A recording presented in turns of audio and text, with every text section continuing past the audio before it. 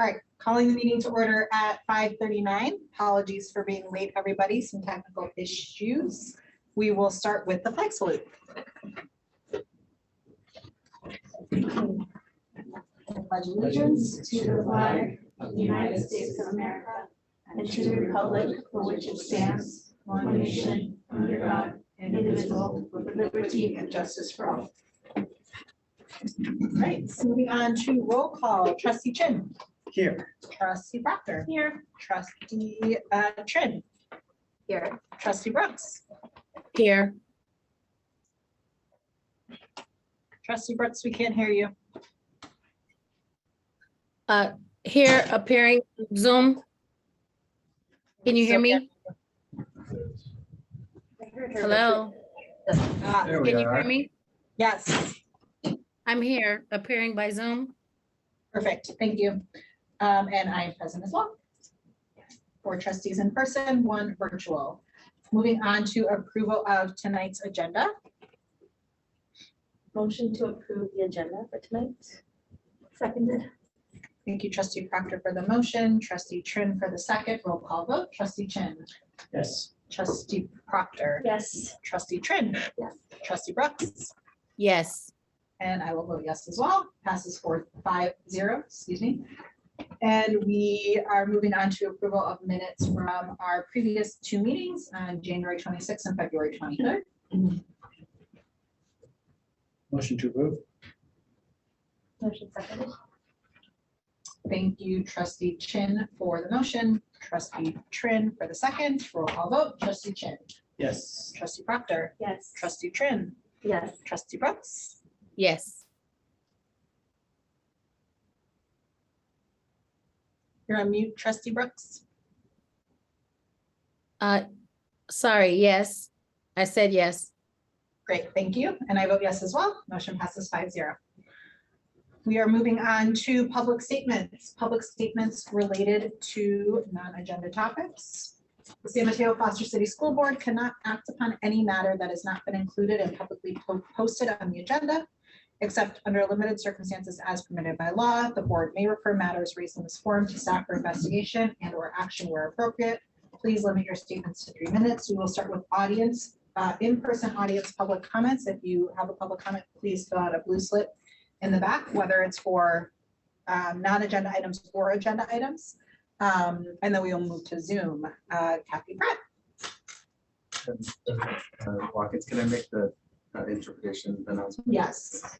Gracias por estar con nosotros esta noche, miembros de la comunidad que requieren interpretación. Por favor, hagan clic en el icono del globo que queda en su pantalla y muchas gracias. Excuse me, this is Diana. Can I please be assigned as an interpreter? Oh, yes. Give me one moment.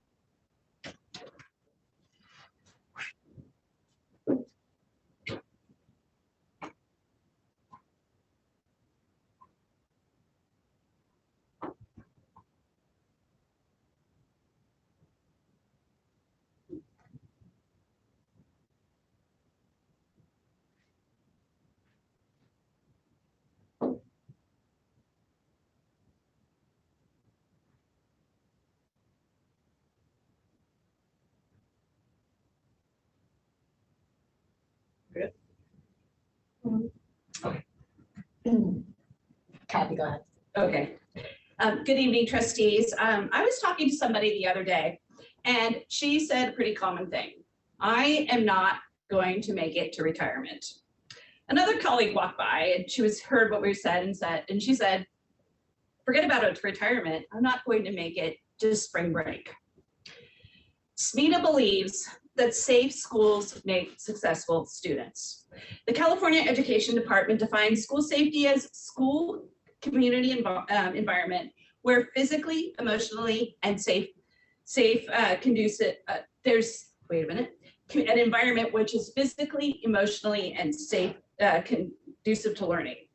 Now I'm going to save my actual school safety thoughts until after that agenda item, but I'd like to express how school districts can ensure how school and community environment can be physically and emotionally safe for staff. First, we feel safe and respected when our time is respected. Time is a valuable commodity.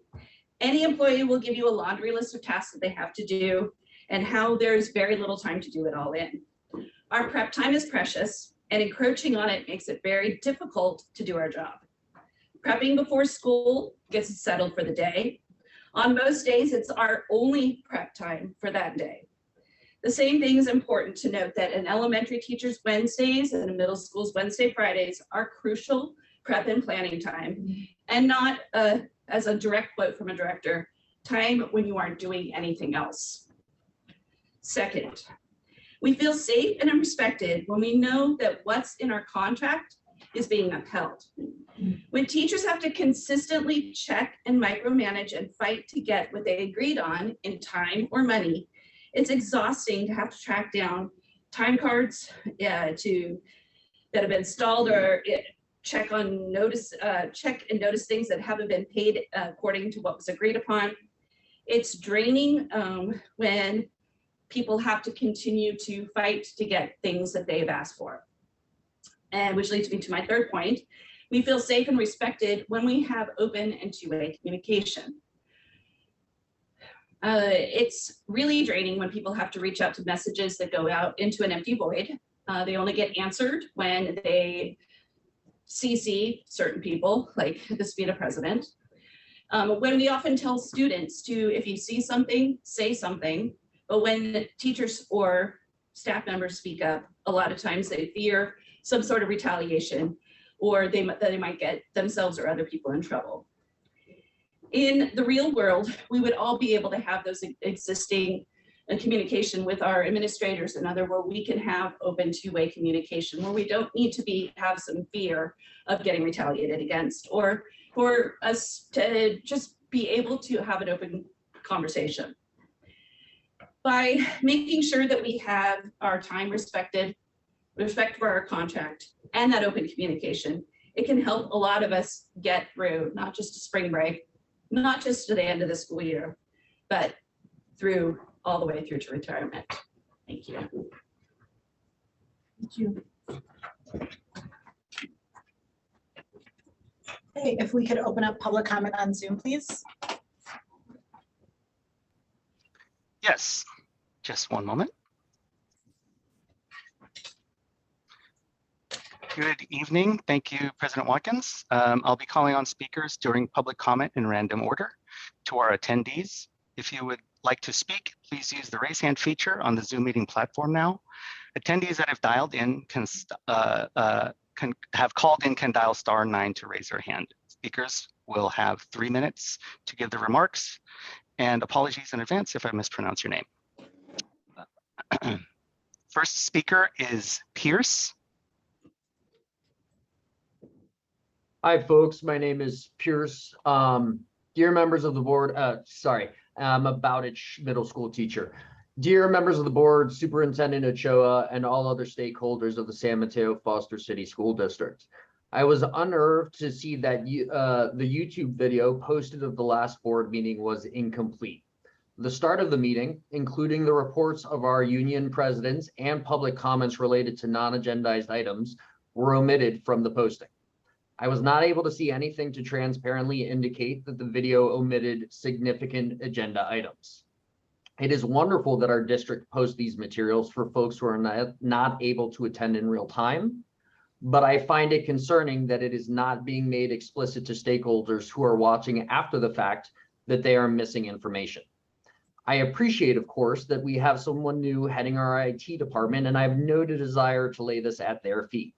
I cannot begin to imagine how hard they must be working to try and get up to speed on the many things that are on their plate.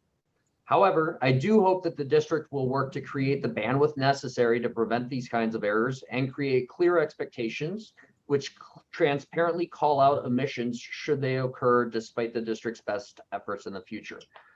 Thank you for your consideration and have a good evening.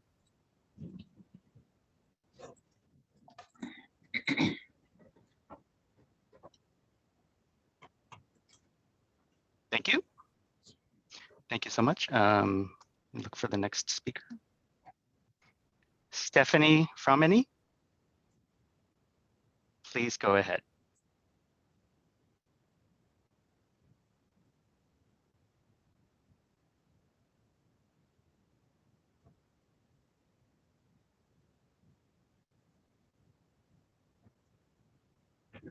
Oh, I cannot hear Stephanie.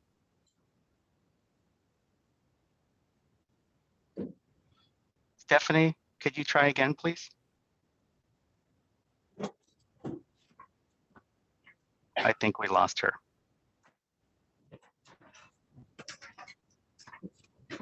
President Watkins, would you like to wait for Stephanie to try and rejoin?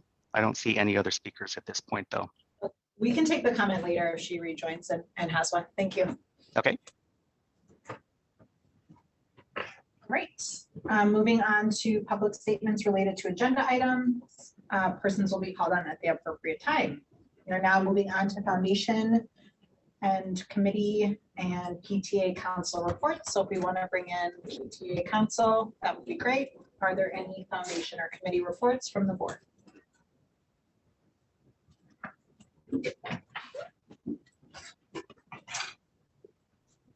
I have one. I attended the Sanctuary Task Force meeting on March 9th. And we, as a committee, we talked about the goals for the year. One being to have a parent education night in collaboration with the DLAC group. And also there's an effort to create basically a community resource page website. So the communications department is working on that. And it was a nice meeting. And that's the update for now.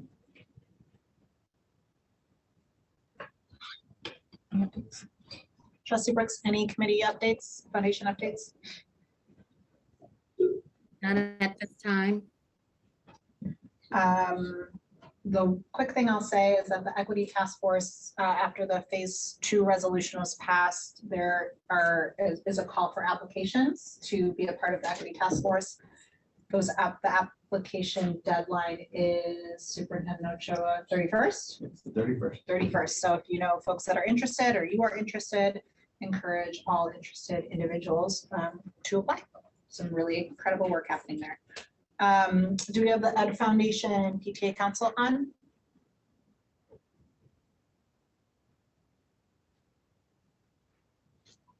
Is that Marissa McMurray? Yes. Okay. And then Sonja or Annie maybe for the Ed Foundation?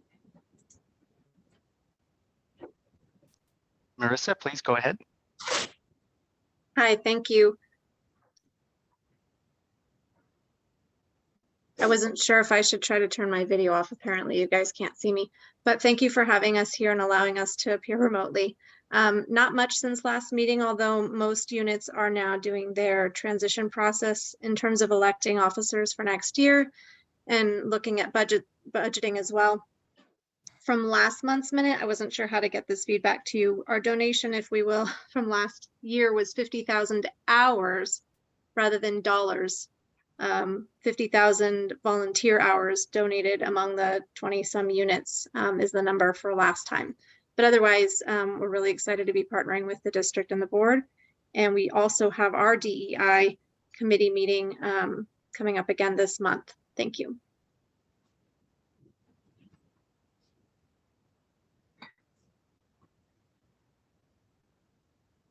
Joe, do you see anyone else with their hand raised that might be from the Ed Foundation? No, I don't. No, Okay. no other hands are raised. Okay, thanks.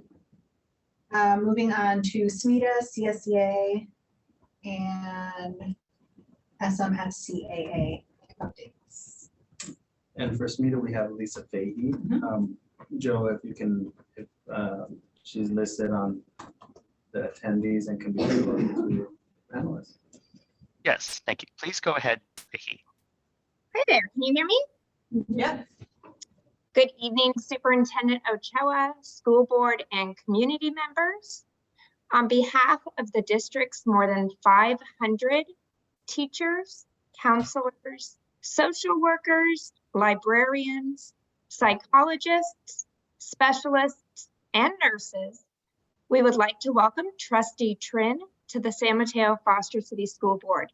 We look forward to working with you. SMETA would also like to acknowledge our classified colleagues, especially the custodial staff and maintenance and operations teams, They have worked long hours ensuring our safety and making the necessary site repairs during our recent storms. We want to thank them for all that they do. Our elementary teachers have just completed their second trimester report cards. This can only mean one thing. We are in the final 60 days of the 22-23 school year. SMETA looks forward to continuing to work with the district. We want to provide more resources to our students to better serve their academic and emotional needs, and work on creating schools that are safe from violence and environmental threats. After all, a safe school makes for successful students. Enjoy a well-deserved spring break. Thank you. Thank you. Is Alicia on?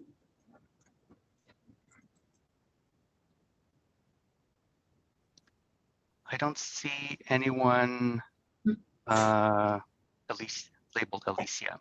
Thank you. I guess she's not joining today. And then who is, aha, live and in stereo, perfect. I will be representing the San Mateo-Foster City Administrator Association. All right, good evening, School Board Trustees, Superintendent Ochoa, and distinguished guests. I'm Chad Slife, Principal of Lead Elementary School for the past 4 years. As you likely saw in school district communication last week on school rankings, Lead has a 2 out of 10 on great schools and a C+ on niche.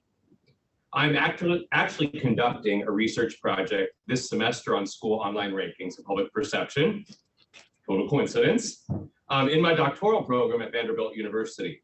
And I want to highlight the many things happening at Lead that warrant a 10 out of 10 and an A+, and that honestly are poorly reflected by these websites that do not visit our schools and do not see what we are doing and how our students and their families really experience a complex and beautiful school like Lead Elementary.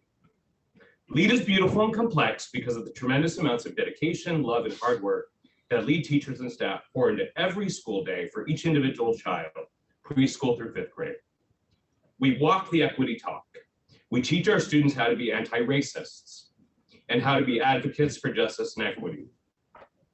We provide our students and families with the tools and resources they need to be successful, no matter their immigration status, no matter their color of their skin, no matter their gender identity, and no matter their home situation. We are serving many families who do not speak English at home and who are doing everything they can to provide for their family in this outrageously expensive Bay Area. They trust us with their children every day, and we are forever grateful for this partnership. Lead is beautiful and complex because of the warm greeting a new student receives from Miss Erica when she and her family walk into our main office for the first time after moving from Guatemala to San Mateo. Ms. Denoris sets up her Chromebook and a Google account. Ms. Renee makes sure the family is connected to our resources and has a school uniform. Ms. Duenas conducts a newcomer intake session to make sure she and her family are set up for success. Her teacher welcomes her with a morning meeting community circle. Her teacher makes sure she gets extra support in PATH and small group instruction for our language and literacy specialists. We do everything we can to provide the 2nd grader with the academic intervention, arts enrichment, and English language development skills needed to achieve in this American school system. Lead is beautiful and complex because of the kind and loving students I have the great benefit of greeting every morning on Ocean View Avenue. The side hugs from TK kiddos and the holiday presents from families. Students have started a rainbow club with teachers and saw over 40 students attend our first meeting last week. Students that meet Miss Toomey for breakfast club every morning because they needed extra time and food to get their brains and bodies ready for a full day of learning. Students that are becoming leaders as junior giants during PE and as junior coaches at recess through Playworks. Students that laughed, you should have seen it today, and oohed and awed when meeting 2 cows on campus today for a mobile dairy assembly. It pooped too. Students who are rich with culture and speak Brazilian Portuguese, Gujarati, Vietnamese, Tagalog, Arabic, and Spanish, and are expected to perform at their highest level on annual tests not provided in their own language. LEAD is beautiful and complex because of the communal partnerships we have with local churches to provide students and their families with food, hygiene products, and clothing. We bring guest authors of color to our school to read to our students and inspire the love of storytelling. Our parents rave about how warm and welcoming it feels to be on our campus and how happy they are they chose LEAD. The laughter and joy 75 kindergartners showed when Zero the Hero, who may have looked a lot like their principal, showed up on campus on the 100th day of school does not show up on great schools or niche. LEAD is beautiful and complex because we united as a school community over the past 4 years to improve our overall student achievement. And we managed to rise out of program improvement this school year. We've embraced every curriculum change, every new initiative, every new strategy, and we continue to push through with our limited resources to give our students our very best. And now we are preparing to become a community school with an abundance of resources that our community needs and deserves. Our students have a voice, and we are amplifying it for all to hear. LEAD is beautiful and complex because LEAD owls hoop with excellence.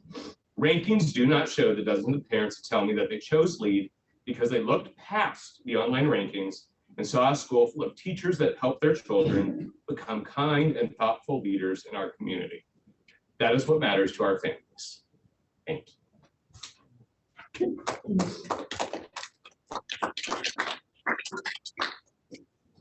Thank you so much.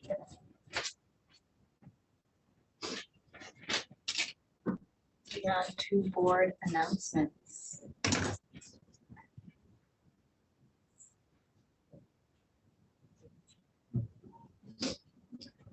I'll announce that I attended the Burrell performance of Jinx and really enjoyed my time there, and just wanted to congratulate all the students that were part of that performance, both in front of the stage and behind the stage. So it's lovely.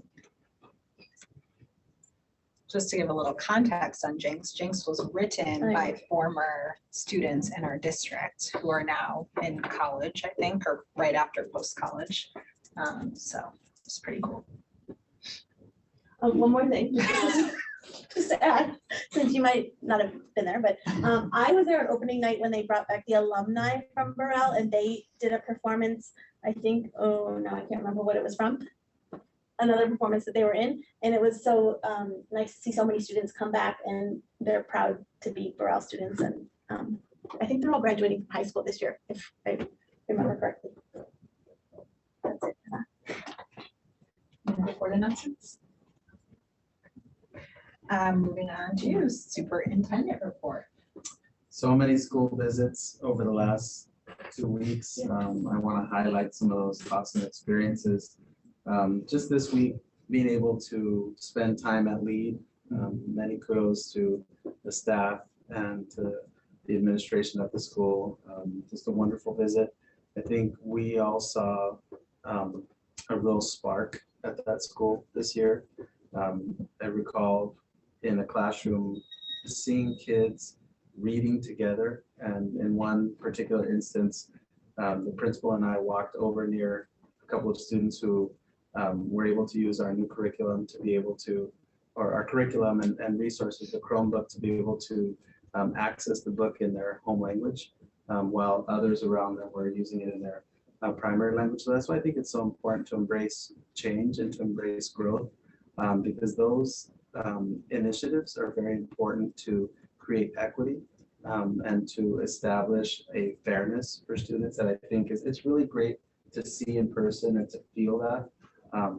And then being able to see the new preschool classroom at that school. As we all know, LEAD is slated to have 3 full-time preschool classrooms, which we think is going to have a very significant impact on the long-term academic growth of the school. And I think when we analyze data, we look very carefully at how students enter our system, and students that don't have access to preschool struggle tremendously. And students who struggle tremendously at schools, including LEAD, have not had that preschool. And we're rectifying that. And it's really exciting to see the classroom taking shape and all of our staff coming together to be able to give them that step in the right direction. But we also got a chance to go see Burrell, and just saw some very powerful math instruction happening. To see those teenagers you know, it's a math class, but they're doing so much talking and so much thinking and so much analysis. And then did you all make it for the fair that was happening? Because there's a fair in their old gym, and it was just beautiful. All these displays is very multinational, multicultural display there at Burrell that just tells the story of the students that we serve and seeing all the richness of the diversity of the kids. So I wanted to highlight that. But we also got an opportunity to go and visit Sunnybray and to be able to spend time with that principal and in those classrooms, the beauty of the artwork, the beauty of the way that the teachers at Sunnybray and the staff at Sunnybray is really, it's creating a whole environment for their students. And I was really struck at the very end.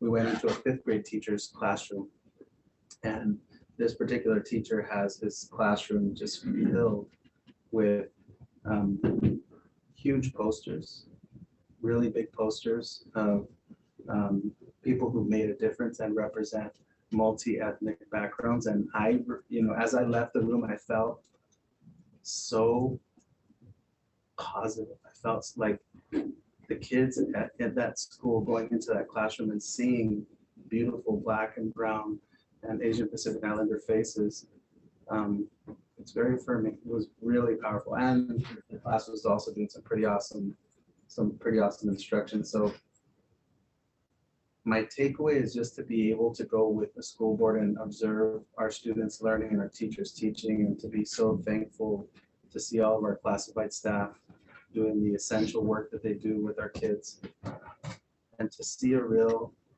alignment across all of our campuses, and to really get that in-person sense of where our programs are headed. And it's a very, very cool thing to see.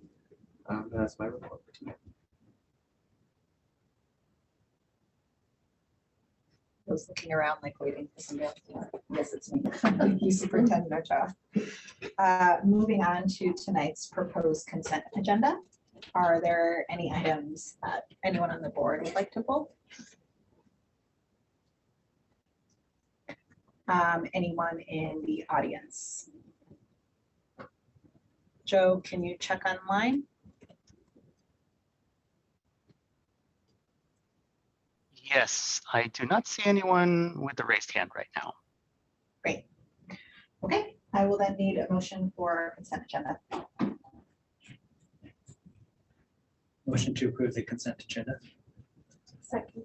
Thank you, Trustee Chin, for the motion. Trustee Proctor for the second. Roll call vote. Trustee Chin. Yes. Trustee Proctor. Yes. Trustee Chin. Yes. And Trustee Brooks. Yes. I will vote yes as well. Motion passes 5-0. Thank you, everybody. Moving on to.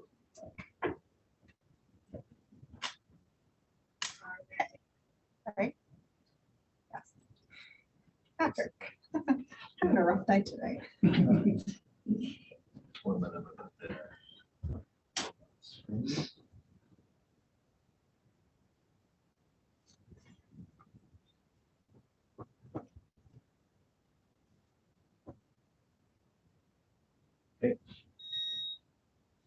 So thank you so much. This is exciting news for the district. For the first time in about 50 years, the state is going to provide districts with transportation funds. So really exciting. And in order for us to receive those funds, we have to submit a transportation services plan, which is reflective of the services that we provide to our community currently.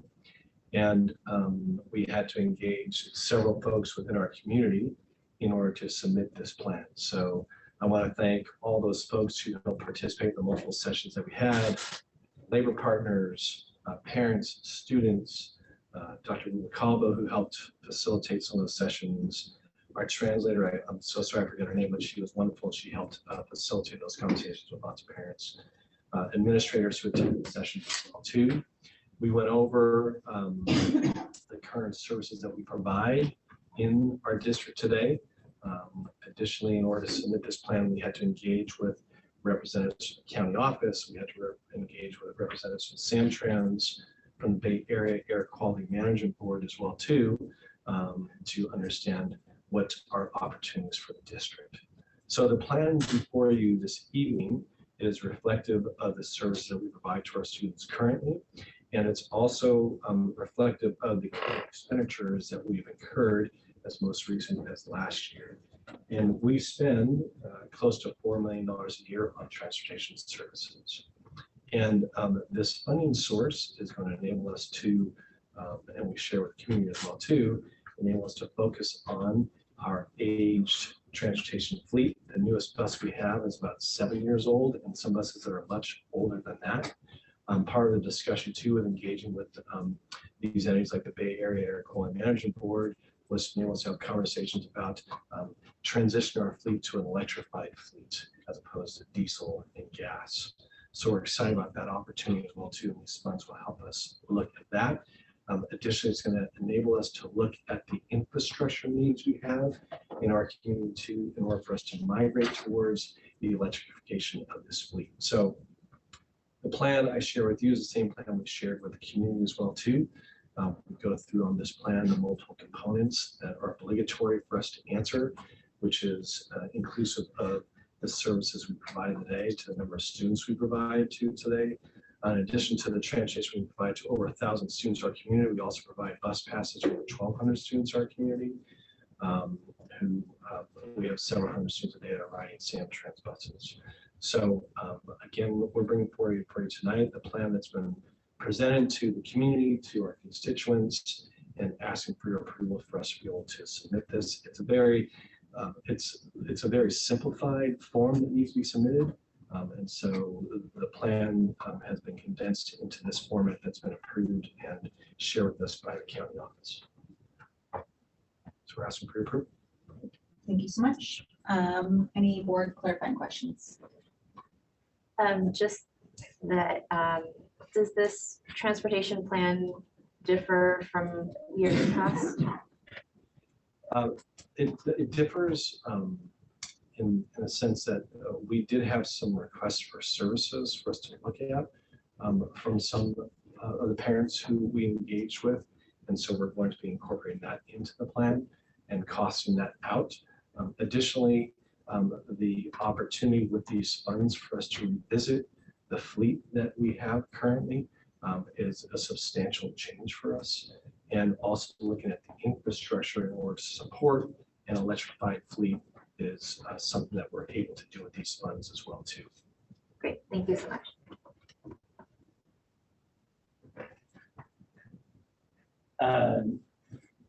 You stated at the very beginning that this is the first time in 50 years that we've received funding for transportation services. In the plan, and I know it's called a plan, but this is something we've been doing all along, and we're just basically compiling the information, and this is what we're submitting to the state for essentially reimbursement. Is that correct? Essentially, yeah. And so is this just for the year 21-22, or is this like ongoing sort of thing? So it's interesting, Karen, again, the format, it's a very simplistic format. And the format, in order for us to submit the plan, we had to report out what the expenditures we incurred in 21-22. So that's the obligatory component of that. And we spent close to $4 million in that year. So that's what's reflected in the form that you have in front of you. And it also reflects for you the amount based on that, the amount that we're eligible to receive based on our demographic, our ADA. So that's in there as well too. Oh, I'm sorry, I missed that. What is the cap that we, per ADA, that we can apply for? So we're eligible to receive kind of about $2 million in funding. Okay. And I have to ask questions, clarifying questions, sir. I know I got to ask you about your crystal ball here. So I know that there were 2 bills that went through the state that went towards almost full funding bus services. And I know the governor made a promise to fund transportation a little bit, and that's what we're seeing here. Do we expect to see this every year, or, you know, That's the plan. That's it. Okay, That's the plan. great. I understand that right now, Ken. At the threshold of $2 million. Correct. Correct. Thank you. Any other board clarifying questions? Trustee Brooks, just chime in if you have clarifying at any point, okay? I don't want to stop and ask you every single time, but feel free to just unmute when you have something. Thank you, President Watkins. No worries. Okay, we will open it up for public comment. Just, I will not keep asking the audience that's here, but if you have public comment on any agenda item, if you would just please fill out a blue slip and you can bring it to me. And that way I know to call you, okay?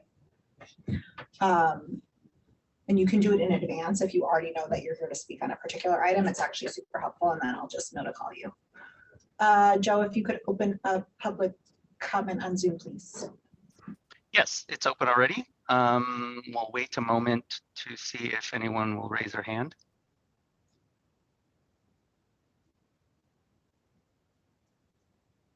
Yes, I see one speaker. Paul, give me one moment to reset the time.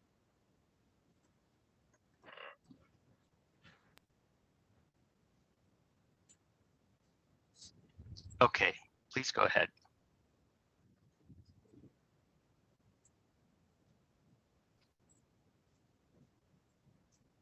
Oh.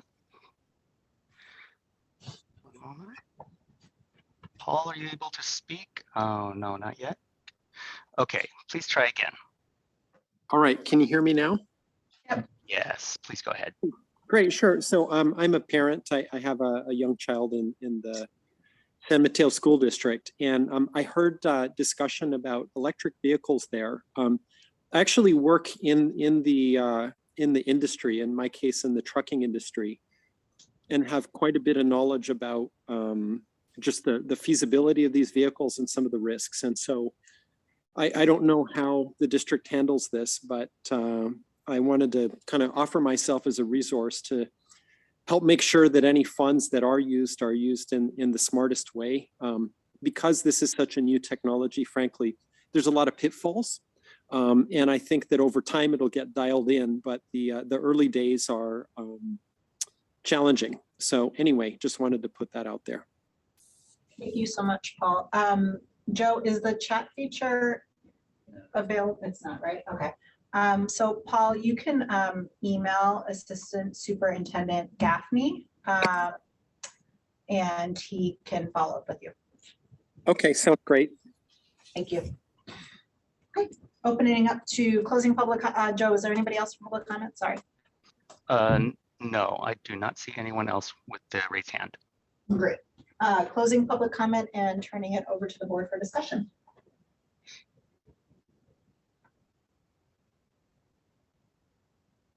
If no discussion, then a vote. Oh, gosh. Just go Sorry, ahead. I know, but I'm looking at, I respect it. We have like Trustee Brooks online, Trustee Trent is here. I don't want to always talk first.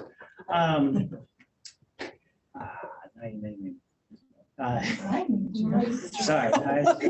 I'm super excited about the electric vehicle possibilities. I know that there is some debate. I think public transportation agencies have to, like, I think it's 2026 to convert, or at least start conversion of electric vehicles. And then the Bay Area Quality Management District, I think, set 2030 for the rest of the public. And I think we fall into that. And I think there's some debate. And so I'm excited that we're going to move in that direction. And I'm also super happy that the state is going to start helping us fund transportation. So I know it's called a plan, but it almost feels like a reimbursement in some ways. But if there's no other comments, I'm happy to make a motion to approve this. Second. Thank you, Trustee Chin, for the motion. Trustee Proctor for the second. Roll call vote. Trustee Chin.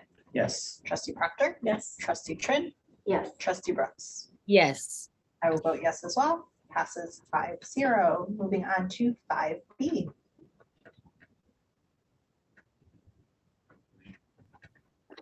So 5B is our annual report by our Citizens Bond Oversight Committee.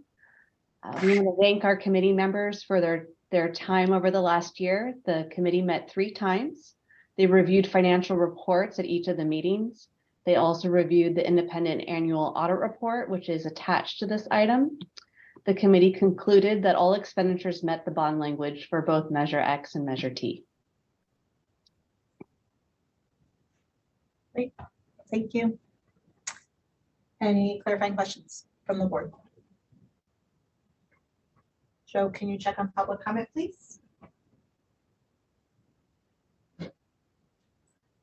Yes, no speakers with raised hands at this time.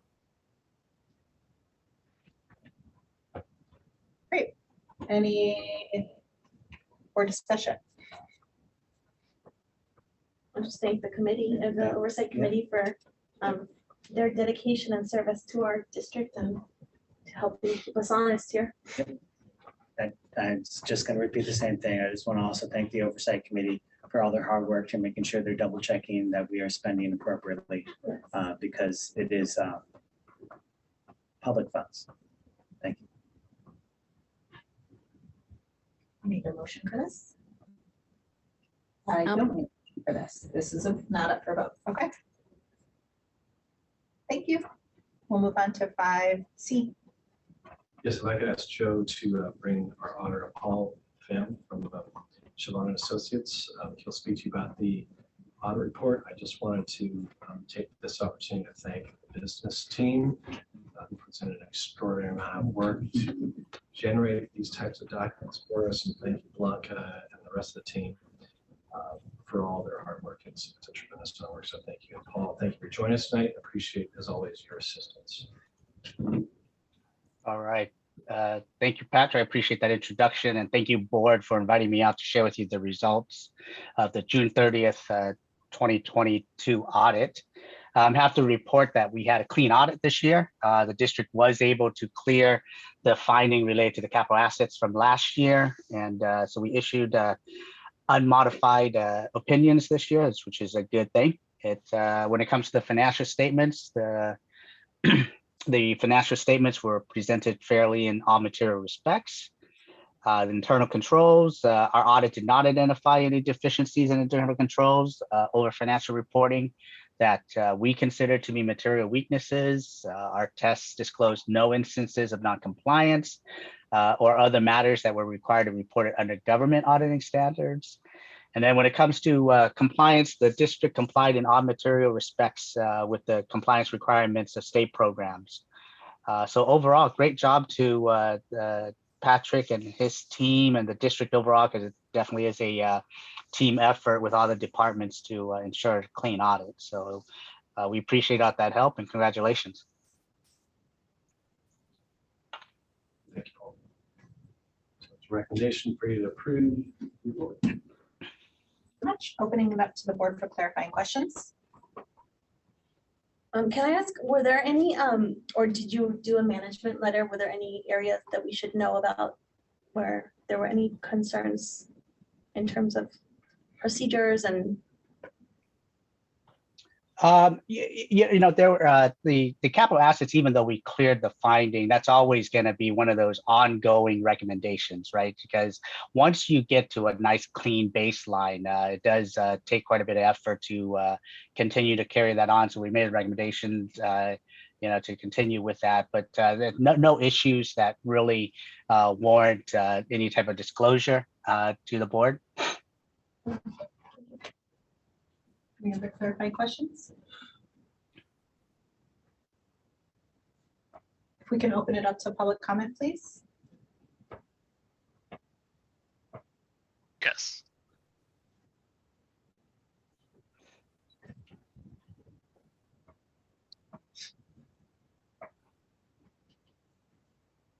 At this moment, I don't see anyone with their hand raised.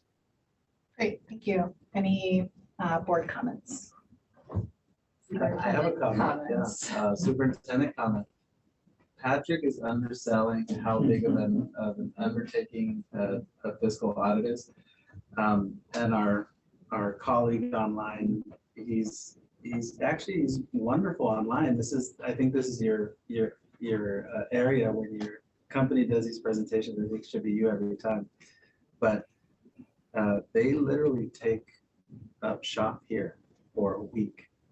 And I'm talking about very, very detailed analysis, like bring me this file with this, print out the board minutes for this, connect it to this. I want to see the actual, like very, very thorough. These are not far away review. We're talking about actual going into documents, because I think as a public school district, we want to have that extra set of eyes that always comes in and helps us improve on any practice. And so Trustee Proctor, I know to an extent this is kind of your bailiwick, but you want to have that confirmation that if there is something we can improve on, what is that? And let's talk about that.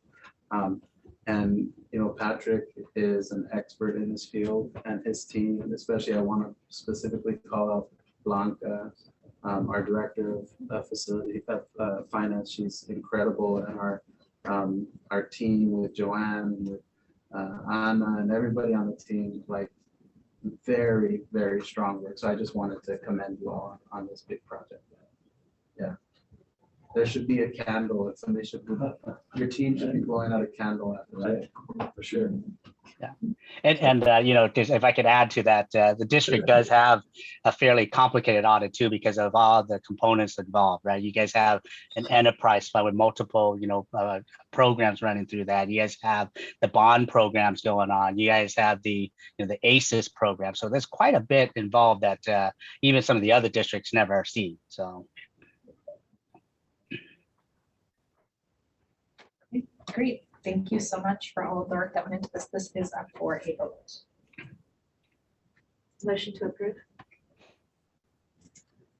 I'll second that motion, but I just want to thank you too. Yeah, I mean, this is a great job. $160 million budget or so, and then $500 million almost of capital infrastructure improvements. And I know, the auditor talked about the enterprise fund and the ACES. I mean, there's a lot of stuff that's going on. It's surprising, actually, considering we have such a small mighty team. Also, our bond rating was just upgraded to the highest level, right? So I mean, we're looking really good financially. I think I just follow what Superintendent Ochoa said, that you start underselling it. So I just want to thank you too. Absolutely. Teamwork, right? Yes. Incredible team, really incredible team, for sure. Thank you, Trustee Proctor, for the motion. I didn't make a motion. Oh, Trustee Trin for the motion. Sorry. Trustee Chin for the second. Roll call. Yes. Trustee Proctor, yes. Trustee Trin. Yes. And Trustee Brooks. Yes. I'll vote yes as well. Motion passes 5-0. Thank you. On to 5D. So much of you guys tonight. Thanks, everybody. This is just a quick update for our second interim, where we're at. And we're going to go through a couple highlights for you here. We're at the cycle, and again, thanks to Blanca and Joanne and the team putting a lot of this information together for you. It shows you where we're at in the cycle before we get into upcoming estimated actuals, the adopted budget, and then closing the books also. Okay, so in March, we're bringing forward the second interim too. In here, we captured some of the second interim highlights, right, from the January announced governor's budget. Some of the details in here about the LCFF calculation, the COLA we applied, the full funding for ELOP, funds for the Learning Recovery Emergency Block Grant, the Prop 28 Arts and Music in Schools Funding Guarantee, passes funds to establish arts, music, and instruction as a discretionary block grant, and the proposal for ongoing funding for middle and high schools maintain medication versus opioid, right? So in this next slide, we provide you just kind of a quick recap of COLAs, ADA, health and welfare rates. This should look pretty familiar to all of you here too.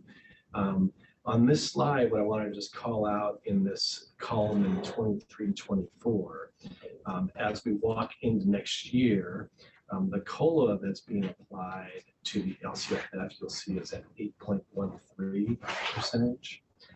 But the property tax percentage we show as growth for our district here, and this multi-year projection is 3.33. So I was saying to the superintendent, I think that would be a good exercise for us and for the community to go through kind of an LCFF calculator. Recap, we did that once before as a team. But I think it's good to review because we are a community fund, otherwise known as a basic aid district. And although the COLA that's being applied at this point in time to the base fund amount for the LCFF calculator is 8%, our property tax growth and the growth we're going to see in the LCFF overall calculation, our new number is about 4.6% from the assessment roll tracker that just came out, but it's a different number. So I think it'd be good for us as a team to go through that exercise to understand how that functions. It's because we're in basic aid status already by several $1 million. Although the state is increasing that COLA, it's just that our growth is going to be about 4%, and that the floor, we're less into basic aid status because the state COLA is higher. It's a little complicated, and when I showed that document, I think we'll have as an information item for everybody at an upcoming meeting to walk through that with all of you. I wanted to call that out to your attention, so we'll go through that as an exercise. Again, other assumptions here. These are pretty standard, step and column, health and welfare. What's happening with our PERS and STIRS increases, right? Indirect costs. The second area at a glance shows you revenue and expenditures, what our ending fund balance looks like on the unrestricted and restricted side for the current year. A next snapshot again is against second interim general fund revenues of unrestricted and restricted and the totals. And so we're looking at total revenues, restricted and restricted, of 198 million in the general fund. Second interim general expenditures, again, we're showing it, we're deficit spending this year. We know that because we're spending some one-time dollars down from the prior year and one-time dollars received. So this is not at all a concern because it's deliberate, and we know that we're deficit spending down those one-time dollars for great reasons, right? So again, this is a snapshot for the multi-year based on some of those assumptions we saw in the previous slides. You'll see that the deficit here is going down over the multiple years. Again, we're using some one-time dollars in the current year to generate that deficit. And then this shows you a snapshot too for the ending fund balance, unrestricted general fund ending fund balance here of what we're looking at. And it shows you for the current year and the next 2 years as well too. Okay. That shows you the components of that ending fund balance. Other funds is a snapshot for you. The other funds, what revenues and expenditures look like, what our estimated ending balance is. And again, as we go into May, we will close down the purchase orders throughout our schools in April, and then the team will start to focus in on closing out the books for the current year. So we bring forward to you the June budget. It's based on the estimated actuals for the current year from May that are going to be the basis to generate for you the upcoming budget in June. So we look at all these different funds, okay? And this again is just a checkpoint where you're at in the cycle, and where the next checkpoint is going to be is the estimated actuals and the budget adoption in June. Okay, so that's just a quick snapshot for you of the second year. We're asking for your approval of the second year report. Great, thank you so much, Patrick, for the update. Clarifying questions.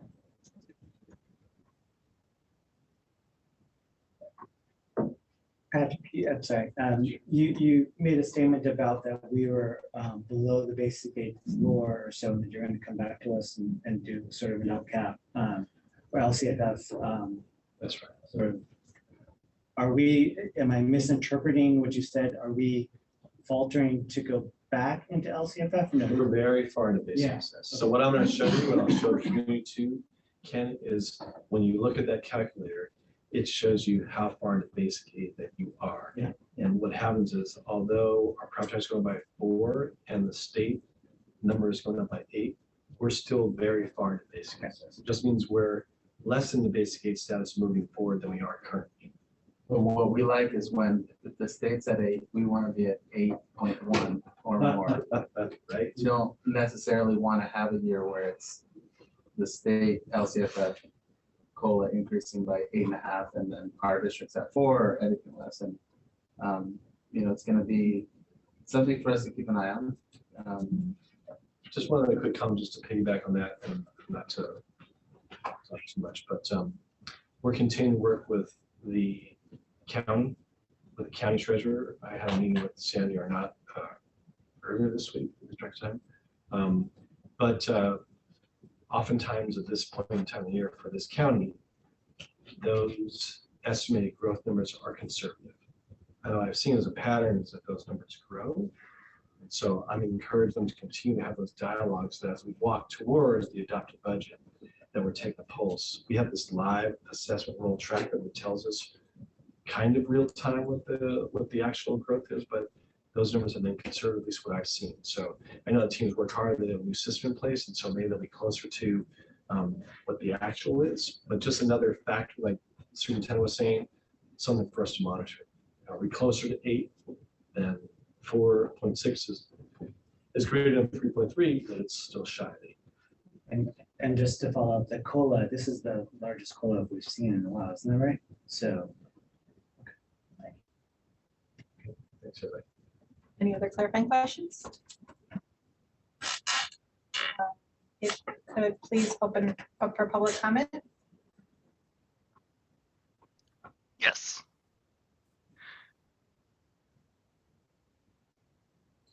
I see one speaker, Marcella McCollum. Give me one moment. Set the timer.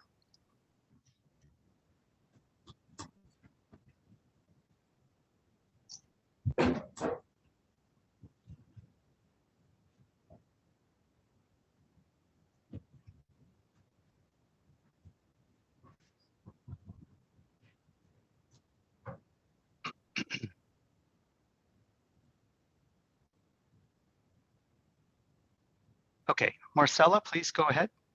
Hi, thank you. I just have two quick comments, one very related and one slightly related. In case there are new people coming into the online Zoom meetings, I think it is still helpful to make the quick announcement, letting people know how to make a comment so that they're comfortable with that.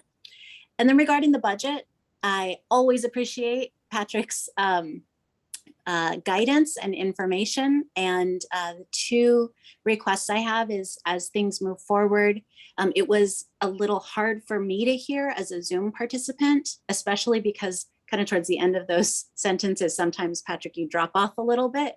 So I wasn't able to follow all of it. But connected to that, there's a direct link from the taxes we pay and kind of our budgeting, and also thinking about our SIPSAs and how we plan as participants as part of this community-based design for what our school district does and how we utilize our resources. I will ask again, I think it would be very helpful to have an opportunity to present the budget or to share the budget in a way where families could ask questions or where it's a little bit easier to understand some of these concepts. And the example I'll give is Superintendent Ochoa just kind of stepping in and providing a little bit of a basis for comparison. That's helpful for people that don't fully have a good sense of what's involved in all of that work that you do and that your team does. But I do think it would be helpful, and even from a timing perspective, makes a lot of sense for community to have some sort of exposure to the budgetary process outside of just these board meetings. Thank you. Thank you, Marcella. Great, opening it up to any board comments. I will thank you for your work, and I didn't thank you on the last one yet either, so thank you for both. I wanted to combine them for all your hard work and for the team also.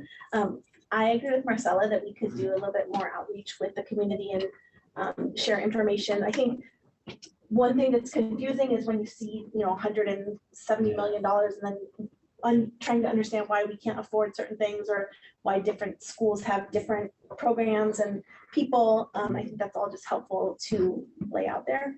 I was also reading the financial statements, and when you compare year to year, sometimes there's questions there about, why does one category, why is it higher or lower than last year? So I think all of that would just be helpful to share.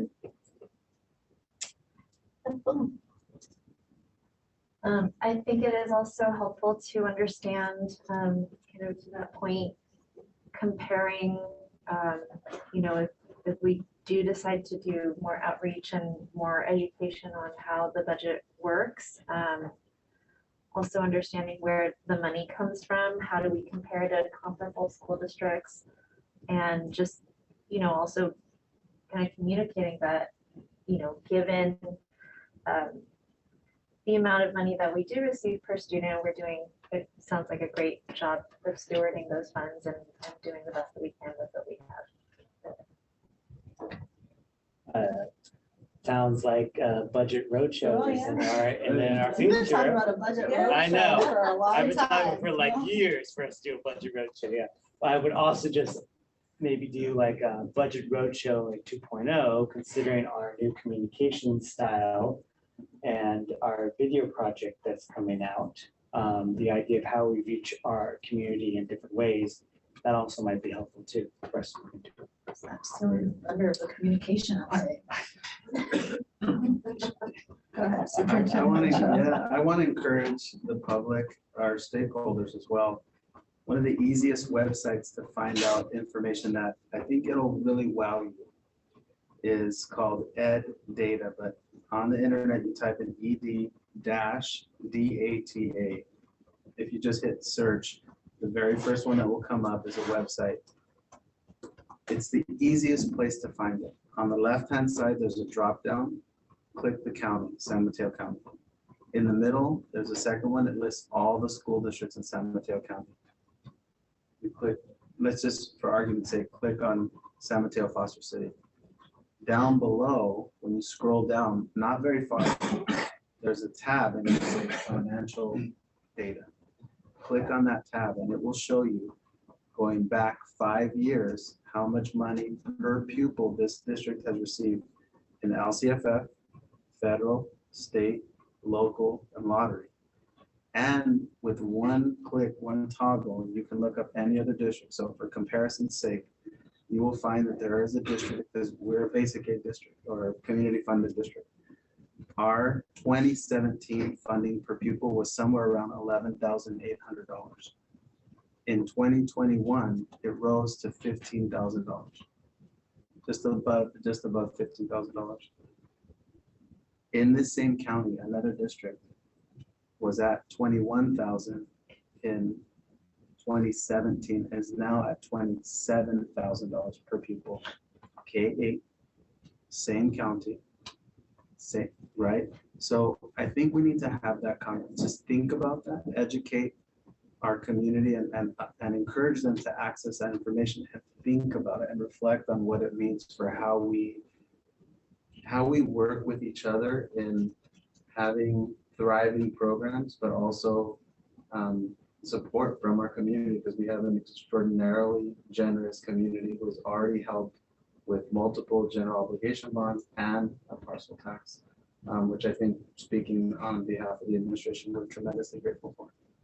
Grateful, but also we're gonna need them, we need to continue, like eventually we're gonna need more. And so I think the more we can educate. I also just wanted to, we talked about this at another meeting, talking about the PTA funding as well. So maybe that's a way we can bring that in. That we can hold. It's on the whiteboard in my office. For me. Good to do this. It is. I got a short list. That's on the top of the list. And just so that I just wanted to comment, Superintendent Show, that other district that you're talking about is Hillsborough, and we can't, or Woodside, and we can't compete with their property taxes. So I would love for us to get to $27,000 per pupil. I just think, it's a different animal sometimes. I'm not going to comment on the district, but there are multiple, and they are not only those two. And I want to encourage the public to look at it. Among superintendents, we won't do that. We won't. Yes. Sorry. But I just want to encourage us to look at it and just think about it. Just think about it. Okay. This is up for a vote. Motion to approve. Second. Thank you, Trustee Proctor, for the motion. Trustee Trin for the second. Trustee Chin. Yes. Trustee Proctor. Yes. Trustee Trin. Yes. Trustee Brooks. Yes. And I will vote yes as well. Motion passes 5-0. Moving on to 5E. Yes, thanks everybody.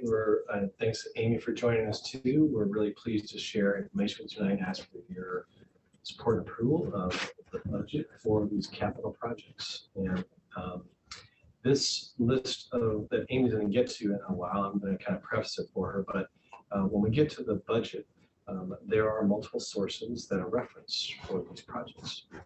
And we're really excited to add projects to that list because we have some dollars for those projects now that have been, there's been a tremendous amount of work, a tremendous amount of community engagement, participation, surveys, discussions. We partner with an architectural firm that you approved us to work with a short while ago to come up and quantify for us the next steps for North Central. So we're really, really excited to bring that for you to you this evening. Being able to walk through some of the dollars for you in a few moments. But we wanted to share with you too that the process was a very extensive process. I know we had hundreds of parents participating, numerous meetings, and that was done post when we brought in Dr. Nagaro and his team from a programmatic perspective too, which helped set the stage for the discussions that were held. And this, when we get to that more central component, it's meeting the needs that the community has articulated in those extensive needs and outreach that were held. We're also, you'll see in a few moments too, we talked a short while about the transportation plan and the funding for that transportation plan. So you'll see a simple rendering of discussions we've had for this plan as well too. So tonight's really about the budget approval for these projects to move forward. And I was reflecting on how this board has had discussions about some of these alternate funding sources in the past as well too, relative to Measure X projects. So when we talk about funds from Fund 40 or funds for capital outlay, when we talk about developer fees, those are referenced as well too in this project. And you had discussions in the past about committing those projects towards capital projects. So now that we have some actual dollars, we're able to earmark those toward it. Another source of funds which aren't on the slide you're going to see in a while, but relative to our solar project, which we have now moved forward, you approved of that contract, move forward with with NG, which is who we move forward with, and that's moving forward rapidly as well too. We've not yet built into the dollars and cents here that 30 to 50% rebate that we're eligible to receive. So when Amy gets to the dollars and cents of the budget we're asking for your approval on, just know that there's still 30 to 50% of that $13 million in hard construction costs, which we believe we're eligible to receive as well too. So this is a matter of us managing some cash flow as well too. But we're really excited, want to share with you that coming into this budget we're asking you to approve of tonight, there's been a tremendous amount of work with the community to move forward on this project that I know that a lot of you are involved. That's gone back several years, and the bond was passed some time ago. So we're really excited about this for you tonight. So Amy, I'm sorry, jumping ahead on your slides. If you want to go ahead, I'll let you. I'm going to turn over the microphone. Amy, there we go. All right, let me share my presentation. Let's see here, more, oh, percent. Okay. So good evening, Board of Trustees and Superintendent Ochoa.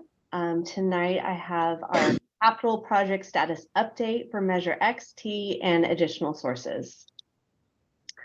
So projects that are currently in construction are on budget and on schedule. We are in process of selling Measure T bonds right now. We'll be receiving the cash in April. New School North Central design is in progress, and we'll see some images of that in a few minutes. The Highlands and Lead NPR are currently out to bid, and the Bowditch Gym and classroom buildings will be going out to bid shortly. The solar design project, we executed that contract in January and design has started. That's solar shade structures at 12 sites with NG. 5 new preschool classrooms are in design, and 4 of them are currently submitted to DSA, and that's at San Mateo Park, Sunnybrae, and Laurel. Here's our Measure X and additional funding sources sheet. Patrick touched on our additional sources. So the table in the bottom right has grown from the last time I've presented. About the project list, we've added a project, which is the EV bus parking and warehouse at Bayside. I'll show that design, our program document in a moment. So in October, that wasn't a project, so there's no budget shown there. But as of today, we're proposing $6 million. And looking at the new school North Central, the previously stated budget was 23 million. After going through more of a design process and really looking at the site and the program needs, we're proposing 36 million. So at the bottom in the blue table, there's a total amount of funds at almost 182 million. A new funding source that we hadn't shown here in a while was the state funding modernization eligibility. So we're pretty conservative here at 5 million. We really think we have a lot more eligibility. There's some sites that we've never gone to the state for funding. We have plenty of projects that we've already committed, plus current projects in progress, like our HVAC that's eligible, and even our turf fields are eligible for funds. So we're working with the consultant, and I hope to bring you back more of a firm number of what our eligibility is, and then give updates of where we're at for applying for those funds. Projects that are already been in progress, the George Hall, Sunnybrae, and Bowditch, those new buildings, those budgets have stayed the same. The Burrell Shade Structure, we received bids, we're in budget there. So right now, with all of these projects shown and the funding table below, we have $5.7 million that are not committed or encumbered. So even if we look at these transportation funds in our cash flow, we have enough money here thinking that the transportation funds would be coming roughly $2 million a year. So we have a buffer. Measure T, quite a long list, and a lot of it is in progress right now. So to give you an update of what has changed from October to today, a few projects have completed. They've closed out, so some of the money has been reduced to reflect that. The biggest change is our turf phase 2. We increased the budget from 13 million to 16.7, and we increased that budget to include paving. We're doing design build here, and when we looked at the scope, it really made sense to bundle the paving with the turf. So we increased the budget there, and then we down below here, paving and infrastructure, I reduced the budget slightly to reflect that scope being bundled up above. The solar had increased a little bit from the time we presented this in October, but this reflects the contract that we presented to you in December. So the last change here is flooring. We reduced that to the phase 3 down to 14.6 million. We're doing this project all in-house with our own staff for design, so we don't have to hire any outside consultants. So we're really seeing a savings on soft costs. So that project was reduced. So we're at 409 million with current budget, and that is aligning with our total bond. Turf field. So I wanted to give a summary of all the different turf field projects we're doing. So you can see all the sites here. The last 2 projects finishing up in 2025 is the Bowditch project and New School North Central. Bowditch, we have to finish building all the classroom buildings before we can tear down the existing campus to build the field. And the College Park field will be done in conjunction with the New School North Central. The multi-purpose room projects, so Lead, Highlands, Parkside, those fields are done in conjunction with the new multi-purpose room. The rest of the schools here, we're looking at this turf phase 2 project. And this photo here on the right is of Audubon's newly opened field. Adding air conditioning to schools, here's a summary of all the sites where there's 15 sites that we're doing over 3 years. So we're in our phase 2 package. 4 of the schools will come online this summer.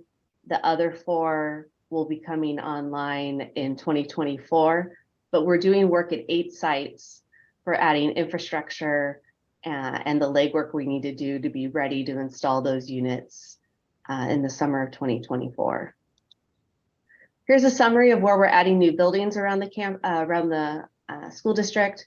So we're adding the new multi-purpose rooms to George Hall, Sunny Braid, Lead, Parkside, and Highlands.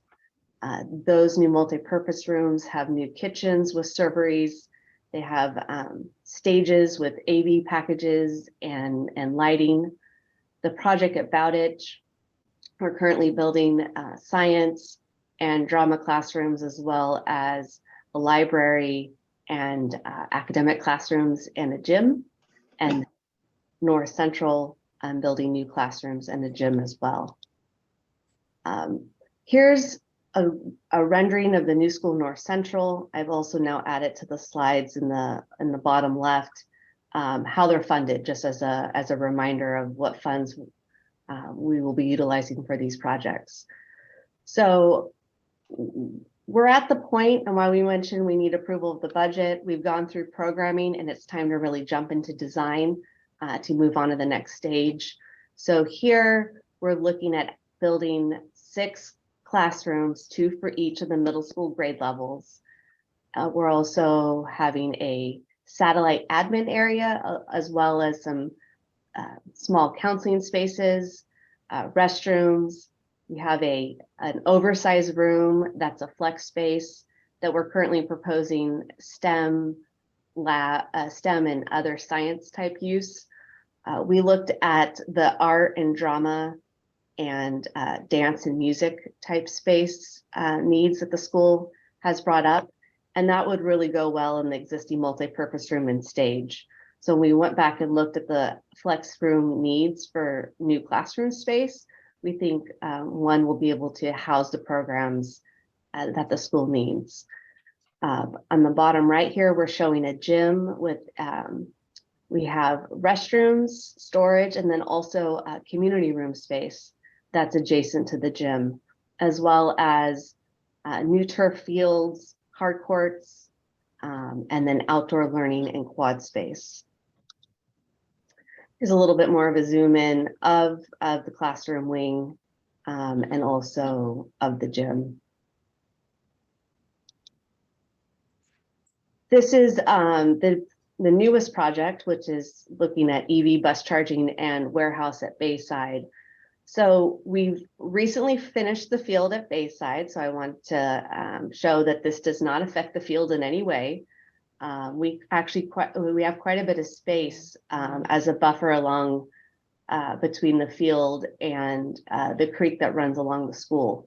So we're proposing a warehouse in blue here that could help service our vehicles that we're currently outsourcing. As this building here is the new gym. So we would look at a one-way road that would bring the buses in along the gym and loop around the campus, coming down here down the existing fire lane. This current design is showing our standard buses here on the left-hand side. The top, we have our smaller buses. There's also room for van parking. This utilizes our existing fire lane. The building here is the theater, just to give you some context. There's 2 playgrounds that have been installed for quite a time. They're slightly outdated. We'd be able to install new playgrounds and move those closer to the rest of the campus. Bayside is one of our campuses that has the largest blacktop. There's also the new solar project that's going on, and that's the solar array here. So we looked at buying property. We've looked at all of our other sites, and this actually, we're able to create space for all the buses that are currently over at the College Park campus, and we're able to fit them here along the field. Construction, so George Hall, this multi-purpose room is almost complete. We'll be actually wrapping this up before the end of the school year and then moving in all of our new equipment so that the school can start using this for next fall. So this is kind of in our prototype based on the beach park design. And this is really what our other 5 schools will be getting. So it's quite exciting. Bowditch Science and Drama.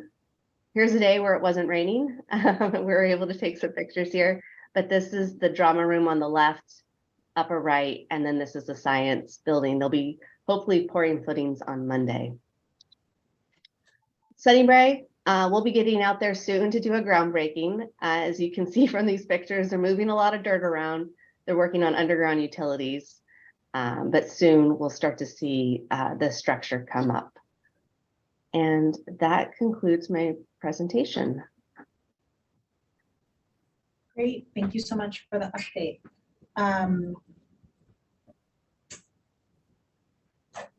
We'll move on to board clarifying questions. I actually want to start with one. I know that this is up for a vote tonight, and I'm wondering if you can just clarify what part we're voting on. Is it funding sources specifically? Is it more than that? The budget in aggregate, inclusive of the funding sources. Does that answer your question, Char? Yes. Okay. Does that include design? You're approving the budget. If you, so that's typically what's on the agenda. Right. If you want to have a conversation about design, we can engage in that, but that's not what's agendized. But we can have that just so we're, just for Brown Act, right? Totally. I just wanted to make sure that we were all clear as we're guiding our questions and et cetera, that we know exactly what we're voting on. So that's really helpful. Yeah. There are other board clarifying questions. Well, I guess, sorry, I know I'm kind of new to this. So the questions about design should be, when would we ask those questions? Or so I think, again, following protocol, I think the comments that you have are fine making comments when you ultimately act on what you're going to act on tonight. If you want to have an agendized item specifically about design, just I would share with you too, I think comments and reactions to what you've seen tonight is appropriate. But if you wanted to be immersed in a more tactical level design conversation, just historically, the board hasn't necessarily gone into that in a board session. But if you wanted to agendize something to get into more design, I guess it depends on what your comments are. There's a lot of things you can consider as having an item for specifically that.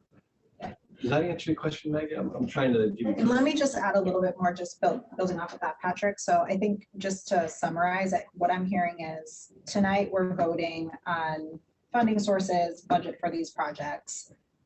Anything that's on the slides and anything that's in the realm of these projects is fair game for questions, discussion, et cetera, right? These are all agendized. I think based on that, we can follow our typical protocol of requests for future agenda items if there's a desire to agendize anything else at the end of tonight. So if folks want to agendize something else related to this, then that would be the appropriate time to do that. Okay. Can I make one quick comment? Just from a timing perspective, from a design perspective, depending on what your comments are. We have another meeting next month. Certainly bring back the architects if that's what you're interested in, or a separate session, whatever it is. But I just think from a timing perspective, the superintendent, like everybody says, I've been pushing the superintendent, we gotta move. Escalating cost of construction too. So I guess I'm just encouraging from a timing perspective to further the discussion. Let's have it sooner rather than later. That's just a comment. That's it. Thank you. Other clarifying questions? I had, go ahead. Sorry. I was just going to say, as a general comment, is that I was looking at the North Central new school. It was, I know that they're getting a new turf field. All the schools, or I don't know, the schools that are listed that are getting new turf fields. One of the concerns that I have, just generally is that turf fields, especially in the summer, get extremely hot. And Ms. Rufo mentioned that at Bayside there have a really large blacktop. I would just generally love to see more spaces where there's, you know, I know that we have some shade structures that are going up at some of the schools, and you know, there are some shade structures already in place.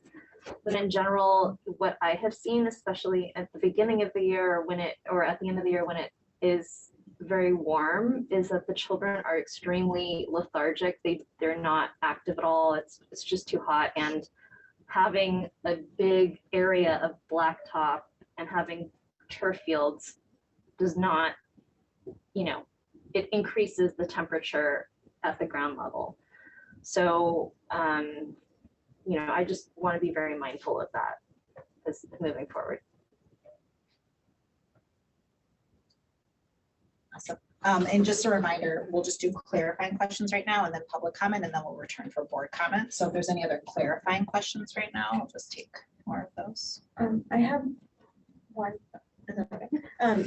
Or I don't know if it's one, but it's a lot in my mind right now. But on the slide about Measure X and additional funding sources, I think I'm getting confused about what's actually Measure X versus like other projects that we're just kind of adding on at the same time or whatnot. And I was trying to pull it up, but I didn't pull it up fast enough.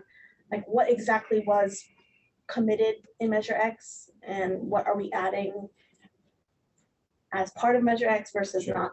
Sure. So I think Amy might have reference. So as you know, Allison, for Measure X, we've had 2 bond issuances, and there's still a remaining bond to sell for Measure X. We sold next week, we're selling the second issuance of Measure T. And from a time frame perspective, we knew that we had 1 remaining item to sell for Measure X. So there's a portion of this overall project for North Central that's going to utilize 100% of that remaining issuance of Measure X. I think Amy out here of 28.8 million. That's the remaining issuance of Measure X. But the overall cost for the project is at $36 million. So that's going to necessitate some incremental funds. And you might recall also too that in the past, when the districts at the early stages of Measure X and Measure L, there was a discussion the board had that said, if we needed to utilize additional funds to complete these projects, then let's earmark these funds and set these funds aside in Fund 40 for that explicit purpose. So now that we have this amount, a pretty good rough estimate of what the cost can be for this project North Central, we know that the costs are in excess of that bond sale, the 20.8, we're at 36, right? So you have the difference between 36 and 28.8, right? So that's $7.2 million of additional funds you're gonna need. So you have $6 million in developer fees, and that's a portion of 7.2. So you're gonna need some of the Fund 40 dollars to pay for that also, right? Does that help answer someone else? I'm trying to do it mathematically. Yeah, no, and then the buses is from the transportation funds. Like I was just trying to like reconcile back to what was originally part of this. So then what is the plan for the 5.2 that's not, it's, what do you call it, not committed or encumbered, and that's just up in there? Throughout the course of the presentation regarding the bond projects, we have showed an amount that's available and not yet encumbered. And I think the good news is that we're committed to these projects. These projects right now, aside from the new school and the EV parking, those are pretty much locked in. We know that the transportation funds, I think Ken was asking, is that a guarantee? We're planning as if it is a guarantee and it's recurring. And that's over a 3-year period of time what that amount will equate to. What Amy said earlier today was what we talked about is that say that transportation funds disappeared, $6 million. You still have 5.7 in your pocket, for lack of a better term, that you can use. we know we're going to get modernization funding, but if the transportation funding for whatever reason didn't materialize, you still have some room in your overall budget to cover that. I think that there's a high degree of certainty that we will see those funds, but we're not, I guess another way to say it, we're not overcommitted.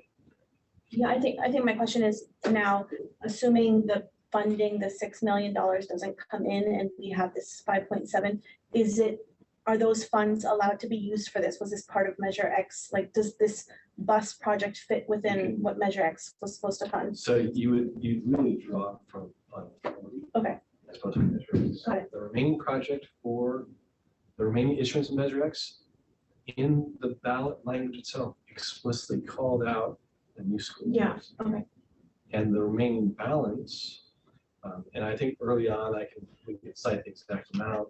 It wasn't an arbitrary amount, but there's an amount that was, I think we have gone back to a Next Steps Committee report way back in 2015 that said we're going to set aside this dollar amount for the new school in North Central. So that's when that dollar amount was, and that was carried forward through all the bond. Okay. So the 5.7, just sorry to just Sure. be very clear, that's not additional Measure X funds that are just unused. This is just money from all these sources that are not, that we have left over, and it's not like we're leaving Measure X money on the table or anything like that. Okay. That's right. There's no arbitrage. No, yeah. We're going to spend all the Measure X dollars. I'm sorry, I've been following everything to this point. I was under the impression that the 5.7 was Measure X funds that we have not encumbered yet. And I think Amy's she just did a simple comparison of 181 down the bottom right, subtracting 175 to get you to 5.7. Correct. So we will use all of the Measure X dollars, Ken, for that last project and the other projects we have underway. Okay. Does that answer your question, Jim? Yeah, I think what's confusing to me, and just following up what on Trustee Proctor's comment was everything listed except for the EV bus parking warehouse was called out in Measure X. Well, is Measure X project. Sure. And so when you look at EV parking, you had to throw in the additional funding source, and that's what's sort of confusing. And so my initial thought was this was, unencumbered Measure X funds for overcosts or overruns, whatever else, additional delays, cost of construction rise.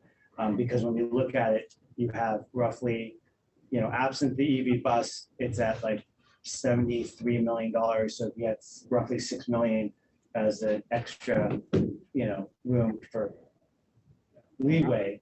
That's where I think sort of I'm fine in terms of the confusion, but yeah. Okay. Are you okay now? You I want use my calculator, it's all good. Okay. Okay.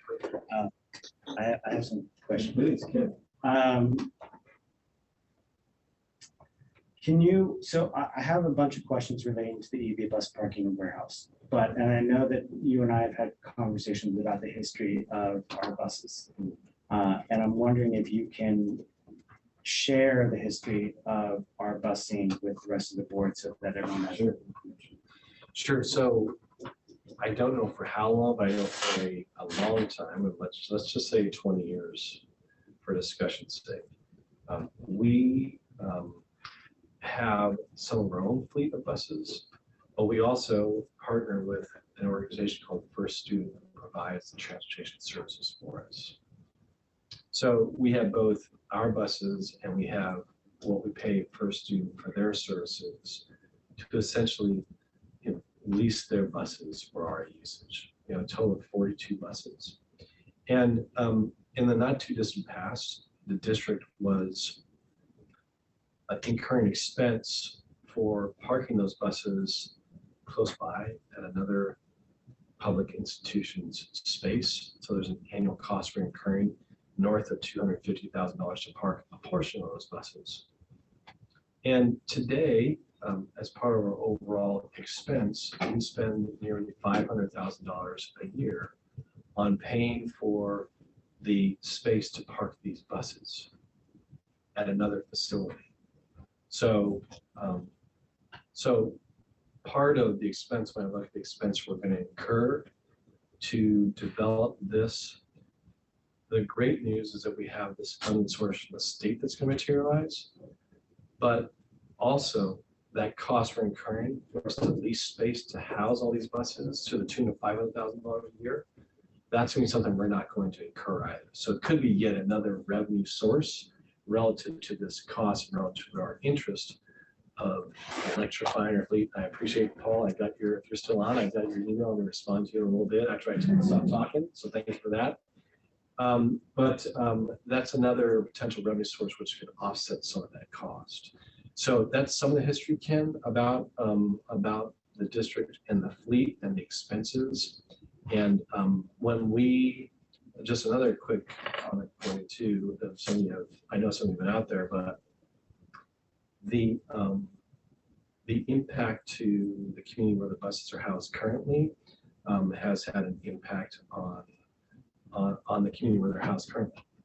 For the preschool drop-off that happens really as you've been out there in the morning, it'll be really beneficial for us to move those buses out of that space for a variety of reasons. It's a very, there's a whole variety of reasons which will be beneficial, but there is quite a dance that happens every morning on that campus to drop off kids, move kids, transport 1,000 kids out of the neighborhood all across the city.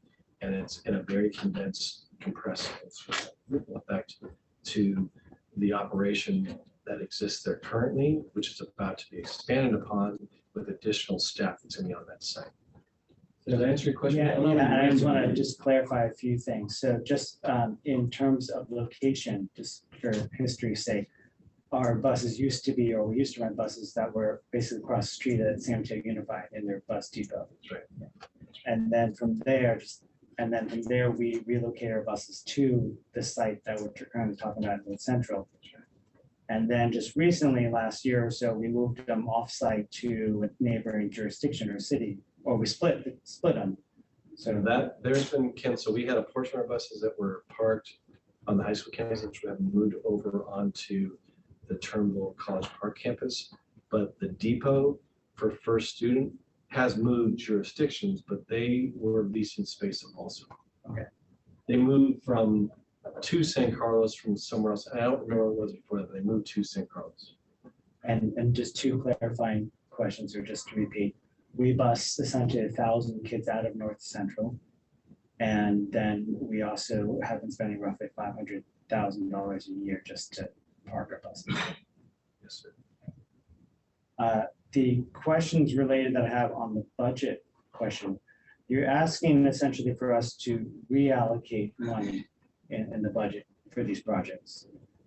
And considering the timing of construction and how architects sort of plan out projects, they want to know, well, how much are you working with? And that is what you're saying of like, we need to nail this down in terms of how much we're spending on this so that they can say, this is what we can do X amount of money.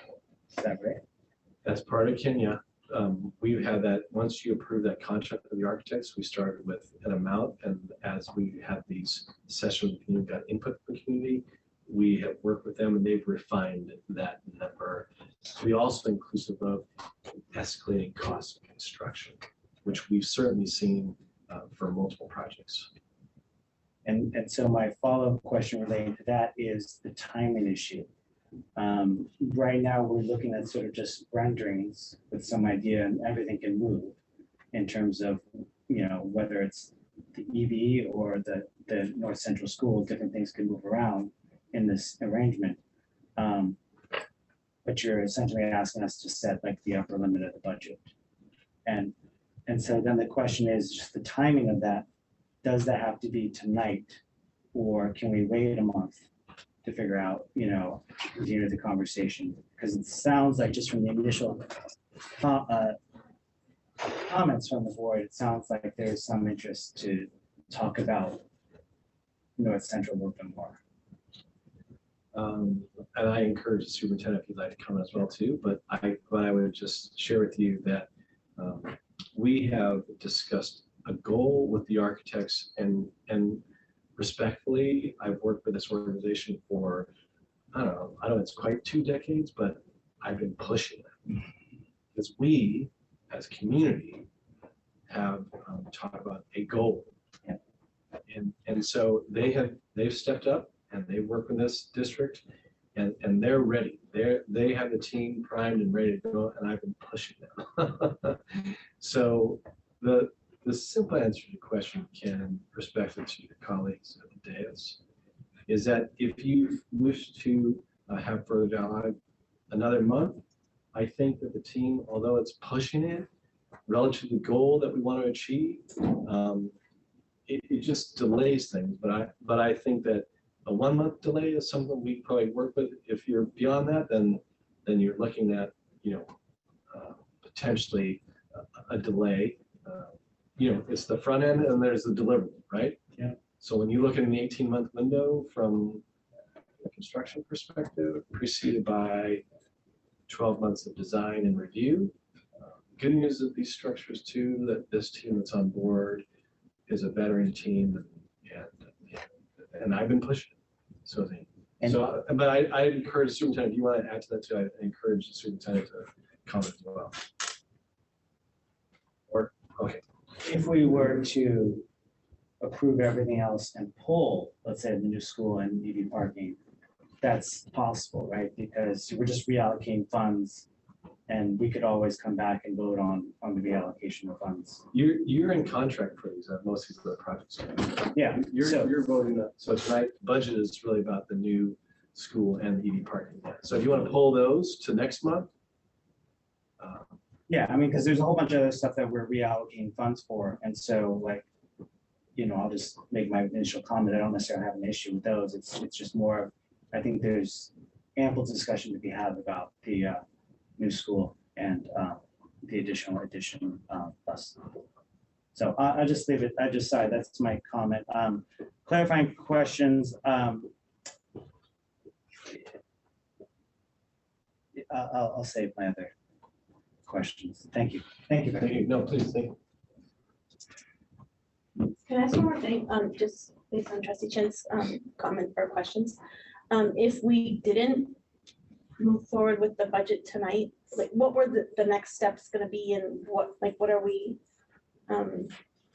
waiting another month? But if we voted tonight, then what would happen next?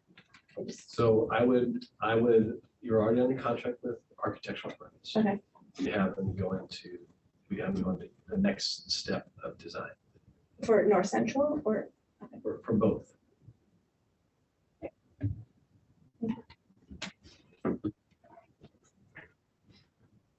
Any other board clarifying questions?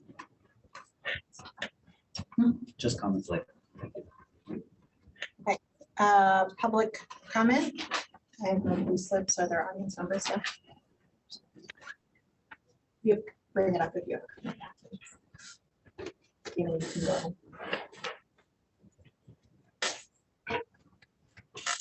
Hi, I'm Dana, and I'm a parent at Fiesta Gardens. I used to live in North Central. I know what it's like to be in that neighborhood and the traffic there.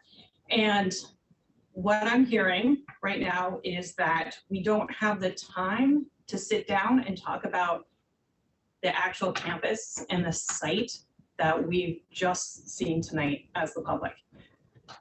I know there were renderings and maps earlier because we saw them at a public meeting in December. So to come back now and say we don't have time to talk about it feels disappointing. Because I think we've spent a lot of time making a lot of progress on the programs. I think that's amazing. And I think we're doing a great job there, but I also think that a good school campus, a good school program is like the program and the campus together. If you're not focusing on the campus, you're only focusing on a portion of the new school. And you only have one chance to get this right. And I think it's worth the time to talk to the community that this school is for. If we can have community meeting, this is not the place to talk about how a campus is going to affect the community. Even people aren't making it out to board meetings, they're making it out to town halls or community meetings. So I guess what I'm saying here is if there's room in the budget, you should use some of that money to pay for community meetings, to pay for traffic studies, to at least discuss ways to make that campus the best possible campus it can be for that community that is already impacted by traffic, by not safe conditions walking to school. Like, what can we do to help that community? Thanks. Thank you, Dana. Stephanie?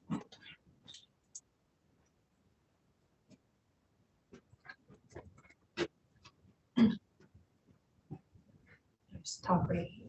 Just talk. Yeah. Oh, okay, great. Hi, everybody. I'm Stephanie. I'm mom of the kindergarten at Fiesta Gardens, and we live in North Central. And I'm really excited to have my kids be able to attend school in our community and to form deeper ties with our neighbors.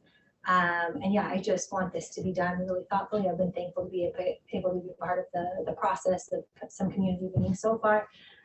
The facilities or design meetings have stalled a little bit, and there's a little bit of ambiguity on whether or not those are continuing. Some scheduled meetings have been canceled, and there's some coming on the schedule for March and April, and we're not sure if those are still happening or if the design's kind of been selected. So just a little bit more communication. I think families would love to be able to give more input about the design. Something that is coming up again and again in these meetings is safety, like Dana mentioned, and just thinking about how we can really design something that feels beautiful and safe, and there's green space, yeah, that's just really strategically done in conjunction with the city. Is there a stoplight somewhere that's needed, or I don't know what all that would entail. I have a couple of thoughts about the design that's presented. I don't know if now it's appropriate. I taught in East Palo Alto for 13 years, and our school shifted from a K-5 to a K-8, and our building design left a few things to be desired. Classrooms without sinks are really hard to have in a middle school. If you're going to try to teach art or science in any of those new rooms, they need to have sinks. Also, the cafeteria is very far from the middle school, and I don't know that the K-8 schedule would allow everyone to fit in the cafeteria. So just thinking about the vision for the schedule for the school-wide schedule, and who would eat lunch and where. There was a thought about warmers being rolled out, but there's not a clear path that's covered, or to get food warmers out to that area. And then the field in the area it is, I think it would be great for it to be a middle school field and for them to feel really special and like that's for them, but it is also kind of a waste if it doesn't feel accessible for K-5 students.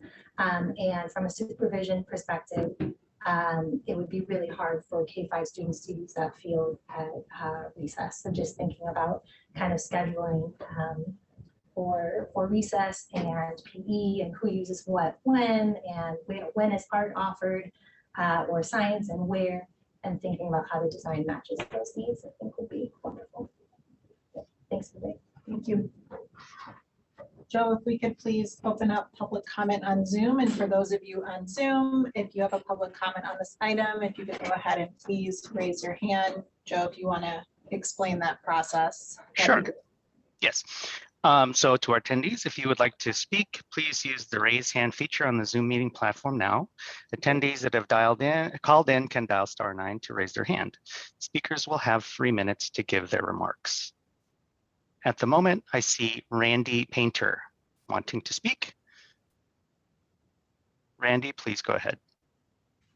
Hi, yes. So just the only thing that I wanted to say about this is just a word about process, that I think it's really important that the community have input into the design, that the board members, if there are questions, if there's more intentionality that you think that needs to be taken and considered in this, that you request that.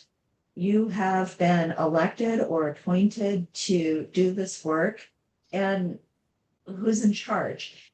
I mean, if you're being pressured to push this along, I see this happen over and over and over again. And our students and our community deserve for this to be intentional. That's all. Thank you. Thank you. Next speaker is Marcella McCollum. Please go ahead. Thank you. And I want to thank Dana and Stephanie for coming to the board meeting to share their perspectives. I think that the process as it started was great. We got so much feedback and participation and a lot of the discussion and design. And as was mentioned, it did feel like it stalled out kind of in this time period where the beginnings of the design were shared out, but I don't know that the community realized, and I think that's some of the feedback that you're getting right now. I don't know that the community realized that that was it, that there wasn't additional time.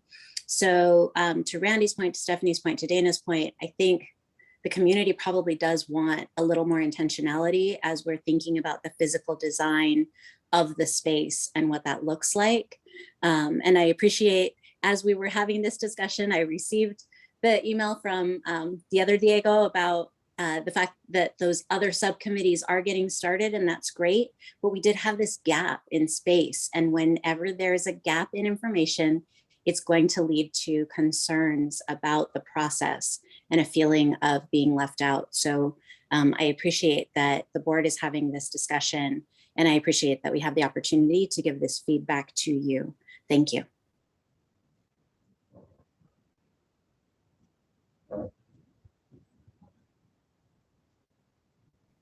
President Watkins, I don't see any other public speakers. Great, thank you so much. Closing public comment and opening up to board discussion. I just wanted to clarify my comments earlier. I don't, I think improving schools is an ongoing process, and so I'm not necessarily tied to the concerns that I raised earlier. I'm not necessarily tied to those being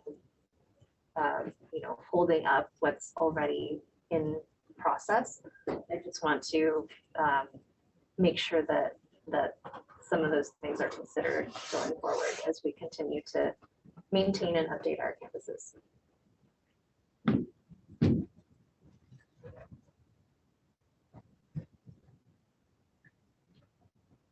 Okay, Superintendent Ochoa, would you mind talking a little bit about what the community outreach process has looked like to date? Definitely. I think it really goes back even to last school year, and a tremendous amount of work and meetings involving multiple schools. If you recall, it actually started, was a very intense and numerous meetings with stakeholders from College Park Elementary School, and ultimately with Fiesta Gardens International School, and launching into a 22-23 process where we initiated a 3-level process, which was on any given day. The first date was in November 2022, having a 1 to 1.5 hour meeting with the staff of Fiesta Gardens and taking them through a full conversation and analysis of community schools, the 4 pillars of community schools. And from that meeting, creating a survey instrument that was administered to over 700 respondents. And when that meeting was ending, the Fiesta Gardens PTA, just that group varied. Sometimes it could be as few as 6 or 7, sometimes it could be as many as 10. We would repeat the meeting with those very deeply involved stakeholders. And right as that meeting was ending, Diego and Tatiana and I would drive over to North Central San Mateo and actually hold the meeting in the multi at North Central San Mateo. Diego would know the exact number, so I'm not the guy to give you the exact number, but we're talking about a very, very packed house. Far beyond any public engagement process that I could find in the last 5 years to really elevate the voices of parents at that school, but also residents in North Central San Mateo. Many of whom were Spanish speaking, taking them through the same process, the 4 pillars and the survey instrument, coming back in December and going through the 3 levels again. In December, the meeting itself focused on the survey instrument asking, what do you want to see in a school facility? If you know that you have a passion for this bilingualism, this biliteracy, and we have significant funding. At the time, the dollar amount I gave to the constituents was closer to about 25 million for some of you that were in attendance. Tonight's recommendation is to increase that to 36 million. But to really try to gauge what you feel strongly about. And as you can probably imagine, they felt strongly about a lot of things. So we got several hundred responses to this survey and had another huge turnout there in North Central San Mateo. And those meetings these are not 30-minute meetings. I'm talking about very long meetings, really highly engaged. So just kind of actually beautiful to see. Quite a bit of conversation, able to show them what I told them was, this is like when your child draws a picture of your house. The actual house here is not going to look like this in the end, but we need to just have something to give us an idea, some picture in our mind of what could possibly go on this facility. And I think I said that probably every time, through that process. And then return in January with a new version of the survey that said, okay, you identified a lot of things that you felt were important. What do you feel absolutely most strongly about? So we took that survey instrument and refined it even more. And what we landed on is what you see on the proposal in front of you, which is a gym for these kids, a big open field, which they don't have at that school now. Classrooms for 6th through 8th graders, a large community space, offices for counselors, social work, support services, and flexible space. So the things that you see are the literal feedback from those stakeholders. So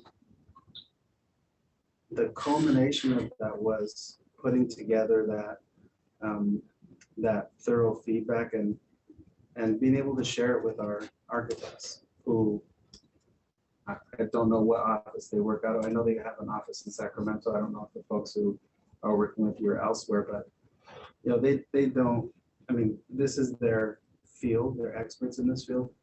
And they have a tremendous skill set behind them. And so we entrust in them the responsibility to do the very deep multi-layered analysis of what the site is, what's possible, what is feasible, what the environmental concerns are with any given scenario. And then we had a February meeting that was canceled. And after some coordinating here at the district office, the culminating process was to establish 6 subcommittees that will go deeper into school design. And those subcommittees are focused on parent empowerment, academic supports, academic program, grade spans, and a handful of others. I've identified a different district director, assistant superintendent, or principal on assignment who's the lead person for that subcommittee. I'll work hand in hand with them to develop the agendas, to set up a series of meetings for them to go extremely deep into the details related to each of those fields over the next 4 months. At the start of next school year, we'll reconvene the whole group to be able to show the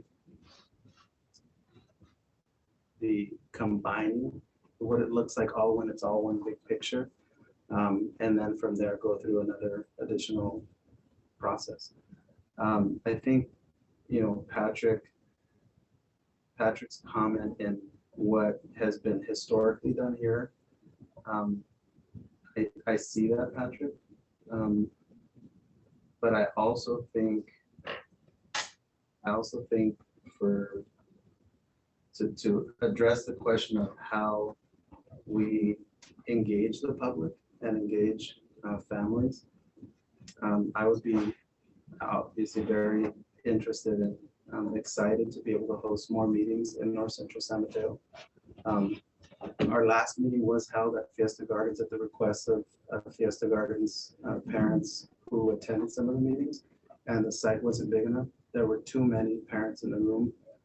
We had to actually count people because we thought we might exceed the maximum, just to give you an idea of what kind of response we got. And these are families who lived in North Central but came all the way to Fiesta. So I think that the interest is really high. There's a great deal of engagement. And now we have subcommittees, and that we'll start getting confirmation soon.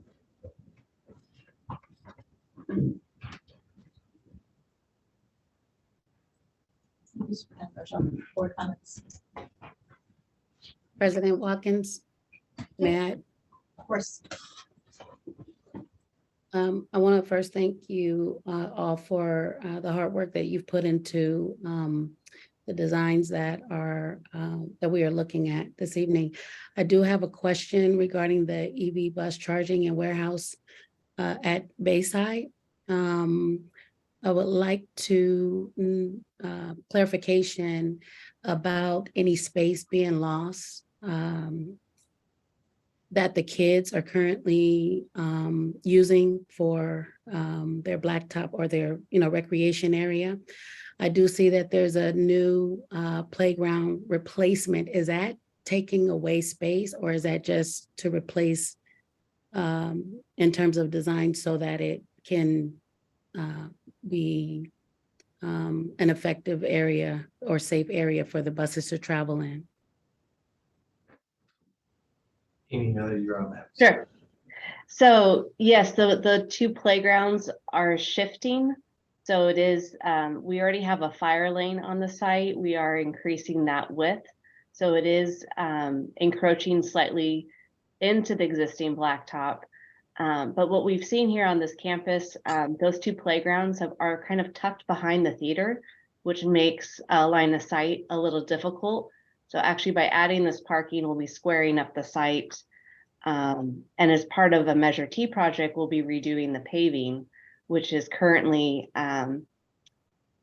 very old. And so the amount of blacktop they have currently is not used to its full potential. Does that answer your question? I'm not sure. Does that answer your question? Yes, it does. Thank you. Thank you.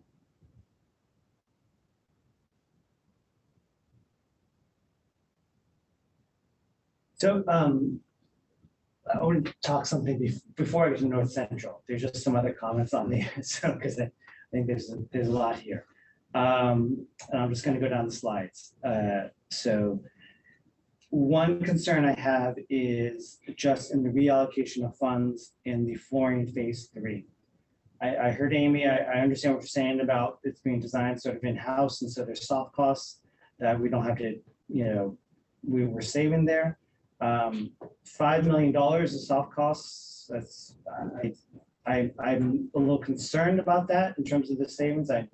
We were doing site visits at a number of our schools. There was a classroom that was definitely dated that was used, I think, for a science classroom. And I think for all science classrooms, they're trying to get rid of the carpet. And I feel like I'm concerned that, flooring was something really big for us. And so I'm slightly concerned about that. I don't necessarily have a problem with approving the reallocation of funds, but I'm worried that, we're sort of losing that sort of issue. So I'm sure like money gets moved around all the time. That's a concern that I have. The turf fields, One of the comments that I have is that I know that we've been talking about Bowditch specifically, and the excitement around Bowditch of having a full middle school sized field, which is amazing. There have been maybe hopes, I should say, that it's a lighted field, so therefore, it could be used for longer periods of time.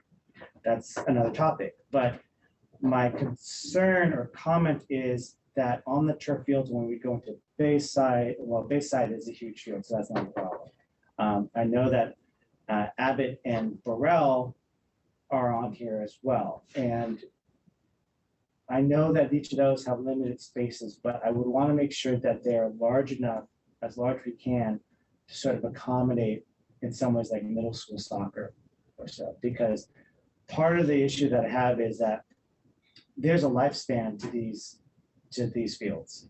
Just like in normal regular fields, there's a lifespan and there's maintenance costs and everything else. I would hope that we come back and look at our facility rental fees and make sure that we are charging enough so that when we have to replace these fields, that we aren't dipping into our general fund by huge amounts. And so when we go ahead and make sure that they're large enough in middle school fields, then we have the option, and lots of people are looking, especially in a time like now, spring season with all the weather that we're having. All the city of San Mateo fields are closed. I don't know about Foster Cities as well, but all of the sports teams are just scrambling for fields. And I think that the issue is there's just not enough. And so if the fields are large enough to accommodate, then I think we could potentially recoup some of the costs. So I'll just make that statement. New buildings, okay. So those are my comments generally about those. I'll just say I love that. I can't wait for George Hall to open, and I can't wait for it to stop raining. This picture about it, you can see the huge puddle that's there. I mean, obviously we're on landfill. You can't really do a ton unless you bund up the building. But and obviously Sunny Ray is, this is probably a dry day, and otherwise it's just be a big mud pit. North Central. So one of the conversations that we're having, and I'll just share this with everybody else on the board, is I feel like the elephant in the room for me for this site has been the buses. The fact that we actually pay $500,000 a year out to rent space just to park buses when we have our own property is troubling to me. The other thing is relocating the buses from generally this site, which is right where we bus 1,000 kids every day, out to someplace that's across the freeway, that's impacted by traffic and concerns. That's a little bit more of an operational efficiency issue for me. We have, sorry, Maggie and Trustee Brooks, you haven't received the text messages that we get about buses breaking down or an accident that happens when picking up kids or something that's being late.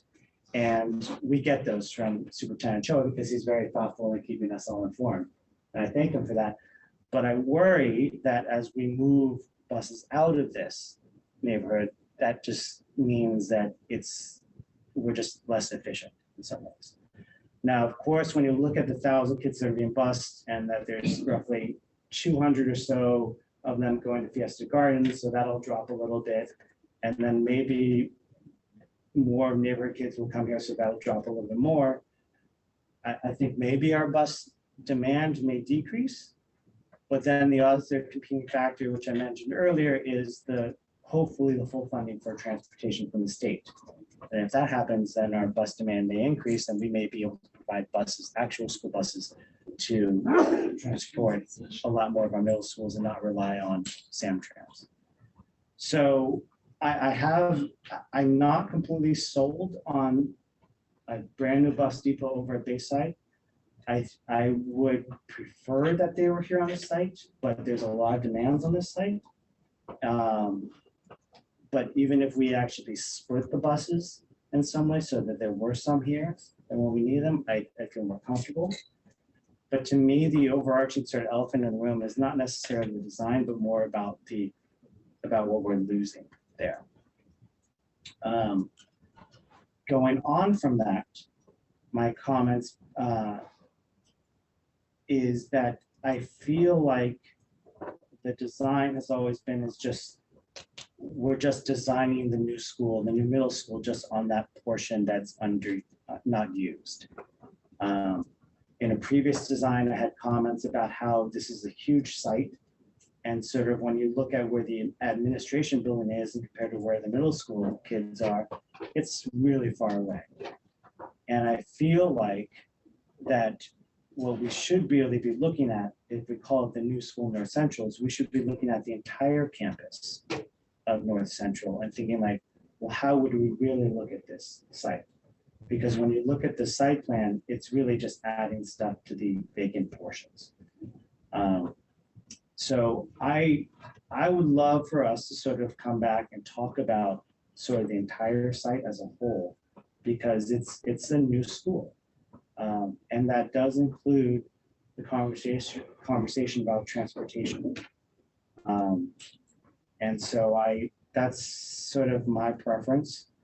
I don't have a problem with the rest of the Measure X and Measure T reallocations, the additional funds. For me, we haven't had a community meeting. We haven't had conversations. This is our very first conversation about site planning. You know, we've had, you know, I think staff has been really good about updating us individually, but as a board, as one, we've never had this conversation before. And I feel like, you know, if we're really truly building a new school, it's worth the conversation.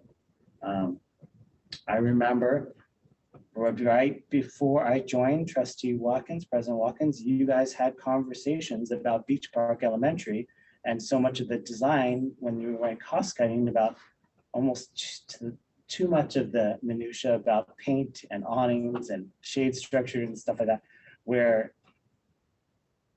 well, I'll say that maybe that I wouldn't have done that, but I think that you actually had a conversation about Beach Park and the construction and stuff where we aren't necessarily having that. And so those are my general comments. I mean, I personally would love for us to have an actual community meeting or maybe a study session / community meeting where we can actually all talk about, you know, what we want for this school, because I think it's really important. But I know that there's been a lot of work that's been put into it.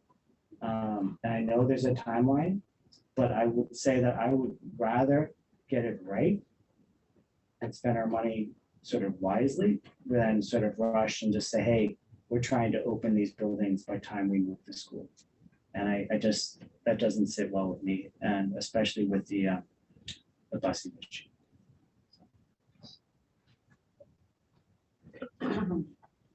I was gonna say, well, I wasn't that concerned about the bus thing because I'm picturing it as if we leave the buses here, that's less space for the school. So I didn't really think about it that way, but I'm just thinking about a couple of different situations that I've been in, and one being a parent at Bowditch. We had meetings where we talked about the color scheme and all, really detailed stuff. And that's not my forte, obviously, like design is not my thing, but but knowing that my kids go to school there, that it's in the city where I live, and feeling part of the process, and knowing that even though I'm not like an expert of picking colors, that I got to hear the thought process and stuff was important. I'm also on the Foster City Rec Center Rebuild Task Force, and we just had a meeting last night with the design team, and it was super detailed and really went through, like, everybody had different concerns because it was different community members from all different, aspects of the community.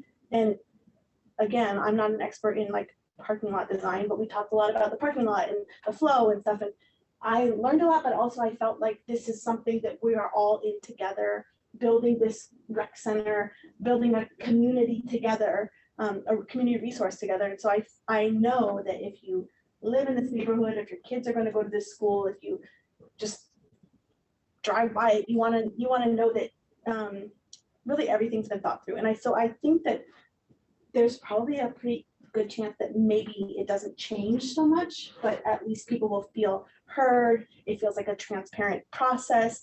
There's trust built within like the community and our school district, that we're all, you know, doing what's best for kids and doing what's best for the community. So I would be open to having some community, like a community meeting or some other conversations. I do agree this is our first time talking about it as a board. And even just in some of the conversations we've had, like one-on-one with the superintendent and Patrick and Amy, the designs, what I saw originally has changed a little bit over time, so I don't always know why, or maybe I know that I asked why it changed, and you know, some of it was cost related or just functionality and things, but having that conversation as a big group where we can all kind of ask our questions and hear why things are the way they are and why it makes sense this way, I think would be important. So those are my thoughts. I obviously don't want to slow down the process. And again, I'm not an expert in school design, so I trust the experts, but I think just having that feeling that we're all participating and understanding why decisions are being made and why things are the way they are would be important.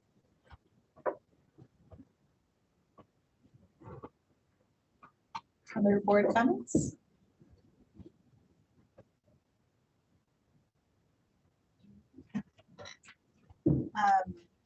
Yeah, I think I would echo, I guess I have a couple questions. One is, I know we have right now an anticipated date to move to the new school fall 25. One question I have is, our intention that year, my assumption is that we would move the elementary portion with the intention of opening up 6th grade the following year. Okay. So one likely. That's likely. Okay. So I guess my question then is like, while I know ideal to have construction complete by that fall, what we're really looking at for additional space would be fall of 26. Is that accurate? Okay. With the current timeline, this would put opening fall 25, correct? Okay. I'm like saying that out loud just to make sure that I'm clear, because I think that it gives like more flex to having these conversations around design. I had another question. Oh, I guess another question that I had was, I'm trying to remember, I mean, like the number of meetings, it's true, Trustee Chin, that we had around Beach Park was like, I mean, we spent a lot of time talking about facilities, which is slightly problematic. But we did talk a lot about facilities. And it's good that we spent a lot more time talking about program and student achievement. Though this is like a big project, right? And worth having some discussion about as well. I'm trying to just remember like process for some of the facilities pieces around like, you approve a design, what leeway do you have after that? When can things change until, I know there's like all of these steps. So maybe Patrick or Amy, like, can you just like high level, like the elevator pitch version of process, like board approves, then you do this, then you do this, design changes can happen up until this stage of the process. So very simplistically, 6 months of design, followed by 6 months of DSA, followed by 18 months of construction. That's best case scenario. So you just, if you do the calendar, that shows you, right? Yeah. So like 2.5 years. Okay. With the caveat that none of us can predict what happens at the Division of State Architecture. There are projects that go. So that's the best case scenario. There are projects that go and get approved in 3 months, not 6 months. And there are others that wait for a year. And there's no way we can influence that. You can't predict it, but it's just, you try to use a ballpark just to have an idea.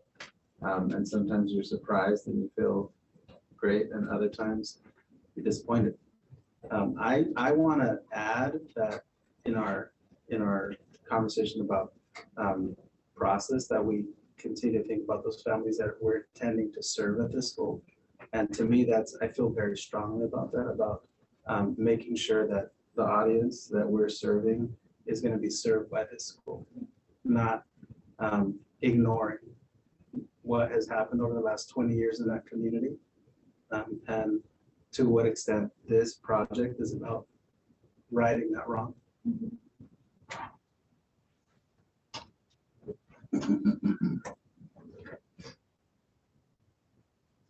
Thank you for the timeline. And for more clarification, when you say 6 months in design, what does that mean? Does that mean clarifying design? Does that mean designers doing something like? Like getting a set of plans that you bring to the Division of State Architects. Detailed, electrical, structural, infrastructure. I mean, all the blueprints, you know, they stack. But it doesn't mean further discussion on design. I'm just trying to get like crystal clear on like timeline and what can happen when, because I think it influences like what happens here, right? So I just want to make sure. I'm just.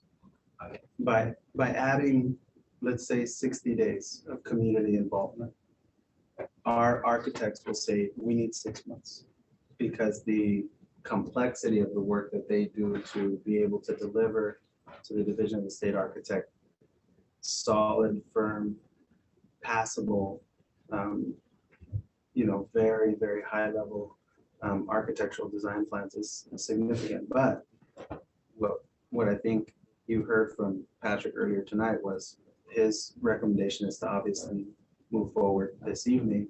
Hearing the board's remarks, there's an interest in having more community input, and we can do that. And that's something we already do and something we will do.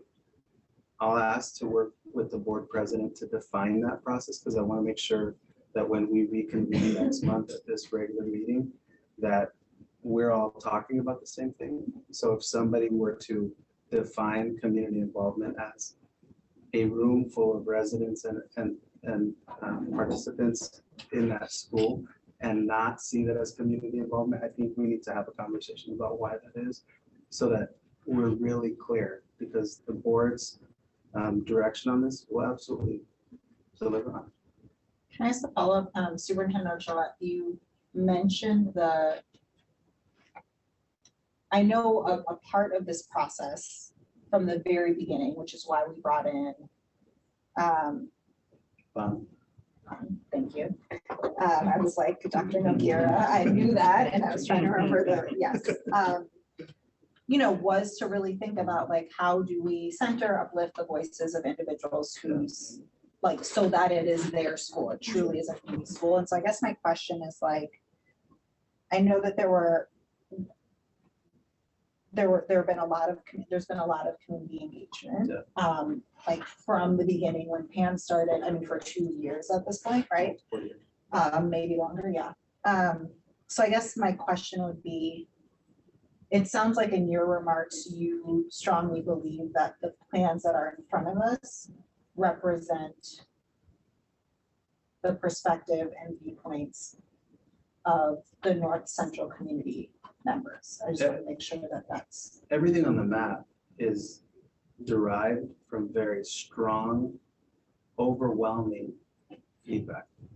What I think is fair game for us to do in terms of bringing this back at an additional meeting is to define from the board's perspective what level of community participation and what specific activities the community participation turns into effective or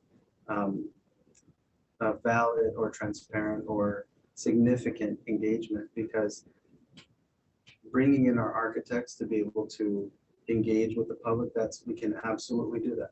But I want to make sure the time we spend with them results in this board feeling, yes, we have gone through this community engagement, and now that we have done these things, which may involve seeing a variety of plans, or it may involve focusing on a community generated list of don't forget this, don't forget this, don't forget this, or it may involve more actual visual design. What do we want the physical buildings to look like? I think, you know, obviously y'all have a preference for it matching what's already on the campus for the reasons having to do with just, you know, you want it to be part of the community, but also to Trustee Chin's remarks about seeing the whole facility, not just a portion that's sort of, it looks like an addendum, but really having clarity on my part to be able to deliver to the board the type of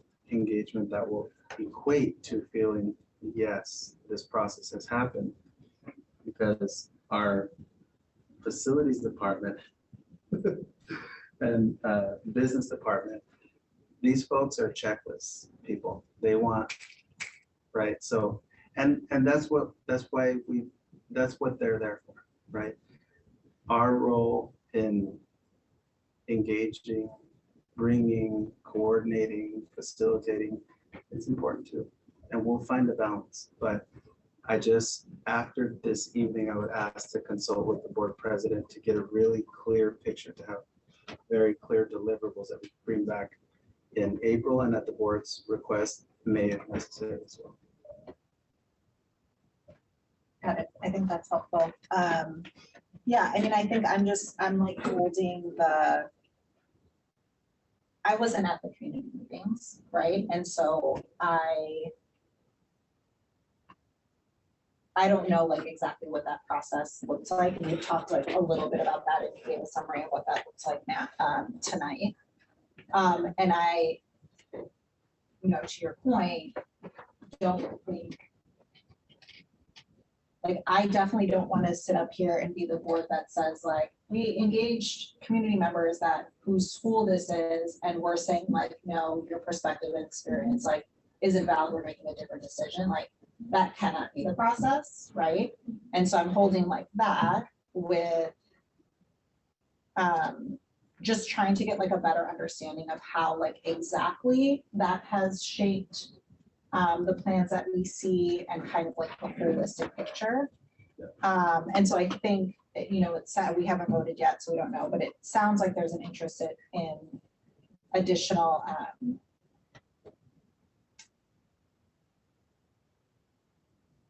community engagement, maybe. I don't even know if that's the right word. Like, I don't know. Something around like, they're just a little, like from my perspective, it's almost like transparency around process. So like, let's actually talk about like what those sessions looked like, how they've then led to these designs, what the conversation entailed. And like, from my perspective, in hearing my fellow members' comments, like if we have a sense of like, this is what happened, this is how we like adjusted plans, then we had this meeting and we did X, Y, or Z, and then we had this meeting and we did X, Y, or Z, and like there was like this holistic picture. We thought about like all elements of the site, and like that's how we landed here. And this was driven by the community whose school this is. Like for me, that means yes, right? I think that's the part that's missing. So it might not actually mean more community. Maybe it does, right? But I think it at least means a little bit more information about how we kind of arrived here. And yeah, so we can talk more about that. Absolutely. I do want to encourage the community and the board to visit the district's website. We have a web page dedicated to this process with a very thorough list of documents, all captured in a Canva that have the agendas and the notes, the very detailed notes from every meeting, all the materials the public received, as well as our, we could say, reflections or our sort of summary of those meetings. But also I want to reinforce that our staff, Amy and Patrick, want to help us arrive at the right place. So when they make a recommendation, I don't perceive that as pressure. These individuals are highly capable professionals. I don't receive it as pressure. I also don't have a problem saying, yes, I heard you, and we're going to have a few more meetings. Because I think we want to celebrate when we have that happen. And that's, to me, the goal is to say, yes, look at this process and let's move forward with it. So that's what I would add. Okay. I think that sounds good. So I think we will move forward with a vote on the funding implications. Yes. And we can vote on that, how we want to vote on that. And it sounds like we will add to the agenda further discussion on facilities, but we can see this vote not as a vote on approving a facilities plan. It's a vote on approving the current budget and funding sources for these projects. Okay, so we'll move forward with that. Yes. I will make a motion to approve the current budget and funding sources as outlined here and not the design of any facilities. Thank you, Trustee Proctor, for the motion.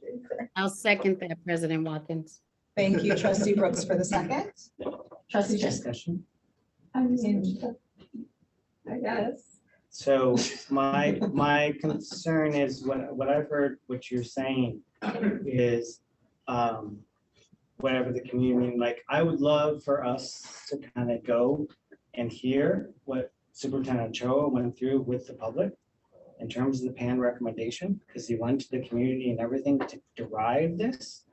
I feel like we haven't had that yet at all.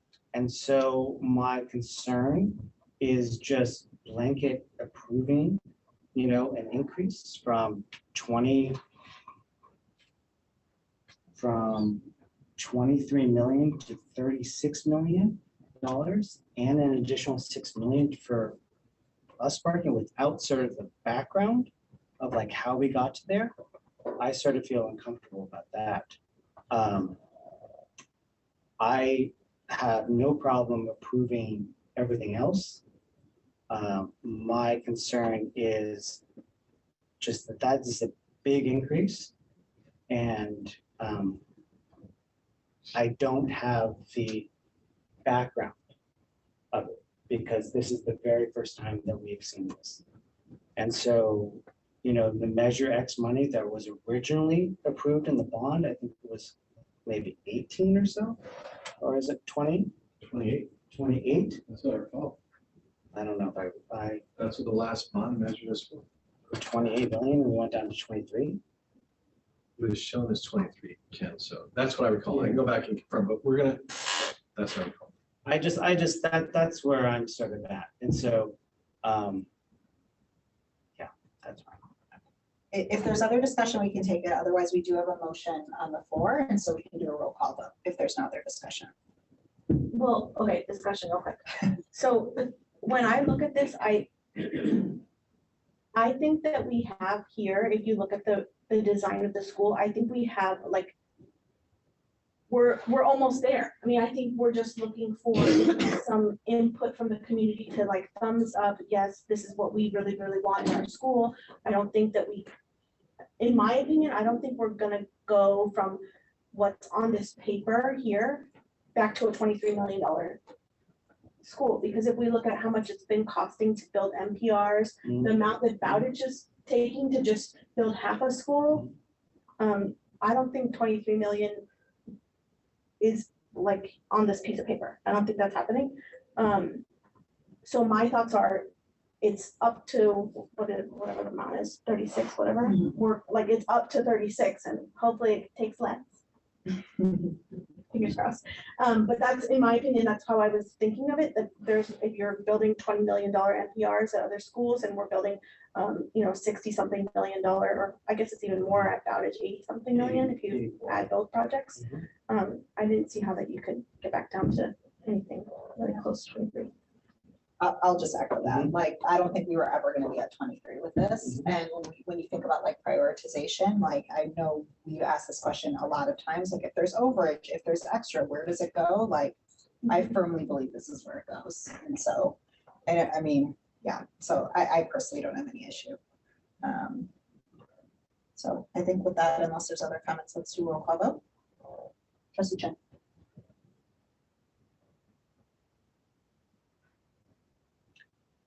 I think that I completely agree with you guys that we will get there. And I don't have a problem with us getting there. I'm just not there yet. And I just need more background. So with this, just to explain my vote, I vote that. Trustee Patrick, Yes. trustee Trent, Yes. trustee Brooks, Yes.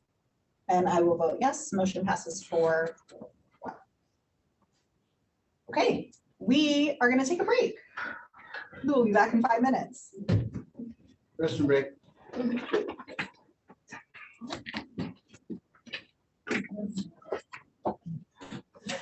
He's not regular session to complain about my dad.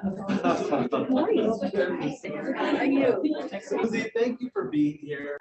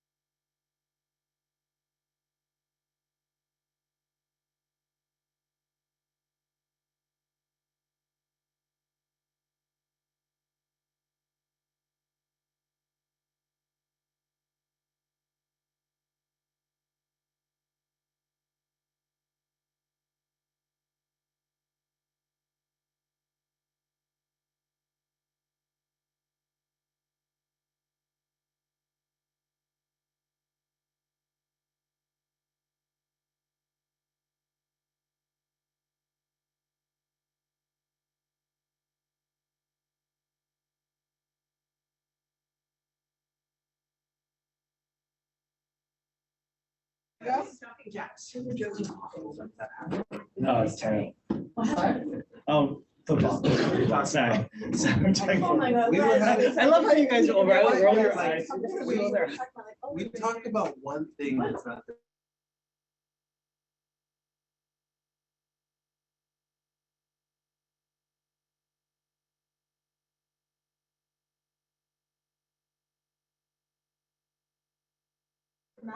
Yeah, that's like really the crux. We're of it, talking about like, the Raiders. Yeah, but we want like some good juicy stuff. No, maybe. All right. We might be live. We are we back? Are we live? Back. Perfect. Welcome back, everybody. We are moving on to 6A. Yes.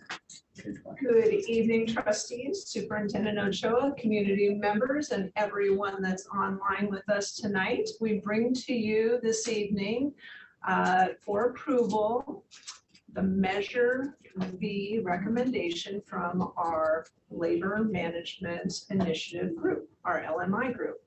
And so since September, from September to March, our group got together once a month for a couple hours or so each time.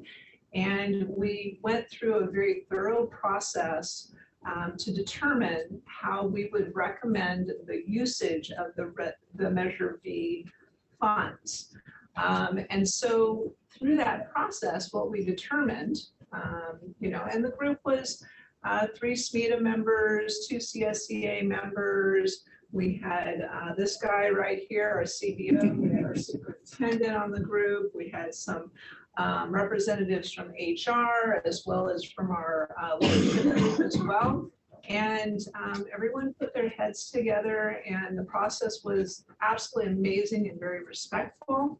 And what was determined is that we would like to recommend to the board that every non-management employee in our district, both classified and certificated, will receive a $4,900 one-time stipend to be allocated to them in October of 2023.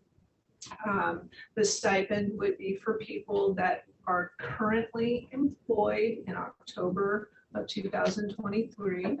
With the exception, if we have some folks that retire before then, we would still go ahead and give them the stipend as well.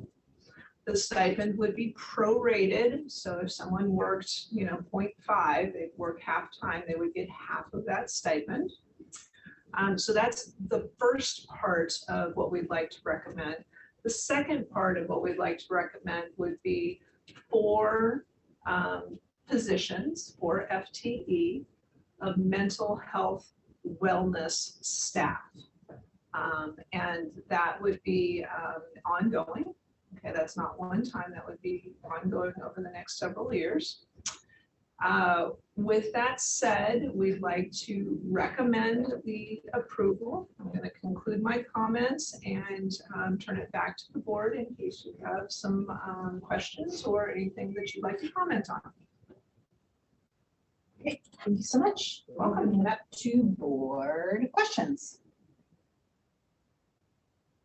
Is this the entire amount of the carryover, or is it more than the like you mentioned? It mentions in here that it uses the carryover amount that's been accumulated. Is it more or less than that? We'll defer to my colleague about that. So the one-time amount, there's a one-time and there's a non. Yeah. So the one-time amount is not the total amount. Okay. But the combined, having these 4 people on the team for the next several years, combined with the one-time, expends that carryover. And how many years is this sort of budgeted for? Parcel is for another 5 years. This is your, 19, 20, 21. Yeah, sorry, 5 years. Okay. Oh, did you see me counting my fingers? Yeah, I was gonna say, It's getting late. The night is young, you forget the dark days. Yeah, that's true. It's This so is early. nothing. This is like so early. Great. In comparison. Any other comment or questions? Not comments? Okay, let's open it up to public comment. Joe, please.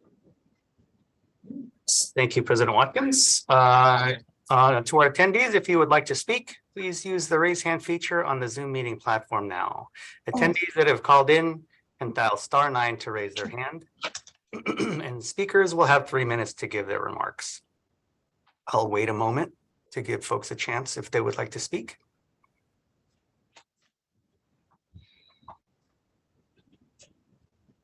At this time, President Watkins, I don't see anyone raising their hand.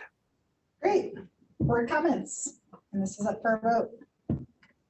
I am pleased that we are able to do this. I know that Measure V was a big part of it, was about attracting and retaining our very highly talented employees. So I'm glad that we're able to do this. And support it. So thank you. Trustee Proctor said exactly what I was going to say. Ditto. So I'm super happy about it. Thank you. Yeah. Yeah, no, I'm really appreciative for the collaboration that went into this. And I just think it says a lot just about like the value that we place on all of our employees, like regardless of how many years they have, everyone kind of gets this stipend. So thank you all for the work on this and collaboration. So could not be more deserved. Yep. Agreed. I'm really glad that we will give our employees, a stipend that they can hopefully use to do things that they've been putting off and take care of themselves.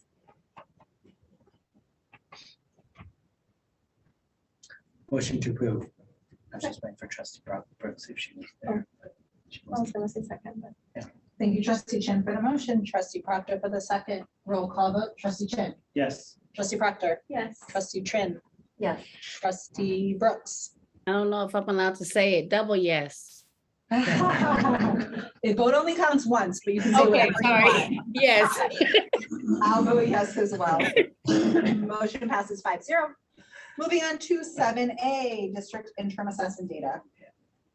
All right, thank you, President Watkins.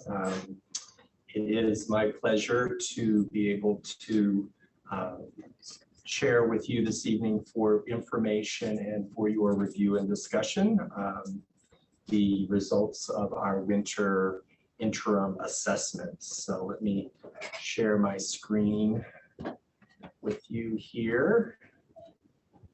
And we will begin. So just as a reminder, the interim assessments that we do in the fall and mid-year or winter, and then again in the spring, are both English language arts and mathematics assessments. For the English language arts assessments, there are a set of assessments for kindergarten, second grade that we call PATH assessments because they're rooted in that supplementary curriculum. For grades 3 to 8 for English language arts, we use the reading inventory. And then in math, we do what's called the common formative assessments, or CFAs, from K to 8. And I just want to note that, we're building a robust assessment system here, and it really is, it only stands on the collaboration of all of our stakeholders. So first and foremost, our teachers and their commitment to understanding how our kids are doing and administering the tests all the way up through the TOSAs and others who support the assessments, as well as, our coordinator of assessment, Kyler. So this is a growing system that we're very excited about. Let me start by talking about the literacy assessments. Again, the PATH assessments, there's a specific kindergarten assessment, which is the alphabet test. And then in first and second, there is this test of single word reading. And then again, 3rd through 8th, there is the reading inventory. So you can see here the results of our kindergarten through second grade PATH assessments. You will note we're excited about the fact that the percentage of students who are meeting or exceeding standards from the fall assessment, which is the orange bar, the blue assessment, which is the winter bar, it has increased very dramatically. And so the exciting thing about this is that when you think about multi-tiered systems of support, or MTSS systems, our goal, of course, is we'd like to see 100% of our students reaching grade level. But 80% is what we talk about at MTSS, because that means that by far a large majority of our students are reaching grade level. And then we have approximately 20% that we think about how we can provide interventions for. And you can begin to see we're starting to approach that threshold. We've been kind of underwater and reversed in the other direction now for several years. And so it's very encouraging to see that we're making this kind of progress. You can see here the results by student groups. So give you a minute to take a look at that. One of the exciting things, again, by reaching the middle of the year, we now have sort of where were we in the fall, how are we doing in the winter? We've been using the data all the way along to pull and provide intervention supports for students. And now we kind of have that growth data that is going to begin to help us see, well, what's been the impact of those supports. So Footsteps to Brilliance, for example, we can use the data to start to look at, well, our students who use Footsteps to Brilliance at a high rate, are we seeing a more accelerated growth in their performance or not? So we don't have that analysis yet, but we're at that moment where we can begin to look at the impacts of our strategic plan actions. And here's the results for our reading inventory. And I want to remind you that the band for grade level performance moves from the beginning of the year to the middle of the year to the end of the year. So while you see that percentages have not necessarily gone up, which of course we would like to see them do, it doesn't mean that learning is static, right? We have a higher bar mid-year for grade level performance than we do in the fall. So we have students who are growing. Of course, we have lots of questions about how we can accelerate performance, but also you see that performance is also beginning to approach for many of the grade levels. We're nearing that 80% marker that is important in our MTSS systems. Here it is by student groups. And one thing we're obviously very focused on, what happened with our English learner students, where we see in particular a decline there. So there's some investigating we have to do there. I would note that between the fall assessment and the winter assessment, we reclassified about 140 students. So missing from that second administration in that EL group were the students who were slightly higher performing in English language arts. That may have contributed to the drop that we're seeing, but we're looking at it more closely to understand what's going on there.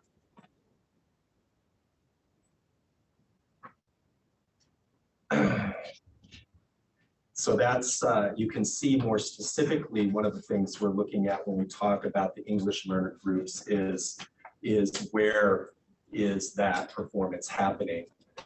You can see some drop there in third, but some rise in fourth. So this is just some additional data that begins to inform how we understand how our English learners are doing across the district. I would note that we have been, from the strategic plan point of view, there's been heavy emphasis in fourth and fifth grade on supporting teachers and providing professional learning for English learner students. And that is one of the zones where we're seeing some of the higher performance. So let me turn now to our math common formative assessments. And I do want to remind you here we have a bit of a challenge. We cannot look at the fall and then look at the winter and really make an argument about progress, because you hear us use this, the math common formative assessment each time assesses different standards. So it's this dipstick that at any one moment about the particular standards tested, how are students doing? And so we ask the question of, what's the percentage of students who are reaching grade level performance when we get to the math common formative assessments. So you'll see here at K5, we have two parts to our assessments. There is the so-called sort of Zern questions, which are grounded in the Zern curriculum. And you can see the performance there. Again, I would make note of that 80% threshold, which is an important MTSS threshold that we are essentially reaching here in most of our grades. It looks a little bit different when you talk about the individual student subgroups. However, it is important that we do this kind of by student analysis to make sure that we're thinking about, when we talk about the language supports needed for English learners in mathematics, that kind of thing. So again, this data is really important in informing the interventions for Math Boost, for example, that we're implementing. And then we have a so-called performance task, which is questions that are much like what we have on the CASP assessment. So we call these out a little bit separately and want to look at them. And you can see we've gotten some nice improvement. Again, we're trying to understand, what is behind that improvement. We're thinking that as students become more familiar and comfortable with these kinds of tasks, and teachers are engaged in working with them around that kind of task, that we're seeing some nice improvement. Just to call out, kindergarten and first grade, we didn't do a performance task for K and 1, so that's why the orange bar there is missing. It's not a mistake. And here again is the performance task information by student group. Here we're seeing, given the earlier bars that you saw, some very nice change again. We're not talking about progress, we're just talking about more students are showing greater success with these more complex kinds of math problems in the winter assessment than they did in the fall assessment. Then turning to 6th through 8th grade, you can see the results there. And here, we don't break out, sort of Zern versus the performance tasks. The performance tasks are integrated in with the overall content. And you can see we've got, some nice improvement in overall performance. And again, kind of, especially in 6th and 7th, starting to get closer to that 80% threshold that we spoke of. And here it is by student groups.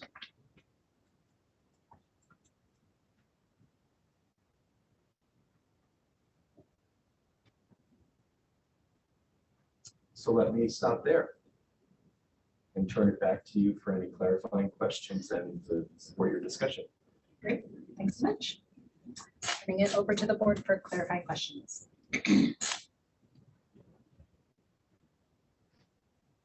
What happens when, I understand, sorry, let me back up.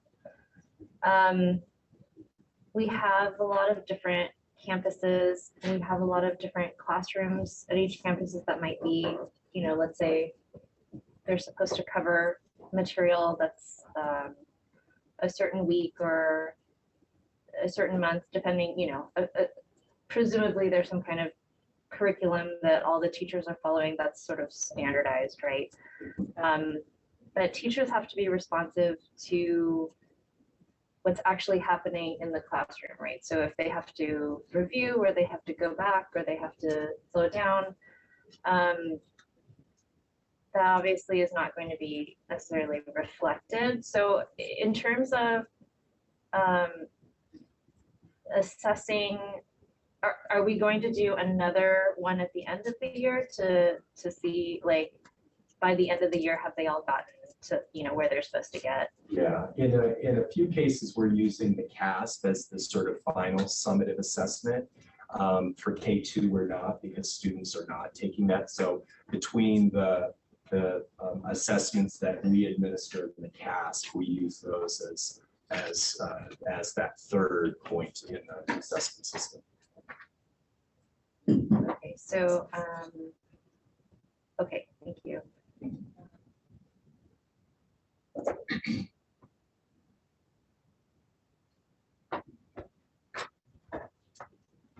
And sorry, one more question. For the, you mentioned that the CASP, just, I'm new to this. Is the CASP, is that only done once in the year? That's once a year. That happens in May. Okay.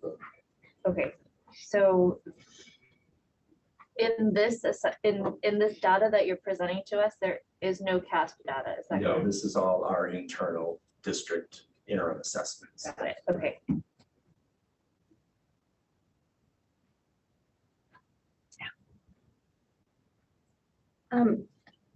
I had a question.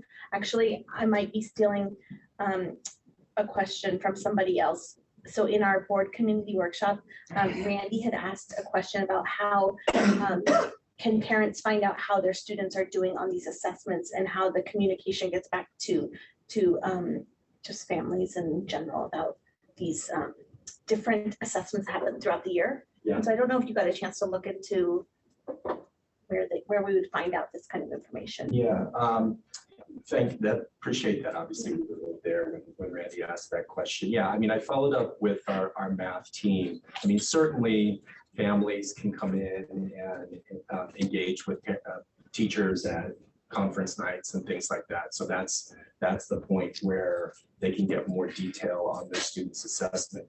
I think she was also sort of probing on a particular point where we have said we're not going to send the actual assessments home. And this is because these are assessments that we can use from year to year. And so in that respect, you know, much like CASP or other kinds of assessments, we need to keep those you know, basically private. So they're not, you know, we can't distribute them literally to parents, but certainly you know, at any point parents can go in and engage with their teachers and learn more about how their students are doing on the particular standards. Yeah. I had a question around, Trustee Brooks.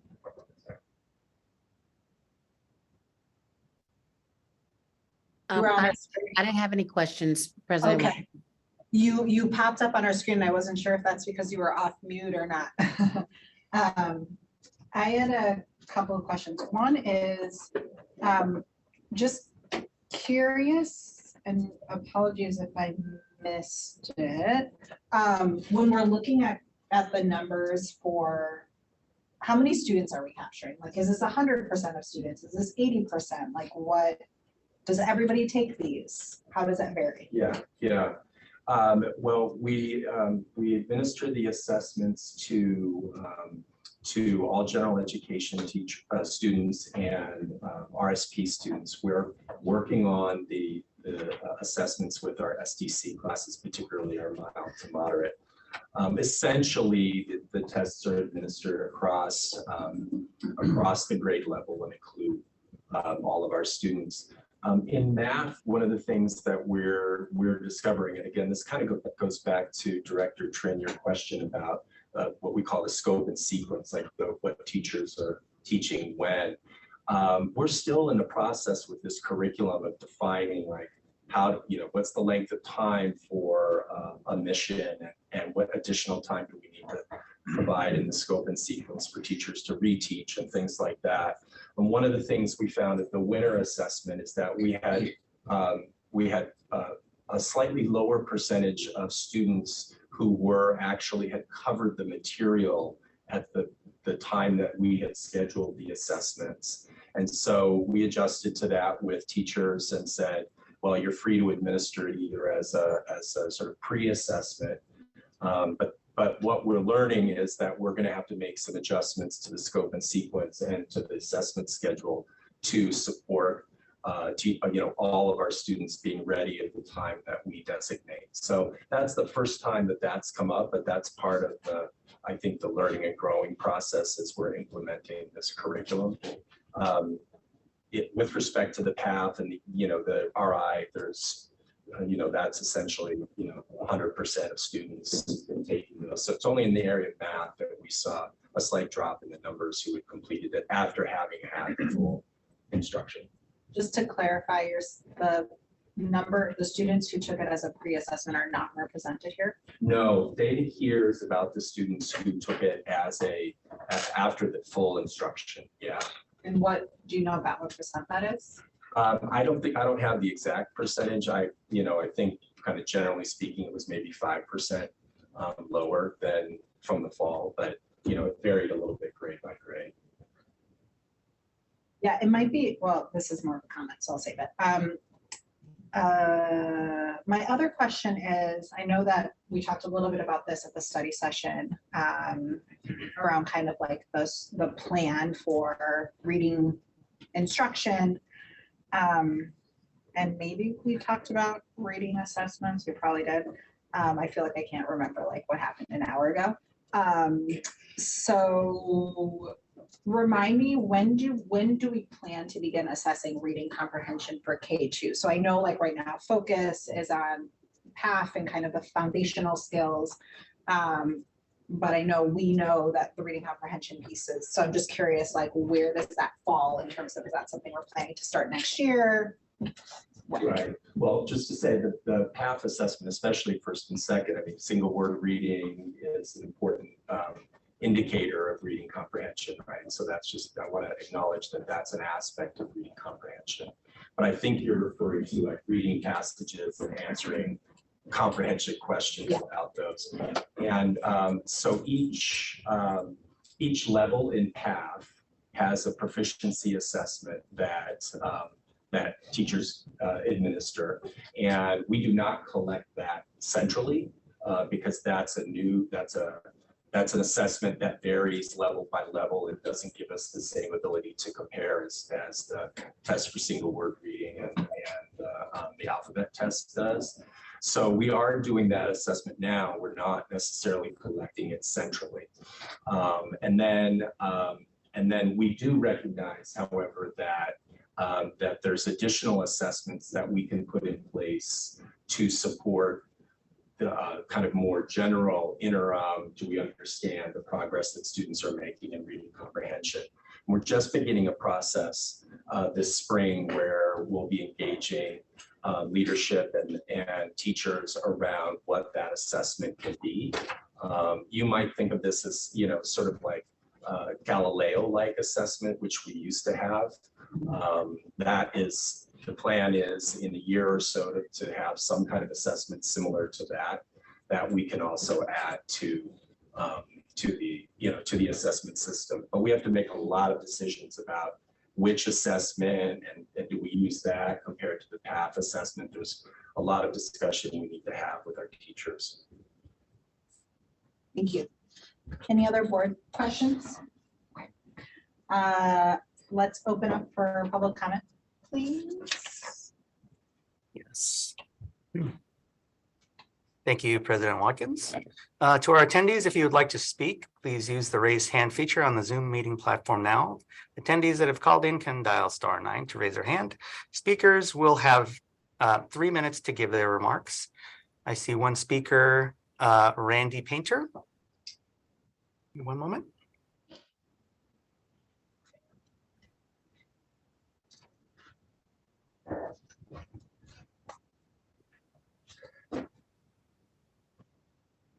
Okay, please go ahead. Hi, good evening.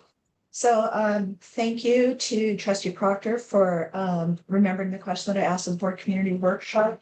Mr. Chambliss is mistaken in the question that I had asked about the delivery of the scores to the parents. At no time did I ask that the tests themselves be delivered to the parents.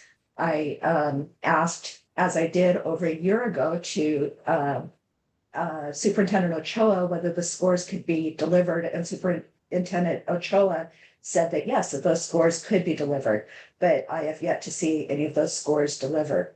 However, we get a lot of information in contrast to what Chambliss said tonight, that, oh, wow, we see all this great growth compared with our CASP scores. Are these a measure of improvement or are these a dipstick? It's hard to say. One thing that I'd like to do, if you all don't mind, I can't refer to a page number because these aren't numbered, but if you look at the last slide before the thank you slide, so the second to the last slide in this deck. I wonder if the trustees are interested at all in how our Pacific Islander students are doing. We know that this is a group of students that tend to struggle, that this is a marginalized group. How are our Black students doing? Why aren't they on here? Now, what about our students who are both Hispanic and white? Are they on here twice? What about our American Indian students? And how about our Filipino students? Did they get collapsed in here with the Asian students, or are we just forgetting about them? I mean, we're leaving out a bunch of students here, and we're saying they don't matter. And we've done that on every single slide. And this has impact to these students who our district is supposed to be serving and who the trustees are supposed to be caring about. So I hope that you'll ask about them. Thank you.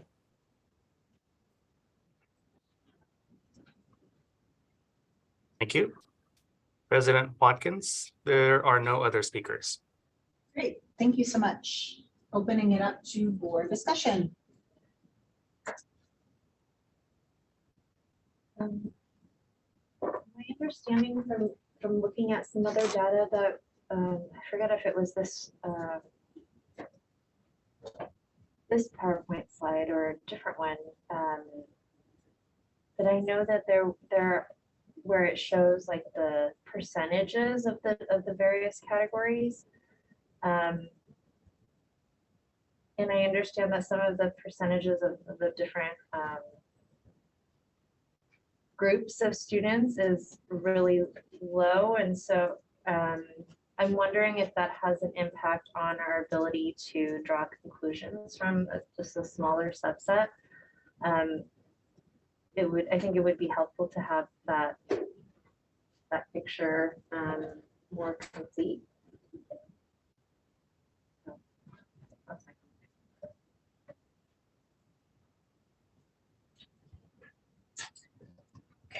I have three comments. Thank you. One, the comment about the reclassification, I think is pretty, I don't know if you can say it's a causation, but I mean, I think it's worth noting as like a footnote, because we reclassified more students than I think we have in years. I think it was like 250, no, 300, was it? Higher, 500, was it? Was it something like that? Yeah. Yeah. So if you all don't say the wrong thing. Yeah. So yeah, sorry. We'll get the exact number. Yeah, I know it was in the hundreds, and I think the issue was that we didn't necessarily do that in years past. We did reclassify, but not in the sheer amounts that we have done this year. And I think that's great. I think it's a testament to what we're doing as a district in terms of the reclassification. I do think that there is a relationship there. It may not be a causation there, but it's almost worth putting like a footnote or having the number of participants or tester, those students who tested, right? If it was 2,000 in the fall, but only 1,500 in the winter. I mean, that's I'm just saying, just throwing out those numbers. I think there's something to that. Secondly, following up on what Trustee Proctor said and Randy, I know that it reminds me of conversations that Superintendent Ochoa that you have had, and that Trustee Proctor, you and I have had about, in some ways, like middle school. We talk about the daily emails that we get with our report cards, and there's like almost daily feedback and interaction of like how well our students are doing. And the thought is, and so we're telling Joe, we've had this conversation about like, how do we bring that back down to everybody, including elementary, whether it's your own student dashboard where you can see where everything is there. It feels like we're moving towards that direction. And it feels like we need, you know, at some point, we'll get to a point where we will be able to pull up my son or my daughter and be like, oh, look at what happened on your recent test scores. Or, oh, look, this is how you've progressed year to year. It almost feels like we're going towards that path, and I sort of can't wait for us to get there. And so that's that comment. And then the third comment I have is something like, I remember what President Watkins used to say all the time way back in the day about being a data-informed district. And I know, David, we've talked about Galileo, we've talked about core data, we've talked about FMP, we've had those different things, but what I'm really happy and what I really appreciate is that we have now settled into this sort of like update where we're getting these regular updates beyond what the data says.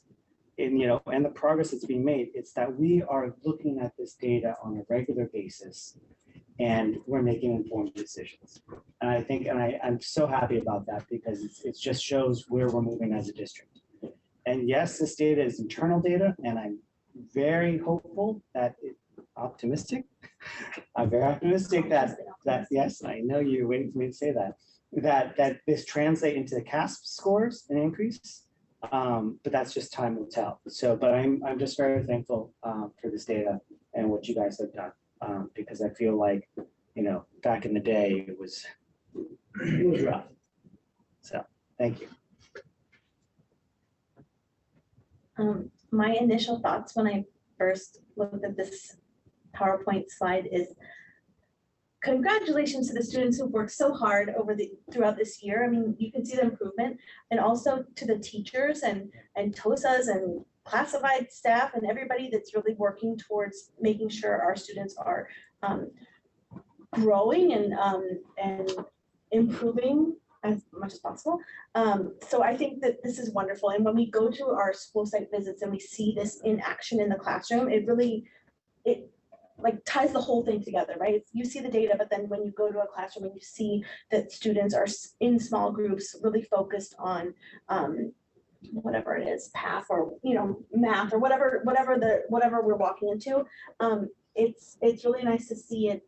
Obviously data is important, but seeing it in action is, it really makes it like the full picture here. So just congratulations to everybody, and thank you for the hard work that everybody's doing, because this, it's amazing. Yeah. Can I chime in on something only because you contextualize it to classrooms and to staff? About 3 weeks ago, I went to Baywood Elementary School. I was just dropping by. I walked into the principal's office and she's there with Peter Lamada and Robin Lovell, two of our many, but two very talented math TOSAs. And they were going through a data analysis rubric process where our math TOSAs got together and said, okay, if we're going to corral these principal people and have 30 minutes with them, what do we need to talk to them about relative to this data, but not in the big picture, like very small, only a Baywood picture. So we're looking at this data together and we have a concern about 5th grade. We're seeing some big gaps in how the 5th grade data looked at Baywood. So we're having this conversation all around this table, and I said, here, what comes to your mind first? He said, I really want to see the test questions. I really want to see some samples of student work in our system. What David's referring to is this math performance task data. It's on your presentation. It says math parentheses PT. These are not multiple choice, bubble here, bubble there. These are, what we're doing is extremely high level. It is, most districts would not even try to assess kids in this way, in this one instance. And again, system-wide. So we look at the assessment. For those of you that have nightmares about fractions, not you, Allison, obviously, but for those of you that do, like me, it's showing kids a recipe on how to make bread. And it's saying, if you have to make this recipe for 10 people, how would you do it? Right? Oh, you're like, oh, I got that one. The second question is, if you thought you were gonna make it for 10 people, but only 9.5 pounds of the flour was available, how would you change everything? So now you're like doing a version of the original calculus, but actually you didn't have all those people showed up. Only a third of those people showed up. So now you're doing 2 conversions in the same question. This is a 9-year-old is doing, a 10-year-old is doing this.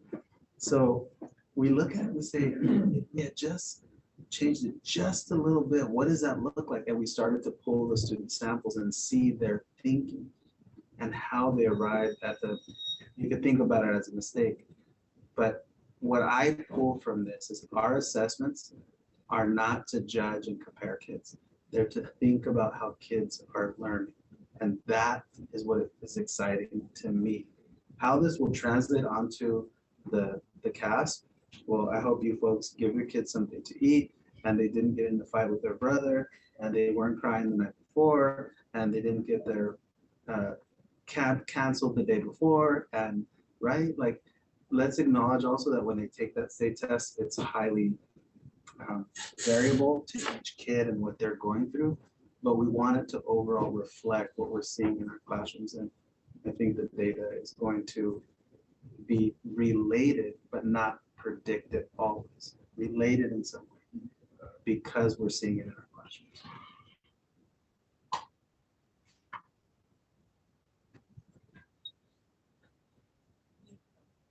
Just a quick comment that I've been doing some of these school visits. I'm trying to catch up on the ones that I missed earlier in the year, and it's really interesting to see, like, to Superintendent Ochoa's point about teaching kids how to think about certain concepts. I'm seeing fractions being covered in, you know, multiple grades, and so there's it's not just at one point that the kids are getting this this lesson. They're really, you know, working on it from a variety of different angles, and I think that that's really important in building that math foundation. Yeah, thank you guys so much for sharing. You know, for our facilities conversation earlier, like, we spend a lot more time as a board digging into these pieces, which I think is, you know, really important and something that we should be doing. And so I appreciate it. And yeah, it's great to continue to get like snapshots in time in terms of how our students are doing. You know, I also think we all know and have acknowledged that, you know, that shifting to data-driven instruction, conversation, like, it's a lot, right? It's hard, and it's the right thing for our kids. It's the right thing for our district.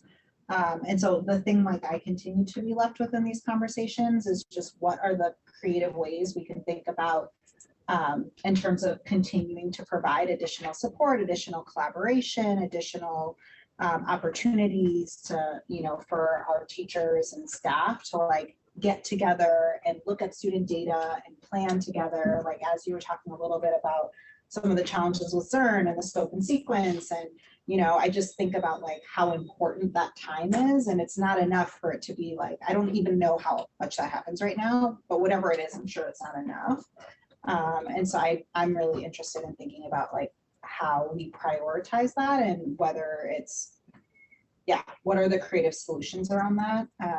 And so I'm yeah, really, really hoping that that's something that's like on all of your radars, and that there's some like work and conversation happening around that, because it's really important. So yeah, I think that's just like the piece that I'm left with, and just, you know, a lot of gratitude to like everyone at every level of the system for just like engaging in this work and taking a deep look at what's working and what isn't, and shifting and adjusting, and shifting and adjusting again. And sometimes the data is not what we want it to be, even though we feel like we've worked really hard. And, you know, sometimes we see like a lot of progress that we should be proud about. So that's it. Thank you. All right. Moving on to student services. Yes, Student discipline. Thank you. I think, Joe, you're going to put up this slide for us, please. Thank you. So good evening, Board of Trustees and Superintendent Ochoa. Tonight, the student services team, which includes Dr. Margaret Heredia, Dr. Ryan Haven, and myself, we will be sharing with you an update on student discipline and safety. Next slide, please.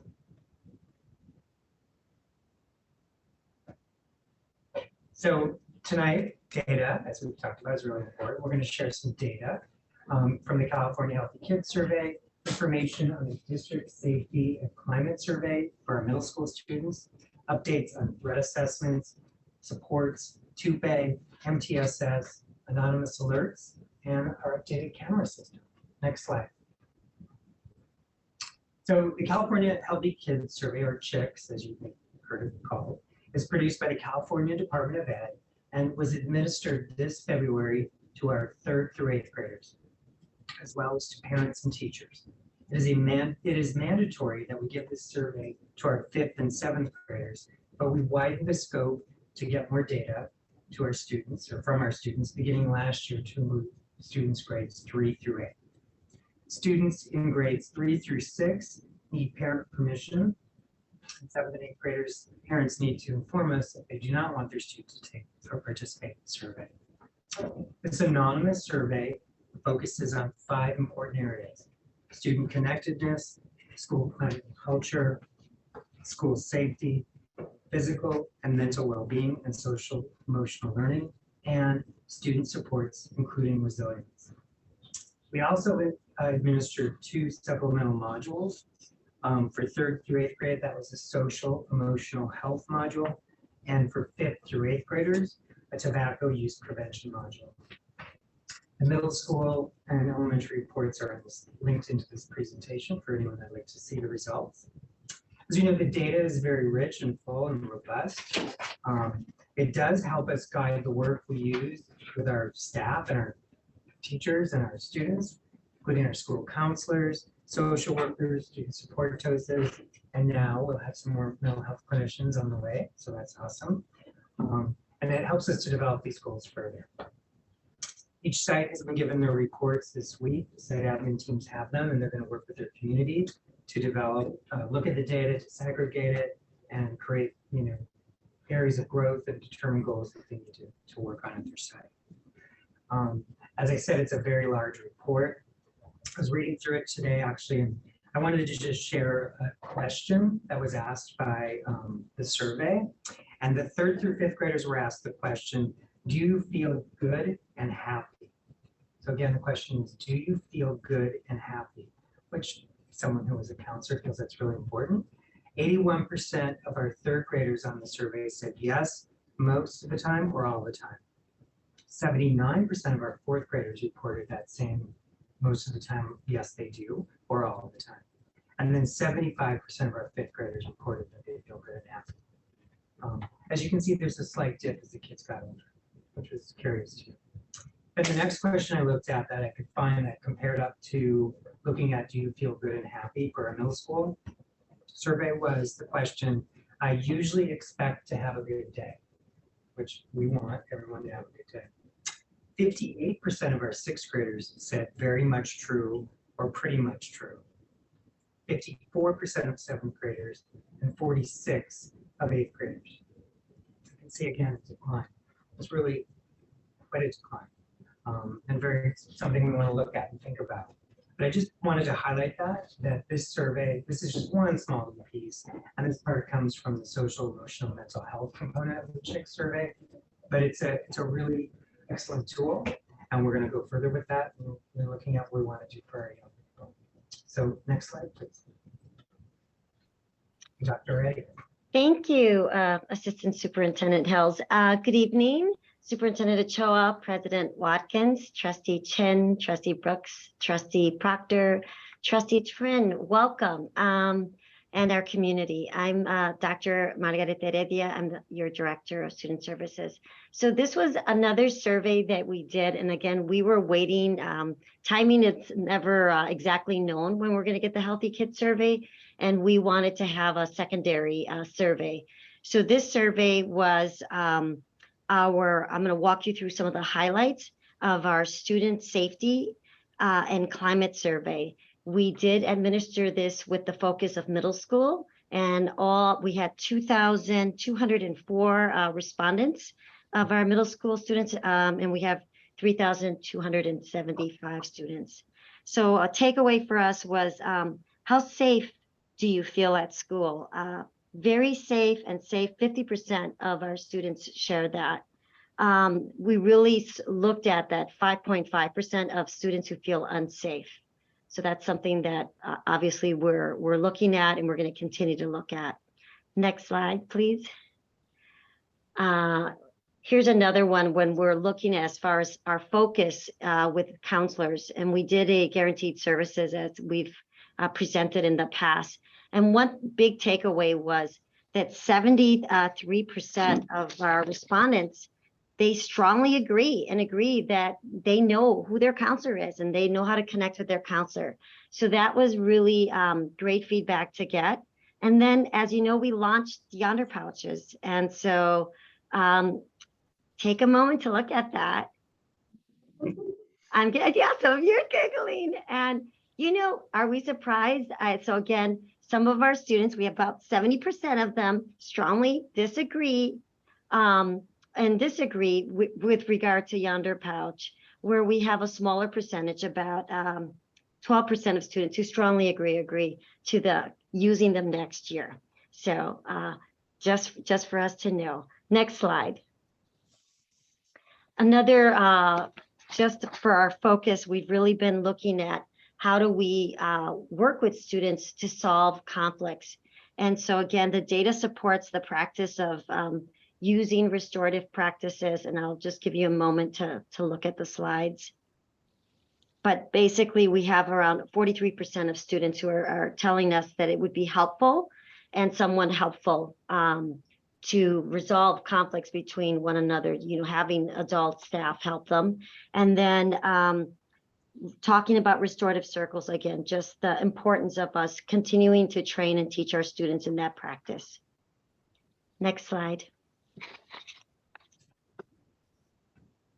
Anonymous alerts is another new initiative that we've done this year, and we've been really working to create it as an additional tool, right? It's a tool that if students don't feel that they're safe, that they can use. And so we see here it's still an opportunity for us to continue to develop, having students know that it is a tool, because we do have about 41.7% of students who felt that they still don't really know how to use it. So that's a great opportunity for us to come back and do some more teaching. And then believe on more lessons on how to be kind. Kindness is free. So teaching students and doing more of that, we're going to continue to do that. And I think that the data does support that there's more capacity for us there. Next slide. I hope I'm not going too fast. So, okay, vapes. So this was actually, I'm looking at the first, pie graph, and it's like about 55% of students responded that they don't know, they don't know someone who vapes on campus. I was actually surprised because I thought it would be, that they actually don't know someone. So that's good. And then we still have, work to do on the other side, where we have students, about 29.8% who are sharing they do, and they strongly agree. When we go to the use of drugs such as marijuana on campus, again, we have 74% of students who strongly disagree or disagree that they don't know someone. So this is positive. Where about 16% say they do or strongly agree. Next slide. Here's a little bit more of a breakdown. How safe do you feel at school? And I'll just give you a moment to look at that.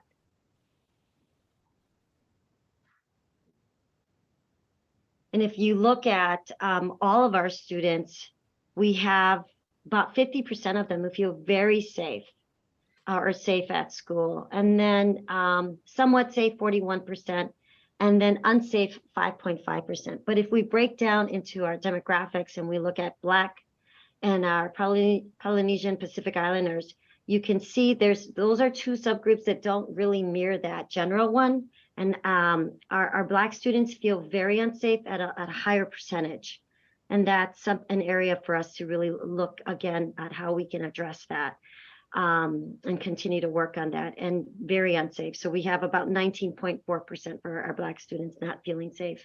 And what's interesting with our Polynesian Pacific Islanders, they had the highest percentage of very safe and safe, 57.6%. So I thought that was also interesting.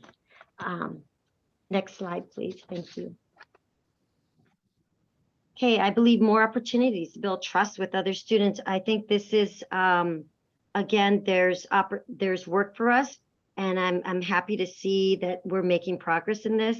We have students, 51% overall, who feel that there's more opportunity, and this is really great. And that's pretty consistent with the subgroups, with the exception of our Black students who feel that perhaps there's less belief or confidence in that. Next slide. Restorative practices. Again, this is work that we're committed to, and we're investing as a district to continue to develop restorative practices. And this confirms that there is a need. Students, we need to kind of demystify it and make it more like student-friendly language.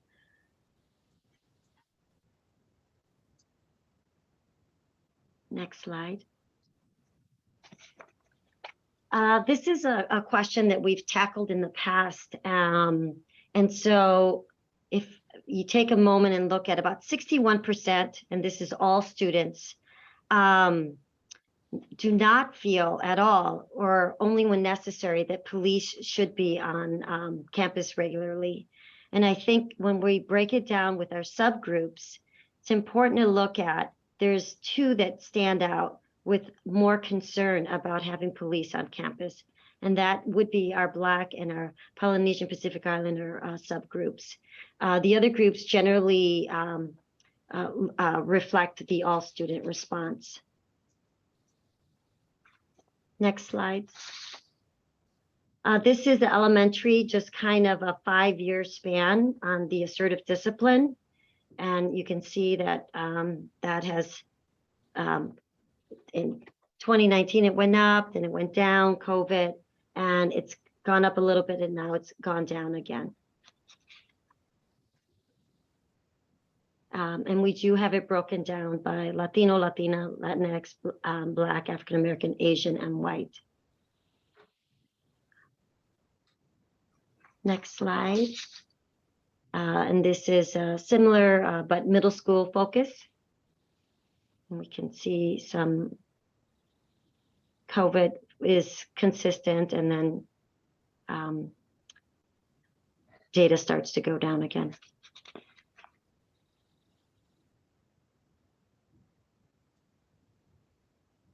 Next slide.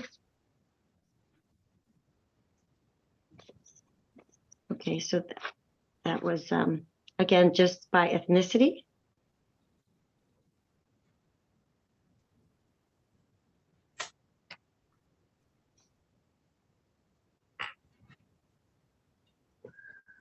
Okay, and that also reflects, the district population as well with the numbers.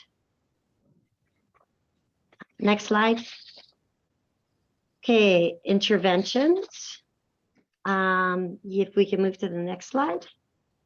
So here's just a breakdown of the interventions.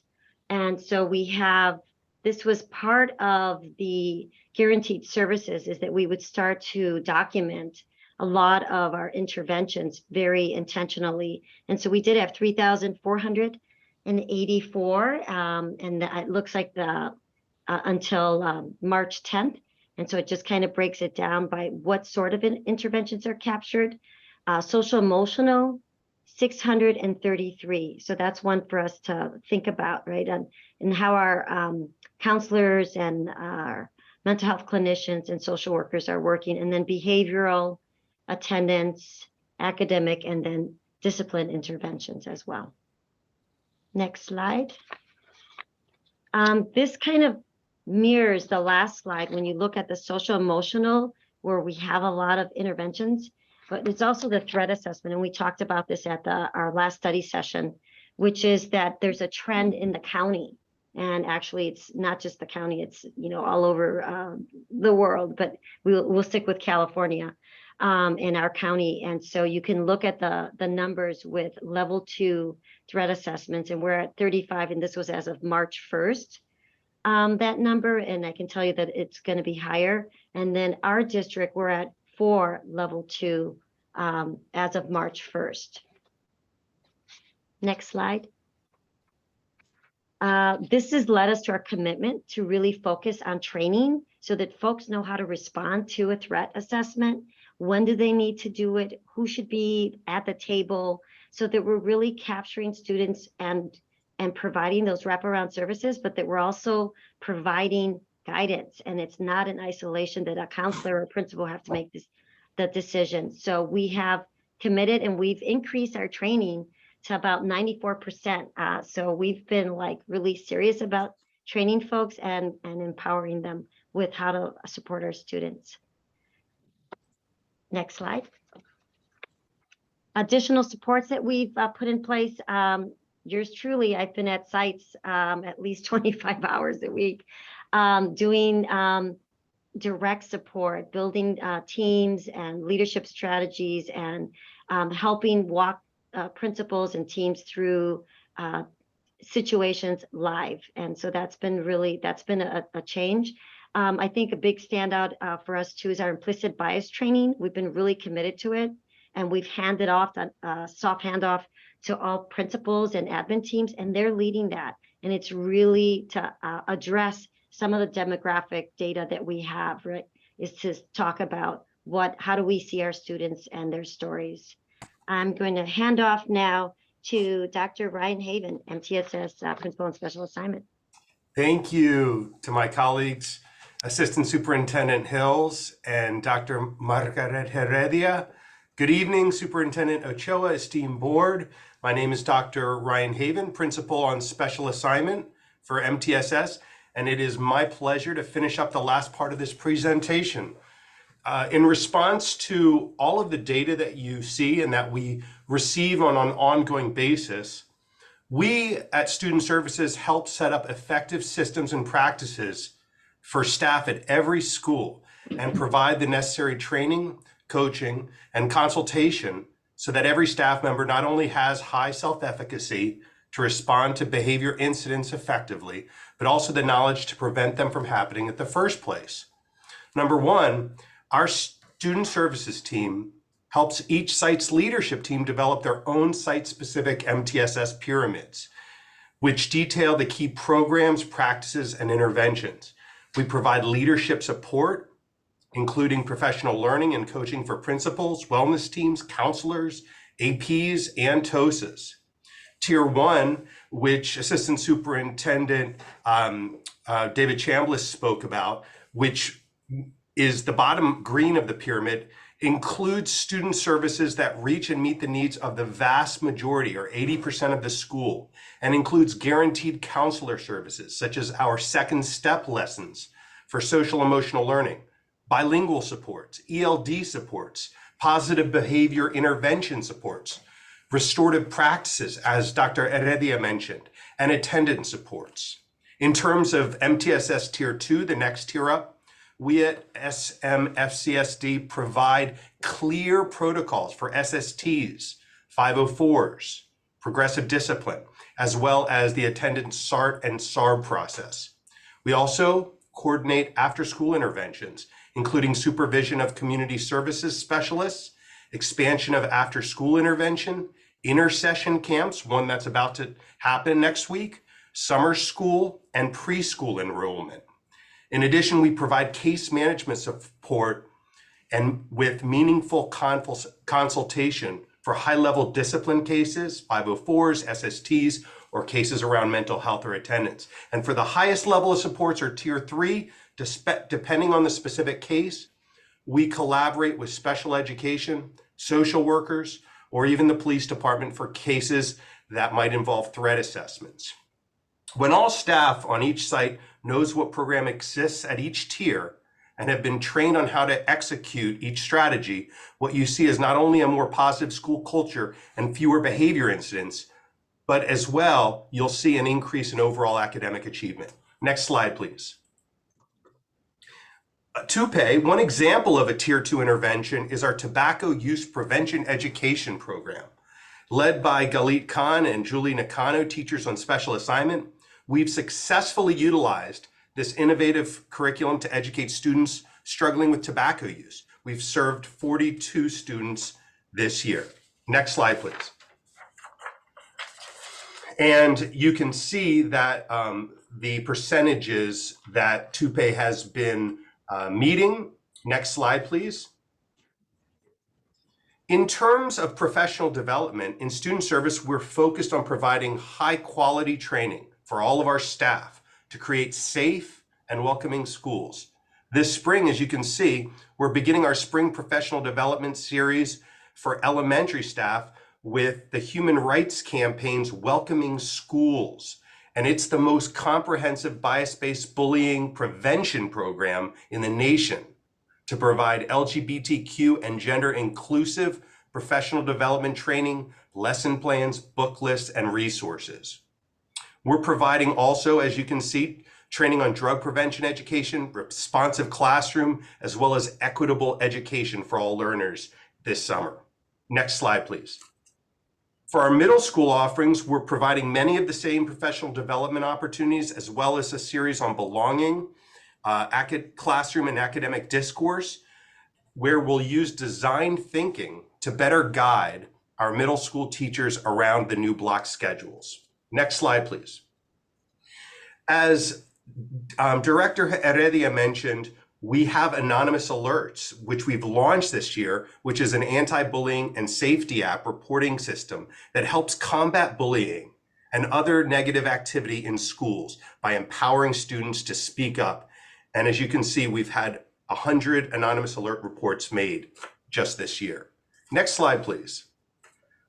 Additionally, to bolster security, we've installed many additional cameras at all of our middle schools and a number at our elementary schools. And I talked to Director Mark Herrera, who went through the whole process. It's a really sophisticated and top-notch process that it doesn't take away students' privacy, but it really keeps our campuses safe. Next slide, please.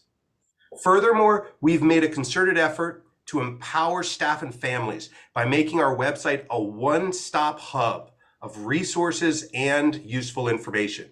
That includes access for parents and students to report bullying, wellness resources, and contact information for a student's counselor. Next slide, please.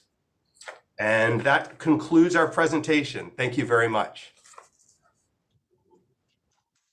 Team, this will be your chance now to certainly ask questions or comments. Great, thank you guys so much. Opening it up to the board for clarifying questions.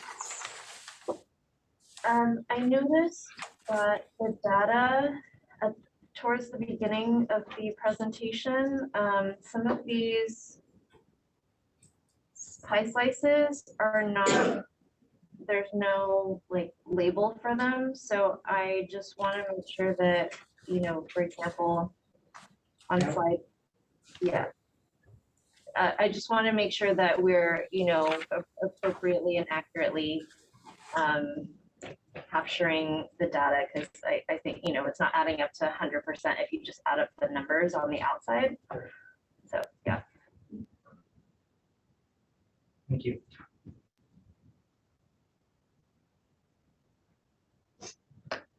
My question, I know that you mentioned, or a couple questions, but you mentioned this was anonymous, and I'm wondering, how do we follow up with the students that have considered suicide and the students that feel unsafe on campus? Yes, excellent question. Chicks, the California Healthy Kids Survey will notify us Okay. of that survey. Okay. We will have that information for suicidal ideation. Yes. Okay, and then, where did my second question go? Hold on,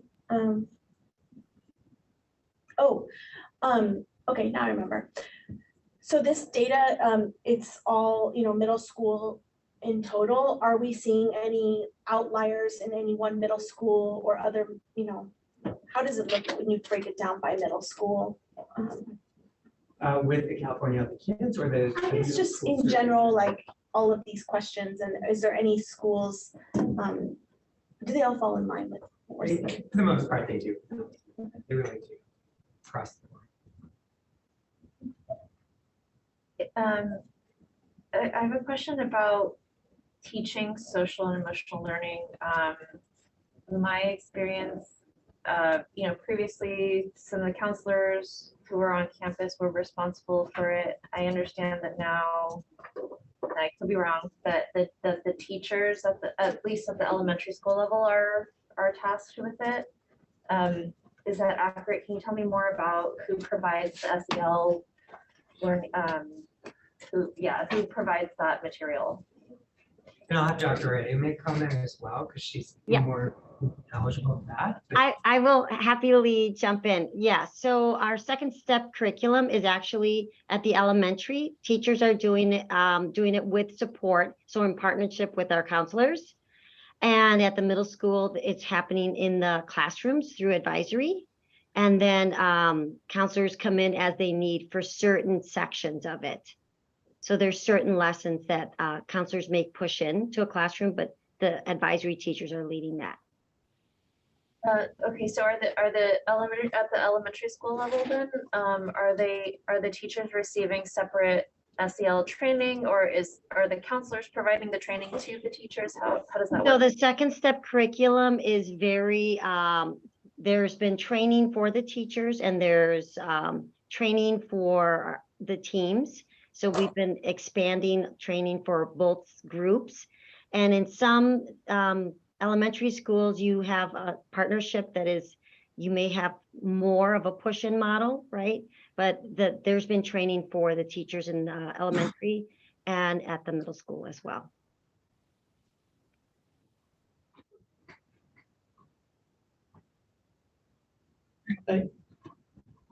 You mentioned parent permission for 3rd through 6th, I believe. Do we know what the opt-out rate was? I don't have it in front of me. I have it in my office, so I can get it to you. No problem. I'm just wondering. Middle school, it's 6th graders need permission, 7th to 8th parents say no. It was most middle school kids did the survey, even the 6th graders. Elementary, it's really varied by site, to be honest with you. It's something I know that our team is going to look at and try to figure out why that is. Sometimes it might be dependent on principal's input of the teachers, but it varies from school to school. That really does vary. Great, thank you. And I know that there was a parent portion of the California Healthy Kids Survey too. Sure. Do we just don't, do we not have the results for that too, or is that not, yeah. We do have the results for it. Okay, that's fine, thank you. Any other board clarifying questions? I had another one. I had a question on the slide about restorative practices and wondering, do you think that the answers where it's strongly disagree and disagree, the question was, I know what restorative practices are. Do you think it's that they don't know that term or we're not doing it? I think it's both. Okay. Well, and I think if you had asked us a month ago, we would have said, oh, 90% of it say yes. Yeah. But that's the value of the survey of asking these teenagers, what do you know? And they're telling us they don't know what it is. So that's really making us say, let's not get too excited here and ignore our students are telling us, I need to know more about this. And to connect it to the response about kids feeling that having better relationships with each other will make them feel more safe. The percentage of Black students who don't believe that having stronger relationship with their peers will have a positive impact on their experience in school. We have to address that. And that's what I think is so powerful about asking these questions and reflecting on it in the way that we do, because it's going to push our thinking. And you know, we're limited in terms of how deeply we can go into this, but I want to remind the school board that we have very deep conversations about student discipline and campus climate during our special study sessions, where we go multiple hours in. And you know, this was our first year holding these meetings, and I want maybe at a future meeting for the board to help orchestrate what next year's deep study sessions can look like, to find that right balance between learning from what we did this year and taking our work to the next level. And is there a staff survey about safety?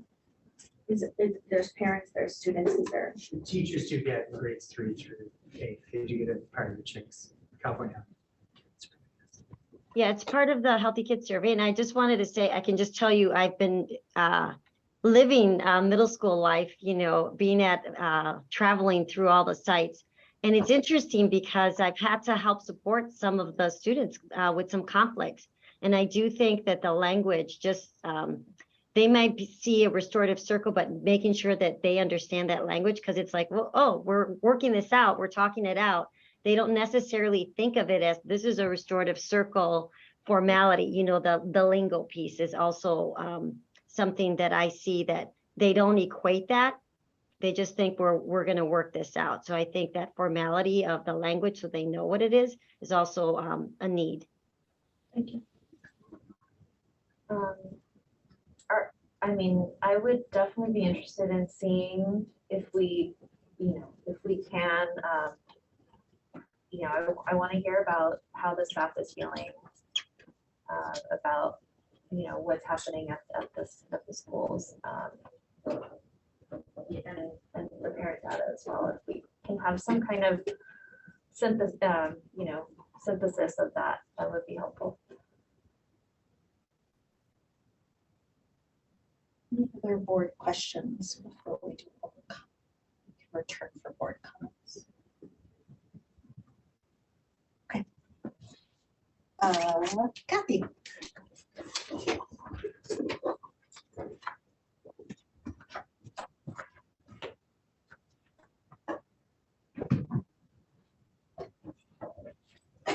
SPEDA believes that safe schools make successful students. And we appreciate the time that it takes to collect and complete all that data from the Healthy Kids Survey. It definitely provides an interesting picture of how our students are experiencing school. And the information on slide 9-ish, whatever, is especially interesting because it shows that 49% of our middle school students feel safe or very safe, but 46%, or a little bit more because doesn't add up to 100, only feel somewhat safe or unsafe. I would encourage the district also to reach out to staff and provide a picture of what many of our teachers and staff are experiencing each day. This school year, as SMFCSD president, members throughout the district have expressed concerns about safety at their school sites. These concerns come from middle schools, elementary schools, Title I, non-Title I schools. More than half of our governing council site reps who answered a poll about their site's top 3 concerns listed safety as one of those main concerns. Students and teachers on any given day witness things such as constant yelling out, talking out, verbal defiance, middle school students aimlessly walking the halls during instruction time, destruction of school property, students throwing things such as pencils, books, chairs at other students, physical contact, kicking, hitting, biting, etc. When these behaviors happen, teachers sometimes get to court, but often there's no follow-up, next steps, communication, what steps were even taken. So there's the appearance that nothing has happened.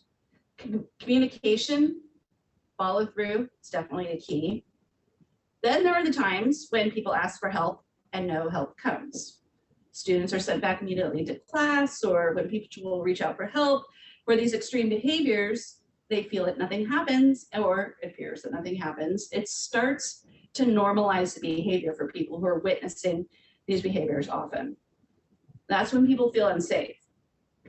SMETA believes that safe schools make successful students. And when our students and teachers feel unsafe, we're putting the success of our students at risk.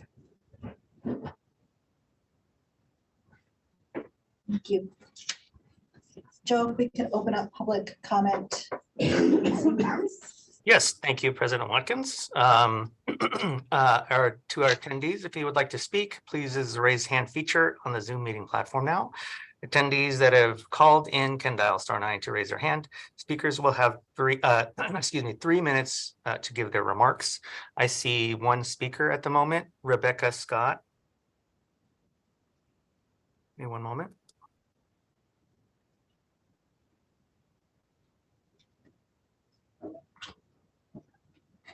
Oh, 2 speakers. I'll call on Stacy afterwards. Rebecca.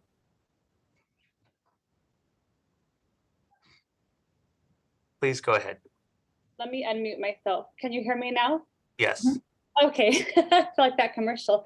All right, so my name is Rebecca and I'm a teacher at Abbott Middle School, and I just wanted to confirm what our SMETA president just shared. We also believe that safe schools make successful students.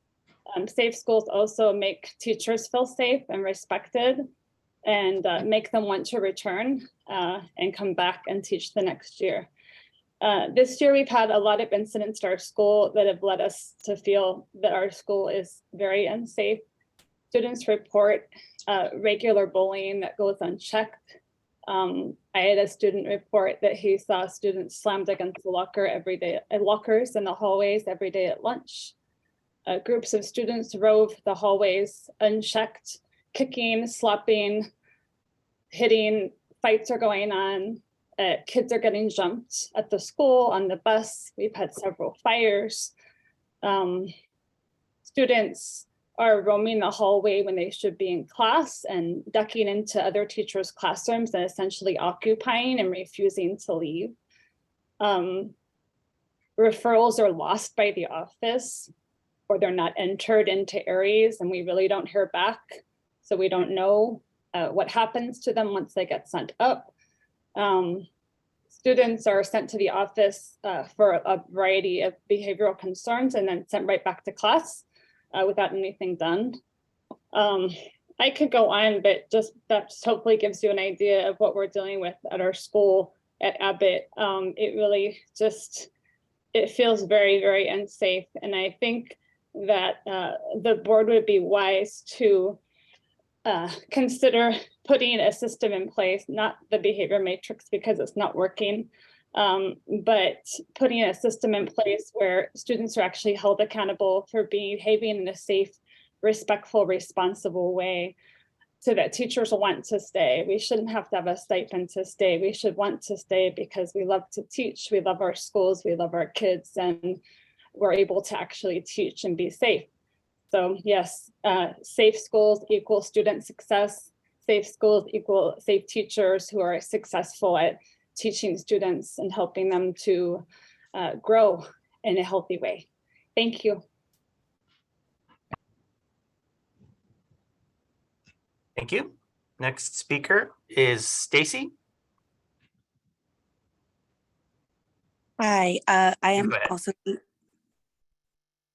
Hi, I'm also a teacher at a 801 school, and I agree with our SMETA president, being that we hold meetings monthly to talk to our staff about, anything that's going positive and any concerns that we have. And it's always concerning hearing, but also seeing as a teacher what is going on. And I feel like not just our school, especially talking to other teachers within our district, it seems to be across many schools that there are behaviors that are very concerning, hitting and kicking of other students, teachers, scratching, students roaming hallways, even at very young ages, and like going in and out of different classrooms because, our principals are working with the limited resources they have.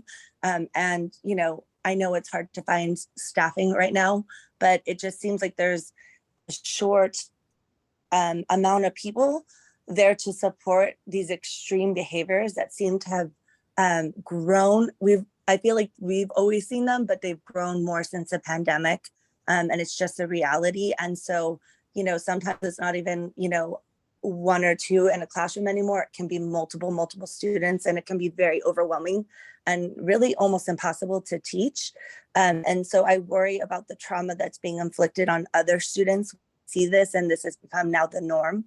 And it, again, I feel like it's not just our school, especially when I sit in, you know, our SMETA board meeting or SMETA meetings and you hear other schools, it's the first thing that comes up a lot of times. And I see it at my own school. I see teachers that are veteran teachers that have been doing it for a long time. I myself am a veteran teacher. I think I've been teaching like 18 years, and it is nothing like I've ever seen before. And we need support. And the truth is too, we talk about these tiers and we all want to believe in the system, but it's very hard to move kids from one tier to the other because we're constantly told, okay, we'll try this and we'll give it another 60 days. Try this and we'll give it another 60 days, to the point where nothing ever really gets solved. And our goal is to help every kid do the best that they can. And that's really what we want for them.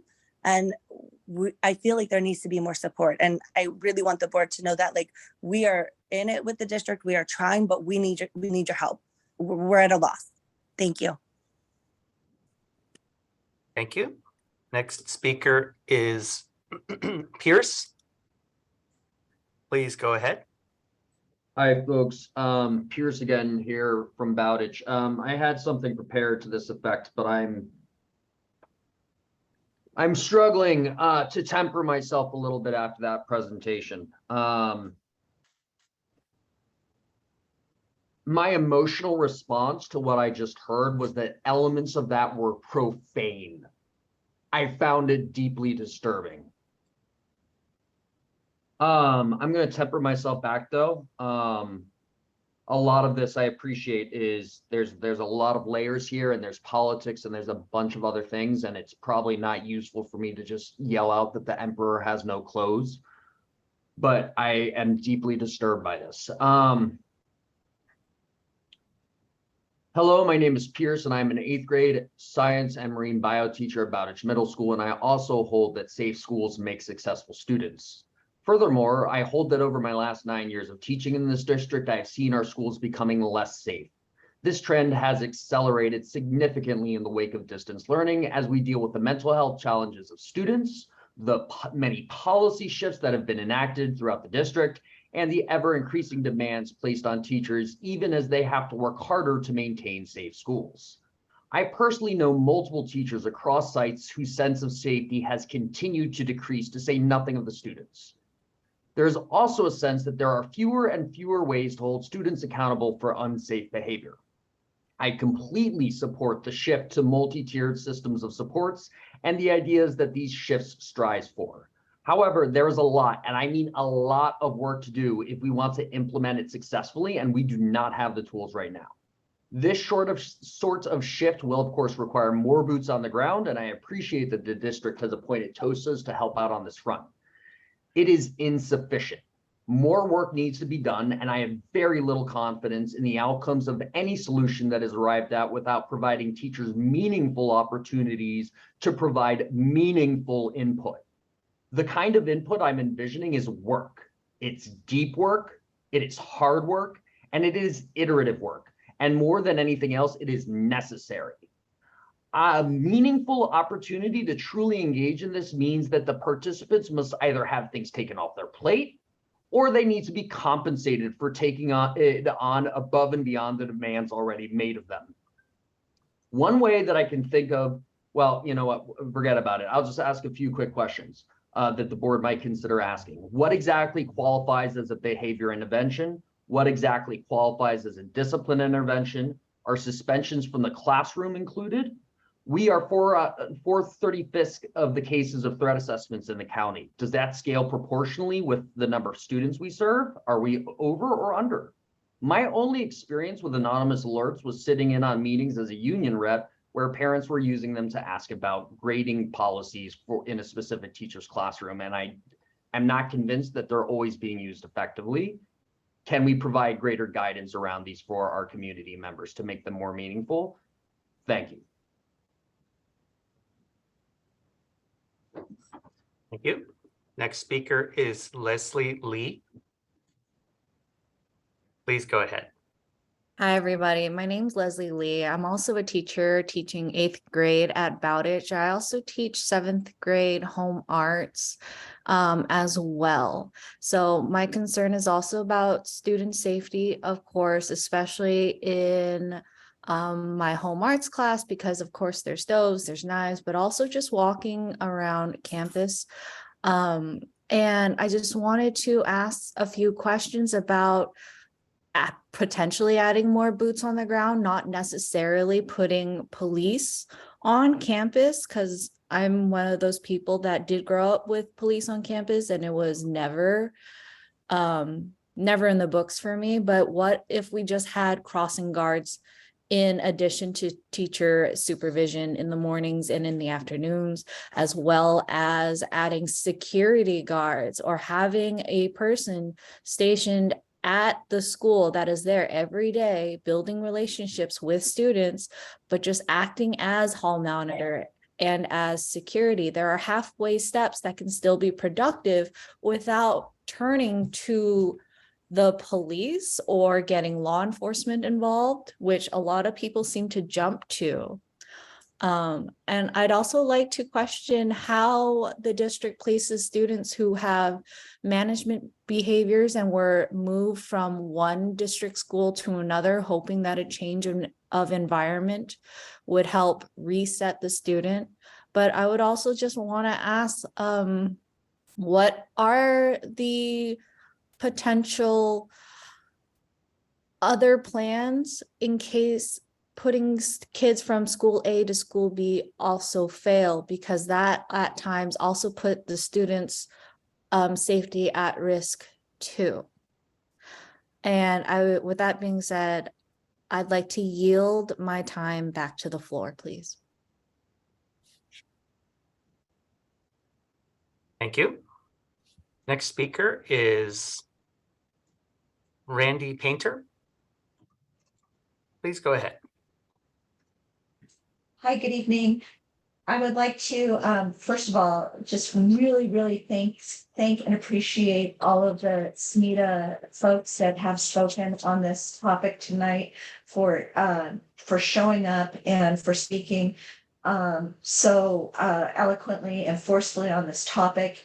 And I really appreciate the student voice that was represented in the presentation, and for the SMETA, the teacher voice that is represented in the comments tonight. And I think, and I really hope that the board is, and the administration is paying attention that these teachers are the ones that are in the classroom and experiencing these complex systems. And they're giving you data, they're giving you feedback that, hey, you know what? You tried some really bold policies, you implemented some changes, and up to now, to this state, it's not quite working yet. And I was, and I am fully on board with taking police out of the schools personally. And the change, the plan changes have not been sufficient or have not been sufficiently implemented yet. What I've not heard until I've spoken now is any parent voice about what the implications of the school safety have been in families. And I can't even speak to it from my own experience. My kids aren't impacted, but when I was running for a board seat, I heard about it. This was the top issue that I heard about from the community, was about safety in our schools. Parents and the community are very concerned about this. I can't recommend enough to really take into account that what is implemented. To date, is not working yet. Thank you.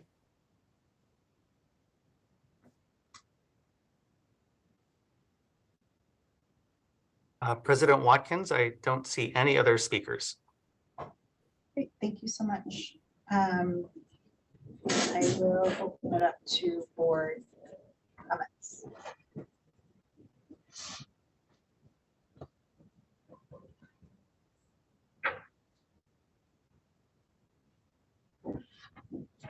I feel like school safety is not one of these ones where you can look at a pie chart and say, well, most people feel safe and like we're doing good. I think every single person and their safety matters. And so even if just one person doesn't feel safe or a handful of people don't feel safe, that's an issue. And I think clearly we're not there yet where we have safe campuses. If there are students and there are teachers that don't feel safe. I work in an office. I can't imagine going to work every day and not feeling safe. Like that is not a thing for me. And so we heard about safety back when COVID was happening. We were asking our teachers and classified staff to be on campus, and we're hearing it again in a different way. But this is not a new, safety is not a new concern. So this is like, we've been hearing it for a while. I support what we're doing in terms of the direction we're going in terms of discipline and being more restorative focused, but it seems like we need more work here, and we need more resources and more support. And to me, that's not police on campus. It's just more humans that care about kids and that aren't dealing with 25 kids at the same time as dealing with a couple of kids that may be having some trouble or making choices that are not the best choices. And so I really care about this. I thought about it a lot, about just safety in terms of like, if we're in this room and one of us said we didn't feel safe, we would all do something about it right away. And we would say, let's fix this so that you feel safe. And so I think that we need to use that same approach for every single student that doesn't feel safe, every single teacher that doesn't feel safe. I think that parents' concerns about their kids' safety is important. I send my kids to school every day and hope they're safe. And, of course, I'm a mom. And so it worries me about everywhere they go. My older one's about to go to Washington, D.C. tomorrow, and I'm worried about that. But we're not there yet. And so I hear what everybody's saying, and I know that we have more work to do. Of course, I'm very concerned about the students that have also thought about suicide. I'm concerned about the fact that students maybe don't know about anonymous alerts, don't know how to use it properly, don't know that there are ways to reach out. That, like, I know what middle school pressure is like when somebody's doing something to you and you don't want to be the one that tells on them, and you don't want to look like the kid that's like the tattletale or whatever. But just making sure that students know that there are people that care about them. There are ways to reach out. I know that our counselors are making a huge effort, and really everyone on campus, but that our counselors are people that our students, that our kids can really rely on and go to. And it's not the teacher that they see every day. It's not the teacher that maybe the class that they just don't like that subject. So they're maybe they think that, they're not, the teacher doesn't care about them, but maybe that's not the case. But it's another adult. And so I think we just need more people that kids know, this person cares about me. And if you look at the data and you look at the actual survey results, there's a lot of kids that say there aren't adults that care about me on campus. And I know that's not the truth. That's not true, but that's how they feel. And so I think, to me, we've got a lot of work to do. I'm here for it. And I know that it's hard, and however we can be supportive in this, while still sticking to our values and sticking to what we believe is best for kids, we just need to, get there together. And it's hard. And I appreciate everything that everybody is doing. It's still hard. There's hard days. So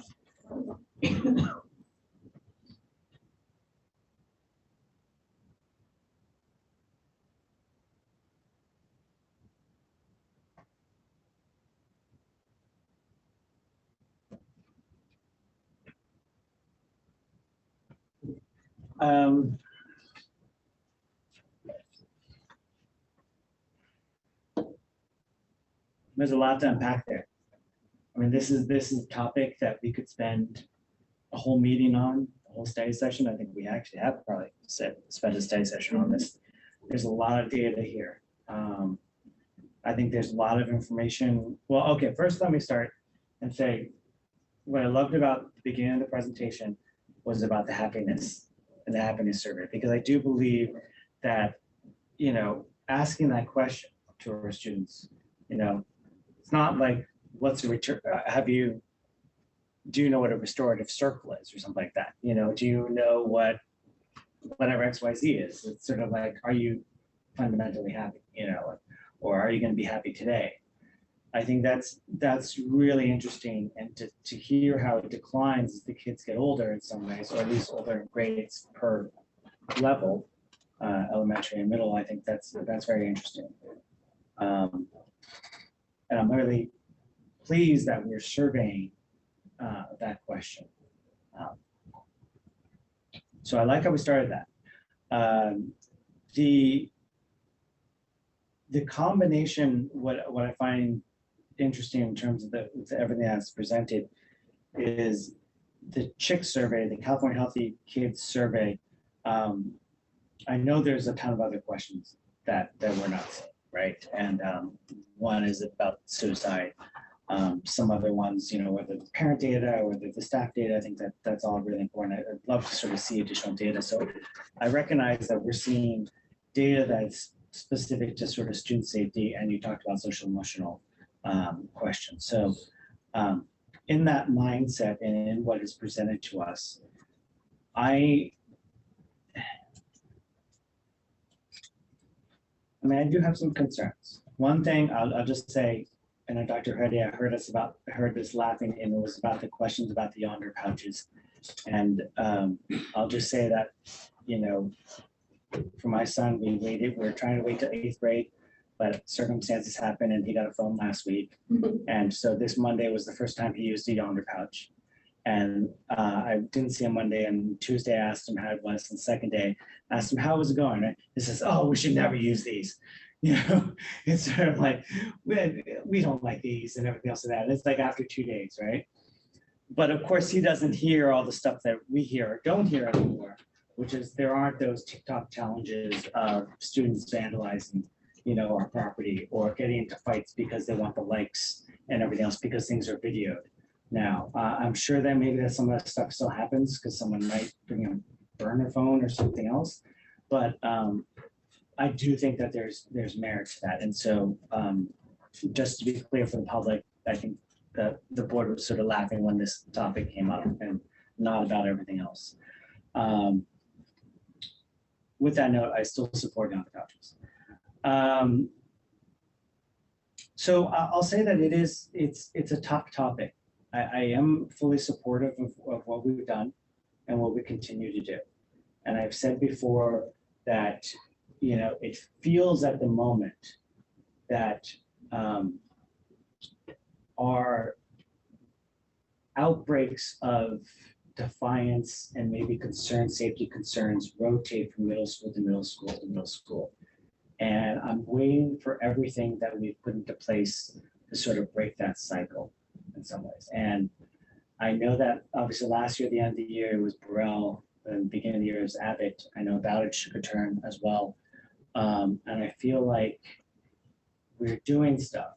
We definitely go in. I know when stuff happens, we are all there. I know Superintendent Ochoa, when stuff happens, I mean, district office is there on sites. I think it's great. And I know we're doing additional supports, additional counselors. We just, you know, authorize 4 additional mental health counselors. We have our community services specialists. We have a whole bunch more stuff than we ever had before. So I'm happy that we are doing all that. But it is concerning to hear our teachers feel unsafe. And so I feel like, you know, we do need to do more. and we need to reach out and we need to support our teachers because they're the ones, they're the main ones on the ground. They're the ones who are interacting with our students every single day. They're the individual ones who are in the classrooms, and if something happens, yeah, they're the only ones. So I do feel like, whether it's sort of, we need more time to let it settle out. We need maybe not kicking the can down the road, but you think about how COVID happened and how some of our kids were still in distance learning when they came to middle school. I don't think that's the answer or is related, or do we need to throw more support at it? I don't know exactly what it is, but I definitely want to make sure that our people are supported. And if they don't feel like it, then we should do something.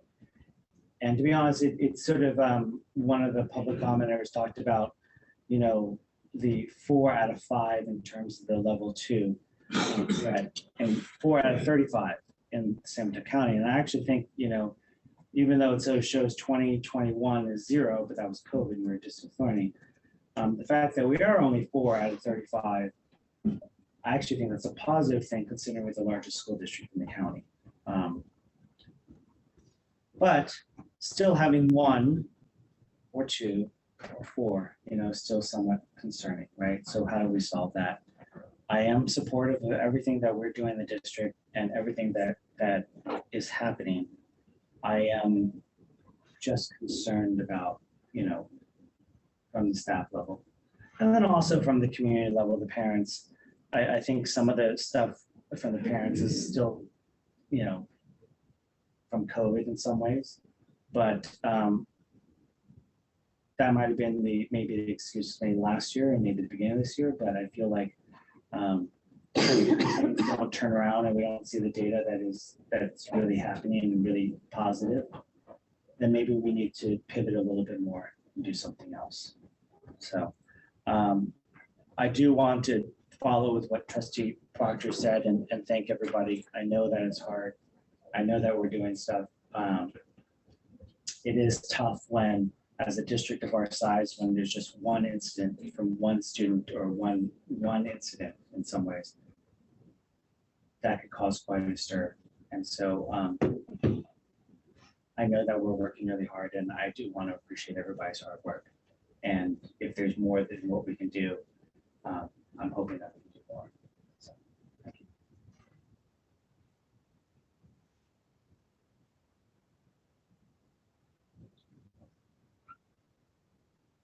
Board comments? I would be interested to know, maybe this is a question, or maybe we can circle back to this at a, we kind of come back to this, but I would be curious to know what is the process for assessing what is needed at each site in terms of staffing, TOSAs, that sort of thing. Maybe Superintendent Ochoa can walk us through that a little bit. Certainly, we put together a staffing plan for each of our schools.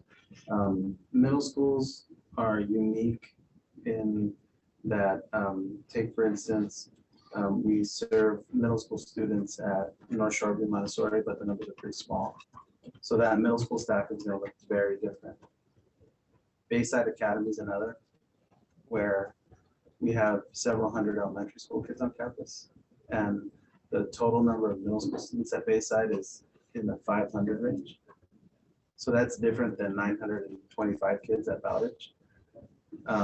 So for that reason, it can feel a little bit like almost on a case-by-case basis, and I think we want it to. We didn't discuss it tonight, and again, I want to sort of listen and remember that this is an update to the board. This is not a board study session. So administration is going to be shaping a presentation and leaving things out because of our time constraints. But at the board's direction, we can schedule, and as Trustee Chin, I believe it was pointed out, we held a meeting to discuss this very topic, a very lengthy meeting recently. But what we want to do during this time is we want to really spark a conversation by our community and by our board, because the very basis of giving an update to the Board of Trustees is to engage in the work of thinking about where we want to be. So our middle schools for next year, as you approved this evening, positions for teachers on special assignment for restorative practices. In addition to that, you approved through the parcel tax language 4 additional mental health clinician positions that are not necessarily going to be all the time at the middle school, but they're going to spend a significant amount of time at the middle schools. Those 2 positions partner with the TOSA for student support that exists at every school, and partner with the significantly increased counseling staff at all of our middle schools over prior years before the pandemic. In addition to at multiple middle schools, additional administrative staff, and at multiple middle schools, additional social work, YSBA, mentorship staff. Abbott's a good example. The plan for next year will be to have 8 individuals who work in a support position, either counselors, social workers, TOSAs, or administrators, for a school with 725 kids. And I want to tell you that that is unprecedented. And it's still our best thinking going into next year. This year, that number is 6. And we believed that we would make a lot of headway. And we were disappointed that we didn't make as much. But our work, our analysis is ongoing. And it really sort of lines up with that thinking of how do I stay in the moment of managing and supporting what's happening today, but also keep enough of a view down the line that we get some of these issues headed off before they get worse.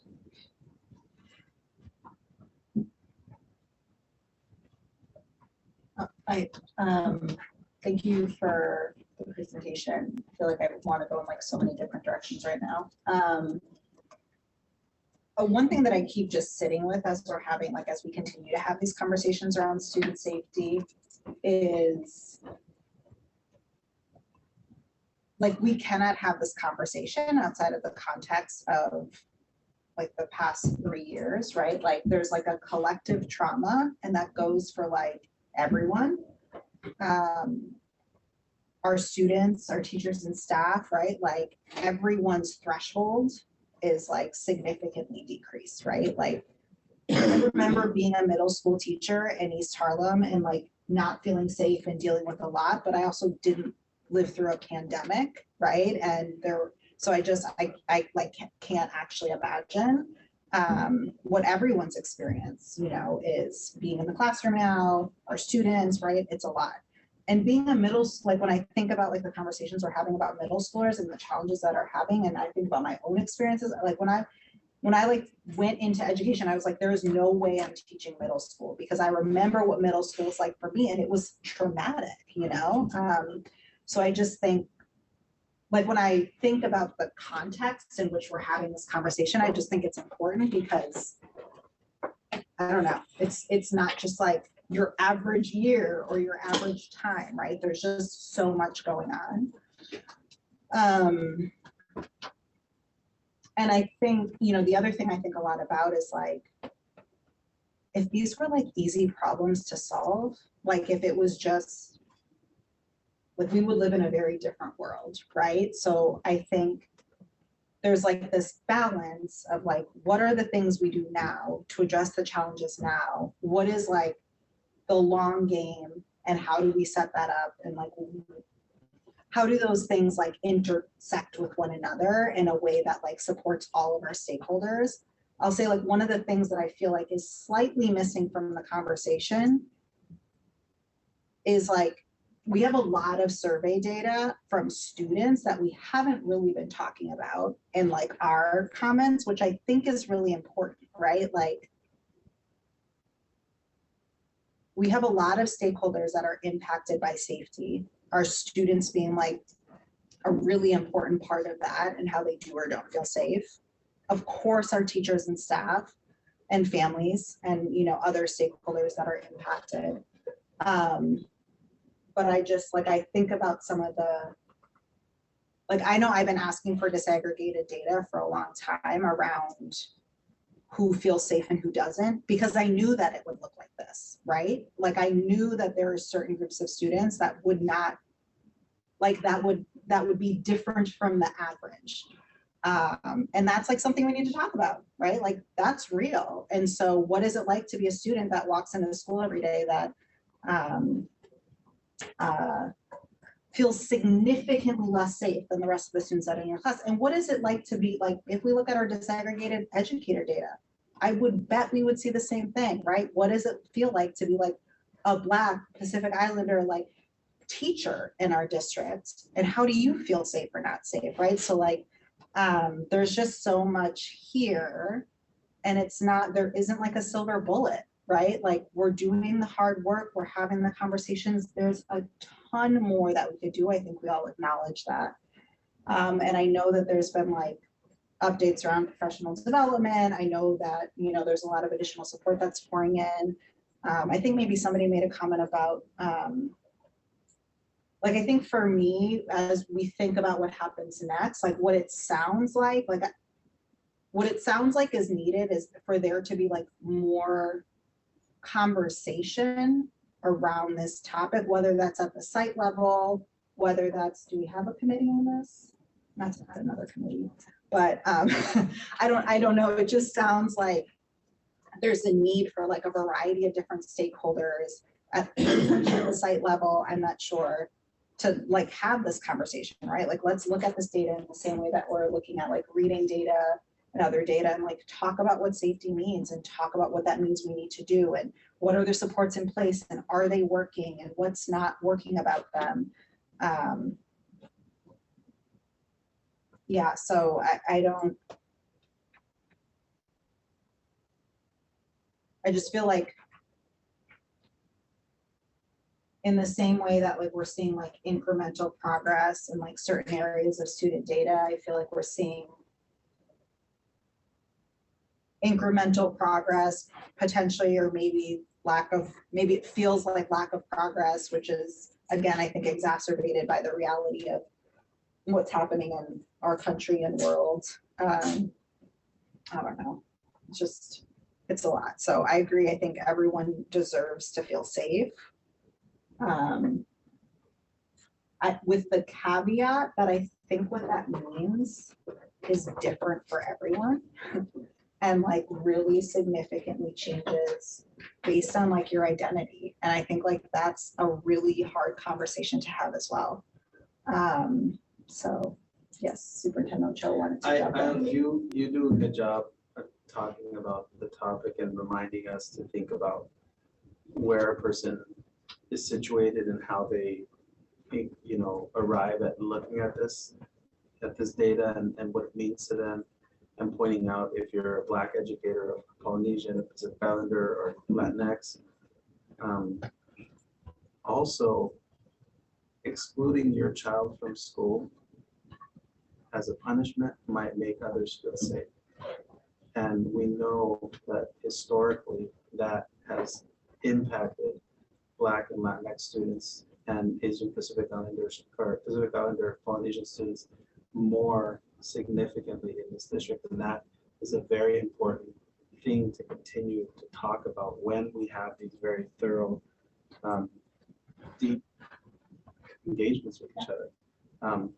And I also think we want to establish some great next steps for our elementary schools, because those elementary schools really are different places, but also bring that engagement in from our elementary school educators, and also at middle schools, give time and space for that group to really talk through this. And I think we're going to find some really good ideas out there that can, as you pointed out, Trustee Proctor, align with our values and how we want to see kids and how we want to work with kids.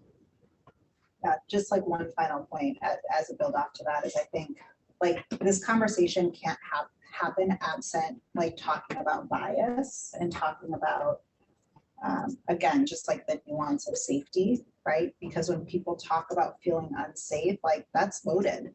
And what does that mean? And who do you feel unsafe, you know? And that applies to like our schools and our classrooms too. Like we all hold bias. And unless we're like having those real conversations, like, yeah. So I think there's, you know, I agree there's still work to do. I think it's important to support like our students, our teachers and staff in this process. And so I think it starts by like having these conversations, by looking at this data, by hearing from our kids, by hearing from our teachers and staff, and so it's a process. Any other board comments? This is just information. So we're going to move on to our final agenda item. Before we get a closed session. Diego, you're going to keep it short and sweet, right? Communications update. Diego P. Gotta keep it short for us. Hit us with your high level overview. Text us. He's good back there, like. I know, right? Poor thing. No, I think he'll join us. Joe, if you want to promote Diego as a panelist. I used to, you think this is bad. People used to be waiting on Zoom until 1:30 in the morning to give us presentation. And Patrick was, wasn't it? Because it was the end of the night. Yeah. And then we would say like, can we put it till next time? Yeah. And then they'd be like, no. Hey, you're eating into Diego's time. Go on, Diego. All right, Diego, we're ready for you. All right, can you guys hear me? Yep. Perfect. Go ahead and start sharing my screen. And let's get started. So good evening, Board of Trustees, Superintendent Ochoa, and members of the public. My name is Diego Perez, and I am the Coordinator of Communications for the San Mateo-Foster City School District. So since our last update, the Communications Department has been working to drive the strategic plan forward through accessible and digestible communication to our stakeholders and families. In this year's communication campaigns, we have strategized to highlight and emphasize the 3 goals of achievement, equity, and social emotional wellness. And of course, the department uses the first building block of family and community engagement as a core structure to develop action goals like increasing parent and community participation. And to share a bit more, this week I was at Abbott Middle School, and I ran into a parent who I have met in 2 other school district events that we have held through our layered communication strategy. And the first time I met with this parent was at San Mateo Park, and she joined our monthly Café con Diegos after the meeting. Her and I spoke really briefly, and she was inquiring about enrollment to get her child into kindergarten. And coincidentally, we had the Fiesta de Opciones that same weekend. So I handed her a flyer, wrote my phone number on it, and said, meet me here this Saturday at College Park, North Central San Mateo. And so we did. She registered her student early, and also was just asking more questions about the different programs that we have and to learn more. So after speaking to her briefly at Abbott, I noticed that she did have a walkie. And of course, walkies aren't just given around. So I asked her why she was holding a walkie. And she told me that actually at Fiesta de Opciones, she was able to meet with our human resources department and inquire about job opportunities. And now is a bilingual parent at Abbott Middle School as a yard supervisor. So I just want to highlight because she did tell me that she was looking for a job actively that allowed her to have weekends available to be with her daughter and her brother that actually attends Abbott Middle School. So I bring this story because it speaks to how much one conversation in an opportunity in a space for families to engage with district personnel, school site personnel, reinforces this first building block to cultivate a culture where parents, school staff, and community partners do work together to facilitate student growth before, after, and during the school day, even if it means essentially working at that location, but providing that opportunity to do so. And I say this because it is vital to highlight the story behind the data you will all see in a moment, because these stories do provide a real world example of the plan's key strategies that do positively impact our communities that we are serving. And when we do connect with one another, it reinforces the cross collaboration that communications department does across with our students, our parents, our school sites, district departments, the board, of course, and the general community. And none of the work that the communications department is doing would have been made possible if it weren't for that cross collaboration. So I just wanted to highlight how grateful we are here to be able to do so. So in today's agenda, we will review some exciting tools or some exciting data from our communication tools, the communications committee work that will be coming in the months ahead, and some communication projects to highlight. So I wanted to start off with our website data because there has been a huge spike of posts and highlight the post-pandemic versus pre-pandemic data. And the reason because is, of course, the pandemic did bring unprecedented changes to the way we live, interact with one another. And as a result, websites have seen a spike in engagement and have become a vital hub or resource for any organization to provide critical information to their corresponding audiences. So when we look at our website data growth from the 2019 academic school year to this 2022-2023 school year, we can gain insights to how our website is adapting to meet the changing needs for our families, prospects, and other stakeholders. And our numbers from this year compared to last year has seen an increase of 25%.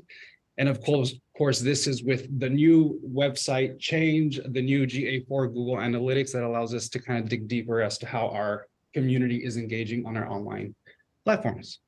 But at the same time, we have seen a spike in our social media usage. We started to utilize a social media management tool called Hootsuite that allows for us to schedule posts on social simultaneously, and it does compile all of this data together so that when we are looking at the data, which is of course 169 posts since this beginning of the school year, we do have a high social media results with 6,000 podcast downloads. Of course, you can see that 73% of our families still utilize mobile devices, and 898 YouTube Live town hall views that are all valuable metrics for us to begin to re-strategize with the utilization or our layered communications approach. And by using Hoots, we are centralizing the data from our Facebook, Twitter, Instagram, LinkedIn, that allows us to look at some trends on when to post, preferred times, certain hashtags, and of course, tagging corresponding members that are part of the community. And when it comes to the communication strategy, this layered approach has been continued since we've initiated this school year. And I just want to reiterate how it works. We do have an idea from the board study session. Then we have in-person engagements where families, community partners, community members can engage with us. And at the same time, be able to access this information in the digital. And this allows us to also reevaluate the data and re-strategize efforts such as timing, graphics, minimizing text on images, so forth and so on. And to highlight a layered communications approach that I brought to the board last year in February was Fiesta de Opciones data. And the data from the 2022-2023 Fiesta de Opciones did showcase firsthand when we do exhaust all efforts with a new website, a new approach to the flyer campaigns that we utilize to then link back to the website, we do see an increase of engagement across the board. A remarkable 68.8% increase in this past year attendance allowed us to have a successful event, nearly doubling our early registration packets and receiving more Spanish forms this year than we did last year, which is monumental when we're trying to tap into the communities in the North Central San Mateo area. But of course, we did start tallying up our in-person attendance for our Café con Diegos, board community workshops, and other additional parent workshops that we've held. And I wanted to provide a more sustained value of the way we are engaging with families in different levels and modes in the district. But we are trying to learn how to essentially ask and answer questions on how our corresponding families do feel connected. So with an increase of attendance in events, our social media spikes, and the website data becoming increasingly more notable and exciting, the Communications Committee will embark on a journey to create a district-wide survey comprised of course, our director, the 2 coordinators, the 2 principals, 1 in each city, 2 parents, and 3 community service specialists to begin the conversation on how do we answer the question of how do families feel connected. So we have begun the conversation in our communications committee meetings on how to relay the survey and also to target specific groups. So our DLAC groups, our specific ELAC groups, PTA Council, the CDAC, as well as the San Mateo Boys and Girls Club. So tapping into the different demographics that families have a community to ask them how they feel connected and provide an answer to the board and the district as to how can we navigate these connections and amplify them further to make sure that we do have an answer to how we feel connected. The communication has been participating in various conferences and presentations. We've attended the Grants for Schools conference to learn about grant writing strategies in collaboration with school leadership. And I also had the honor to present alongside my colleague, Director of Curriculum and Instruction, Pam Bartfield, on the Bay Area Equity Symposium. And we spoke on the equitable communications approach by utilizing our community service specialists. They're partnering with families to increase our usage in Footsteps to Brilliance. And of course, we went to CalSPRA conference, which I would say would be the first time in my knowledge that we've attended CalSPRA, which offered a lot of sessions, connections with other communications professionals, PIOs, and the sessions included topics like media training for leaders, using data as a communications tool, and being a POC PIO, and there were a lot more that were also highlighted. But the goal is for the department to be highlighting and submitting some of the work we have been doing this year to also broaden the reach of how the district can learn and get further strategies from other partners across California. But with that, we do have two big and fun communication projects coming up. In the previous years, we did have a community report that came out twice during the year, in the fall and in the spring. So this year, to kind of bring back that practice, we're going to be compiling a 2022-2023 annual report that will be accompanied by a district video highlighting the year one strategies that were implemented and ongoing in the district.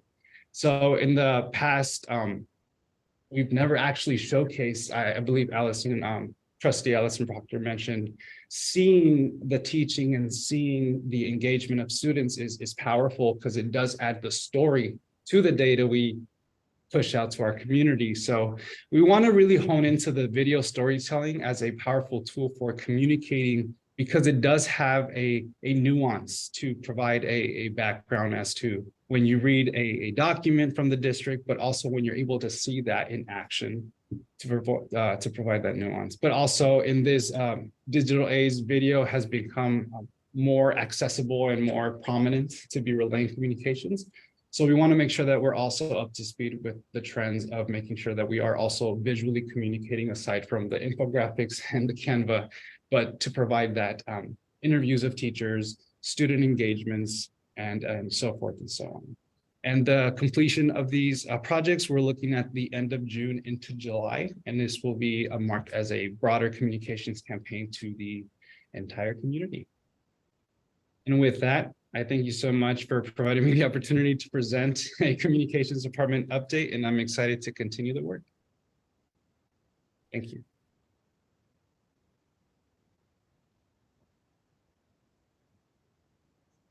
Thank you. Sorry, I'm supposed to talk. Thank you so much for the presentation. Okay, board clarifying questions. We're gonna make them quick, people. Just kidding. Take all the time you want.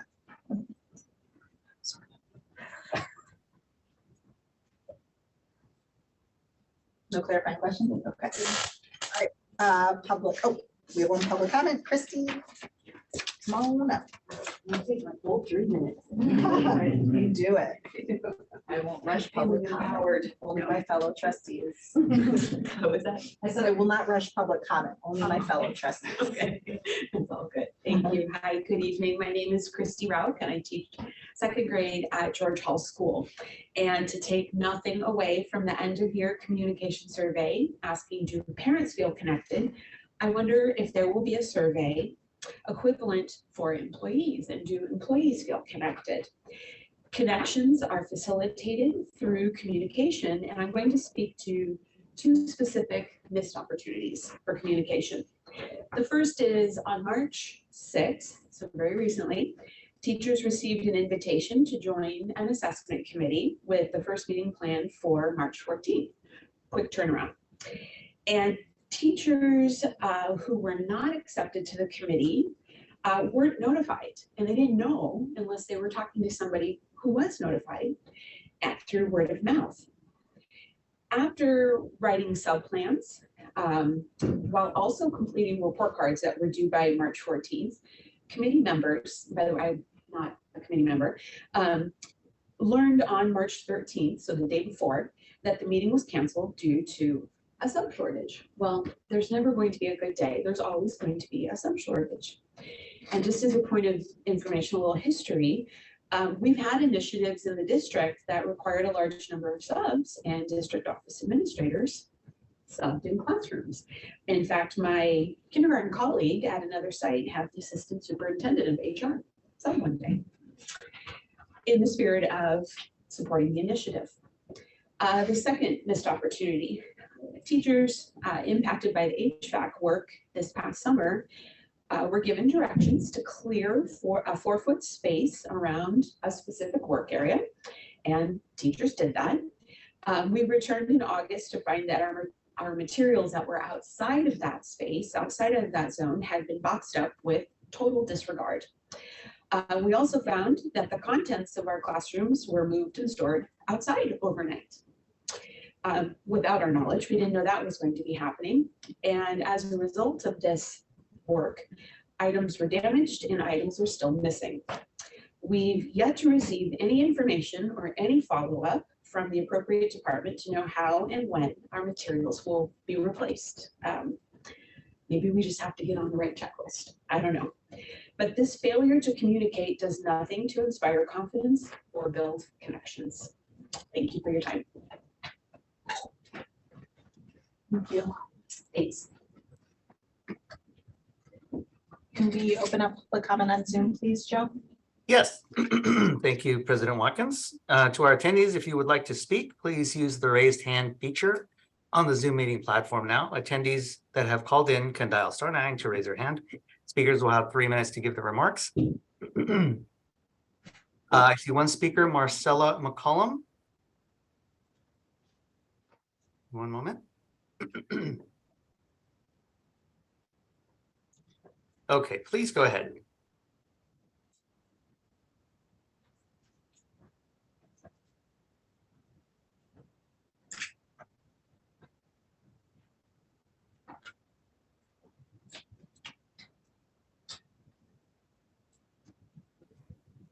Can you hear me? Oh, no. Yes. Yes. Okay, sorry, I thought I was speaking earlier.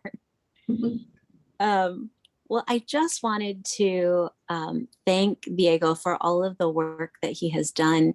I've been able to be a part of the communications committee for the last several years, and the tone, tenor, and shift in how we communicate as a district has been absolutely incredible. And I think a lot of that is due to his leadership and direction. So there are plenty of things that still need to be worked on. I think there's lots to do, but in general, I think that coming into the district, I didn't really feel like there was a place where I could interact with the district in a meaningful way. And I think that he has built that. I think that's also part of Superintendent Ochoa's work as well, but because this is a communications report, I really do think that team has done a tremendous job, and I just wanted to applaud that. Thank you. Thank you.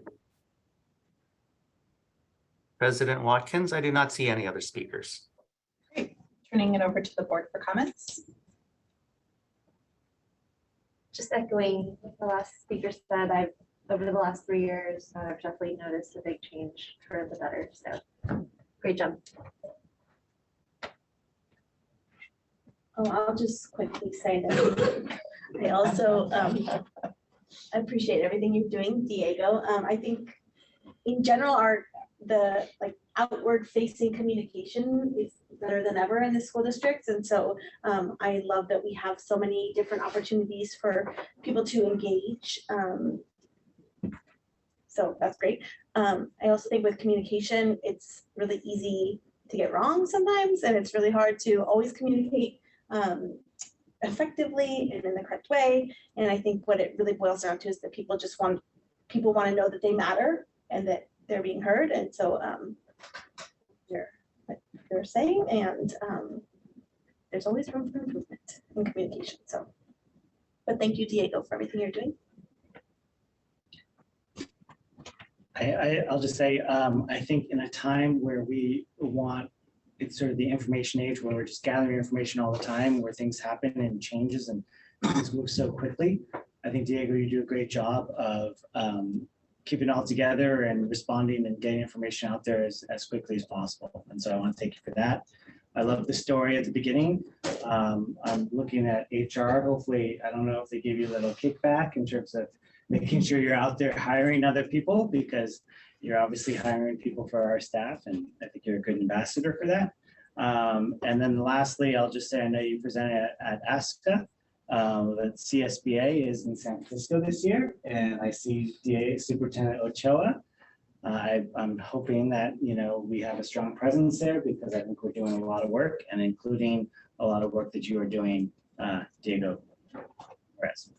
Thank you. Thank you to, for all, I mean, I know that when I joined the board 5.5 years ago, like, we just had so much negative feedback on communication. There was like virtually none. So I just think like the way that we have this like really strategic approach of how we're engaging community members by way of like a variety of different things and centered on particular topics and all of that is like awesome. Just boosting the social media presence is great. I've been asking for videos also for years. So like super excited about the video project specifically. Thank you. Maybe like you went back and watched board meetings from 3 years ago and remember that, or maybe not. Maybe like you can just say this was your idea, but I will always claim it as mine. And yeah, I mean, one of the things as Christy was speaking, I was wondering a little bit about is like, I know that this communication strategy, at least from how it's presented in my understanding, is a little bit more like external facing in terms of like how we're communicating with the community and parents. And it sounds like maybe there's like the need for some sort of like approach or strategy around our internal communication and how we're communicating with our sites and staff and educators. And so just to flag that as something that maybe seems like something that would be helpful for us to put some time and energy into in the same way that we're doing with this, because this is working really well. And so I think that that can be improved too. Right, and with that, oh man, we're not recessing your close. Board member statements. And requests for future agenda items. I'll just wish everyone a happy spring break and hope everyone enjoys your time off and get some rest and relaxation, and can't wait to see everyone when you get back. Hopefully the weather's nice. I'll just make a comment during the consent agenda. We added language to job descriptions for specific TOSAs. And I just want to say, I think this is great. I think, you know, in the past, we just have these general TOSAs, just TOSAs, right? Teachers on special assignments, but actually having additional job descriptions there for specific TOSAs, I think is really great. And I think it helps define, in some ways, what some of our teachers, when they want to move to a TOSA position, what they'd actually be doing and what they'd be applying for. So I think it's great.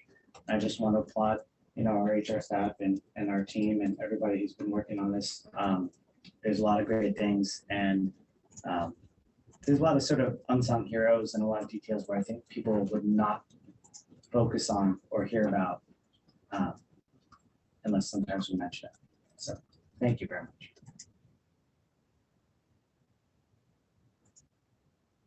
Have a great break, everybody. Enjoy. Oh my goodness. So deserved. Awesome. Anybody else? Future meeting dates are on the agenda. Everyone can check those out. Public comment on closed session items. Joe, is anyone still on? Check the public comment. Let me check.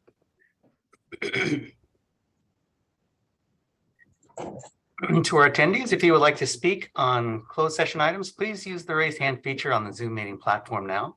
Attendees that have called in can dial *9 to raise their hand. Speakers will have 3 minutes to give their remarks. I'll wait a moment to see if anyone raises their hand. Seeing none, President Watkins, back to you. All right, we are now going to recess to closed session. Hope everybody has a good night. It's been fun. We're not done yet. We're not done. Have a good night. We will Get ready for 3 hours of Closed session. Do you save these?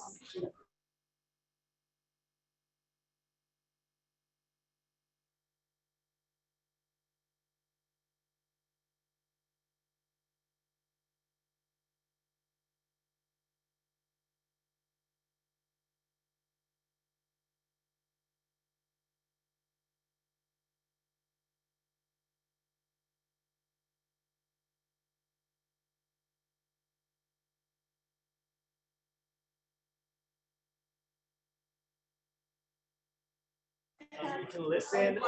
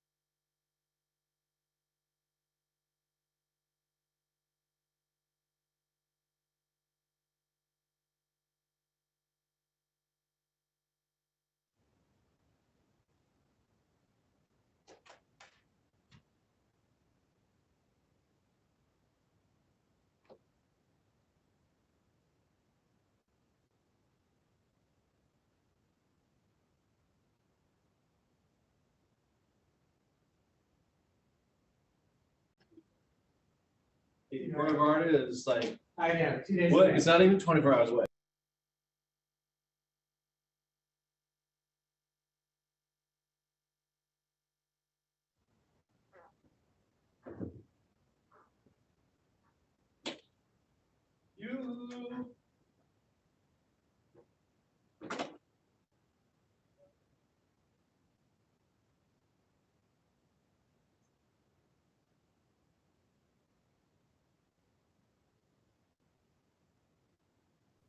Are you ready? Can you hear me? Hello, you're back on. Perfect. Sorry, I should have gotten a little bit more ready first. Hopefully nobody's on. Can edit it out. Da-da-da-da.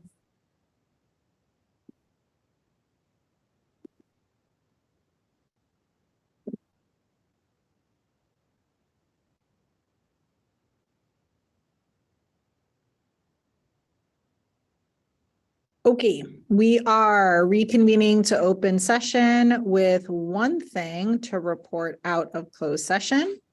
The board took action in closed session to approve the terms of a settlement agreement with Jewel Labs. All 5 trustees voted in favor of approving the settlement agreement. So just as a brief comment to our community, this has been litigation that's been very impactful across the country, and something that in San Mateo County, our district was one of the first districts to sign on to this lawsuit. Thank you. It's 11:30 at night. Great. I need a motion to adjourn this meeting, please. Motion to adjourn. Second. Thank you, trustee Proctor for the motion, trustee Trin for the second, roll call vote, trustee Chin, Yes. trustee Proctor, Yes. trustee Trin, Yes. trustee Brooks. Brought her back in. Okay, and I will vote yes, so it adjournment passes 4-0 with trustee Brooks not being able to rejoin us. Thank you, everybody. Have a lovely evening.